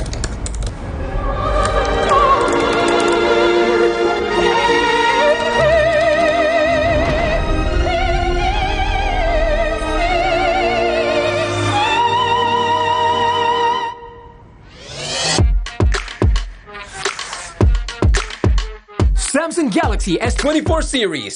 Get it now. Mandi pakai sabun saja, kuman kotorannya masih ada. Baru ProGuard Daily Purifying. Si mineral angkat kotoran sampai pori terdalam. Antibacterial Plus lawan 99,9% kuman. Kulit bersih maksimal dengan ProGuard Daily Purifying. Wingscare. Energi kehidupan diambil Tuan Cungkat yang tamak. Sampai alam ia rusak. Putri Hijau bertekad menyelamatkan, berbuka dan hidupkan harapan. Marja. Wow, kirain pot. Taunya Freshcare Smash yang lagi viral. Freshcare Smash 4-in-1. Tren baru. Double inhalernya unik, nonjok segernya. Bisa buat ngerok, sampai pijit. Keren dan stylish. Freshcare Smash, ekspresikan gayamu. Inovasi baru dari Hotin. Hotin Go. Oles, go. Roll on, go. Pijat, go. Nggak sentuh langsung, nggak bikin tangan panas. Hotin Go. Hotnya in, langsung go. So what is the next big thing? Well, Galaxy believes the next big thing is you. Me? Yes! Because of the power of Galaxy AI, you'll open up so many possibilities. The next big thing is you. Samsung Galaxy S24 series. Get it now. Bosen nih. Diputar, dijilat, dan dicelupin. Selezat Oreo, selembut cake. Oreo soft cake baru. Serunya ngemil bareng si kecil. Energi kehidupan diambil Tuan Cungkat yang tamak. Sampai alam ia rusak. Putri Hijau bertekad menyelamatkan, berbuka dan hidupkan harapan. Marja.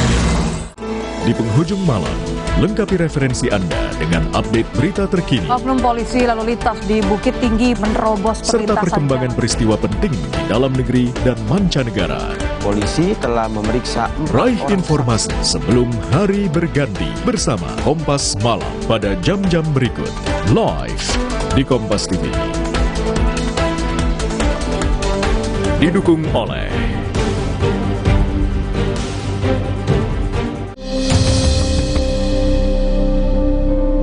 Jadi kalau ada kendaraan pribadi yang menggunakan ZZ atau nomor khusus ini, itu saya nyatakan palsu. Karena dia dibedakan, maka dia mendapat privilege yang vis-a-vis adalah power juga.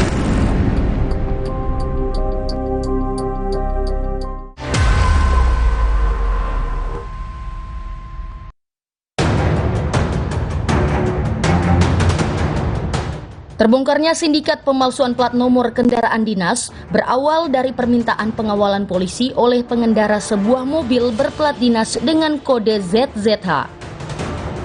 Berdasarkan pemeriksaan polisi, STNK mobil yang tercatat atas nama Kementerian Agama adalah palsu. Kami berupaya menggali lebih jauh identitas pengendara dan pemilik kendaraan bernopol dinas palsu tersebut, namun tidak menemui titik terang.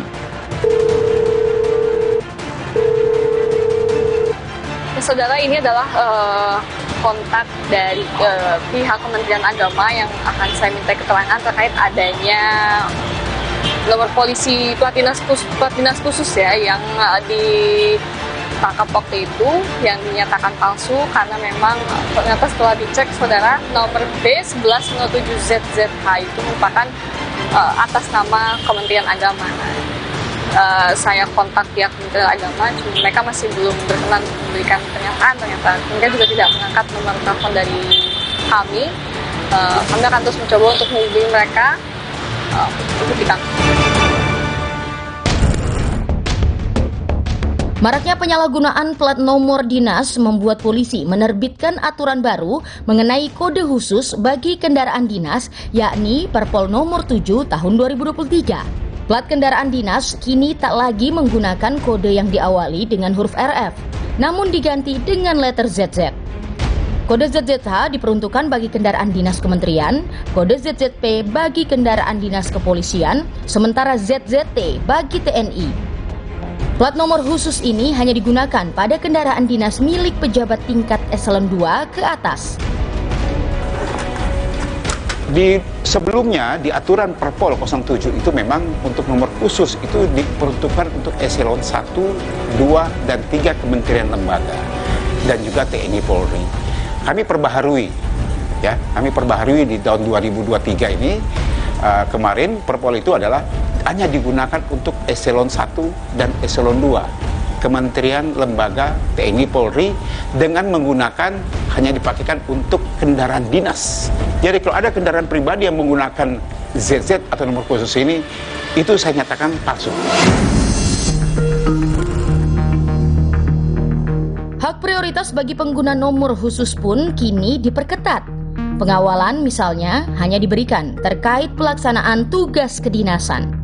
Yang boleh adalah pada saat ada penugasan khusus dengan diikutsertakan pengawalan yang khusus. Kami ambil contoh, misalnya menteri, atau juga mungkin ada dari kenegaraan lain, atau mungkin misalnya Panglima TNI dengan pengawalan khusus, terus dia menggunakan nomor khusus. Boleh dengan pengawalan. Meski hak prioritas yang diberikan pada pengguna plat nomor dinas diperketat, plat jenis ini tetap marak dipalsukan. Oknum mereka yang mungkin melakukan suatu pemalsuan terhadap STNK maupun TNKP nomor khusus maupun rahasia, kan dia punya suatu pemikiran tujuan bahwa pertama untuk menghindari mungkin dari penegakan hukum terhadap pelanggaran lalu lintas gitu. Terus kedua mungkin dia berpikiran supaya mendapatkan suatu prioritas. Kemudian mungkin ketiga mungkin dia untuk menghindari KG maupun ETL dan sebagainya. Kriminolog Universitas Indonesia Adrianus Meliala menilai pada dasarnya masyarakat terlanjur mempersepsikan plat nomor dinas memiliki kekuatan. Saya melihatnya sebagai karena dia dibedakan maka dia mendapat privilege yang vis-a-vis adalah power juga gitu ya untuk menggunakan jalan tertentu secara lebih leluasa daripada yang lain.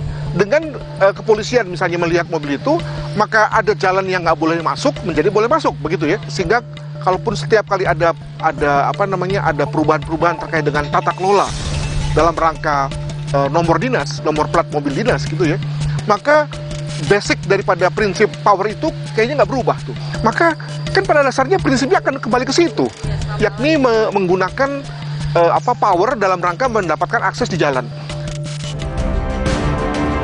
Lantas, bagaimana cara meredam maraknya plat dinas palsu? Jadi kalau dia memaksakan dirinya untuk menghindari ganjil genap, saya tegaskan juga di sini bahwa nomor khusus ini tetap diberlakukan ganjil genap. Kami akan tetap melakukan penilangan.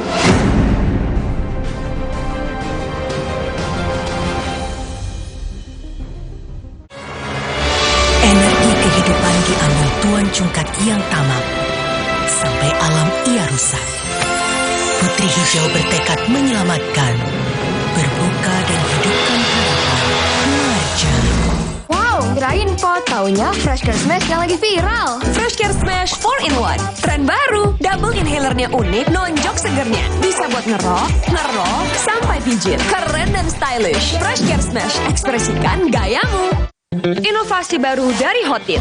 Hotin Go. Oles, go. Roll on, go. Pijat, go. Nggak sentuh langsung, nggak bikin tangan panas. Hotin Go. Hotnya in, langsung go. Vamos a equipar esos. Ah, mira.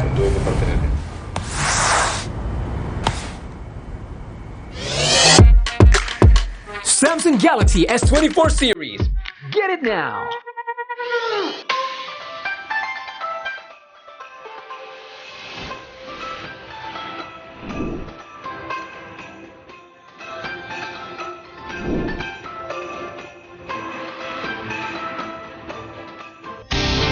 Jalan yuk. Usia nambah, gerak susah ya. Kesehatan sendi harus diperhatikan. Rajin gerak badan tak berlebihan. Bila perlu, minum Well Move. Diproduksi dengan teknologi modern, higienis, dan halal. Well Move, bergerak itu nikmat. Untuk membantu atasi capek, pegal, dan nyeri otot, pakai Hotin Cream. Kalau untuk meredakan nyeri sendi, rematik dan keseleo, nah, itu pakai Hotin DCL baru. Bahan aktif DCL-nya efektif mengobati rematik, linu, dan nyeri sendi. hotnya Hotin banget deh. Hey guys.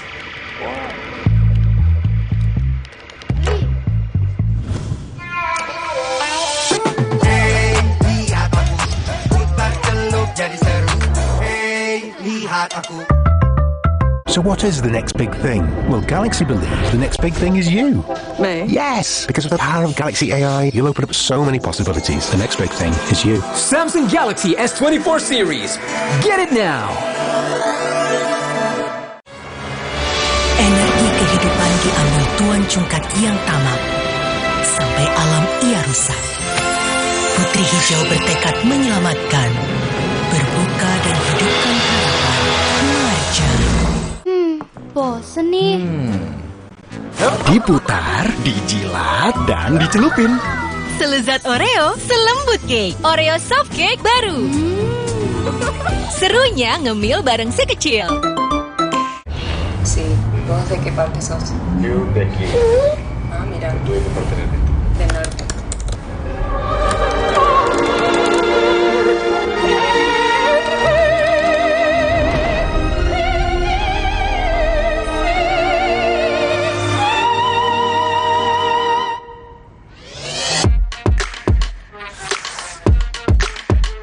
Samsung Galaxy S24 series. Get it now! Nama saya Yanti. Saya bekerja sudah 27 tahun di pabrik Aqua yang didirikan Pak Tirto. Kami betah, soalnya Aqua selalu kasih 100% buat kami. Aqua juga jaga sumber airnya supaya 100% murni.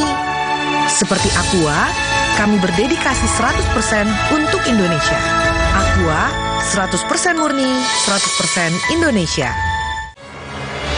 Energi kehidupan diambil Tuan Cungkat yang tamak, sampai alam ia rusak. Putri Hijau bertekad menyelamatkan, berbuka dan hidupkan harapan. Marja.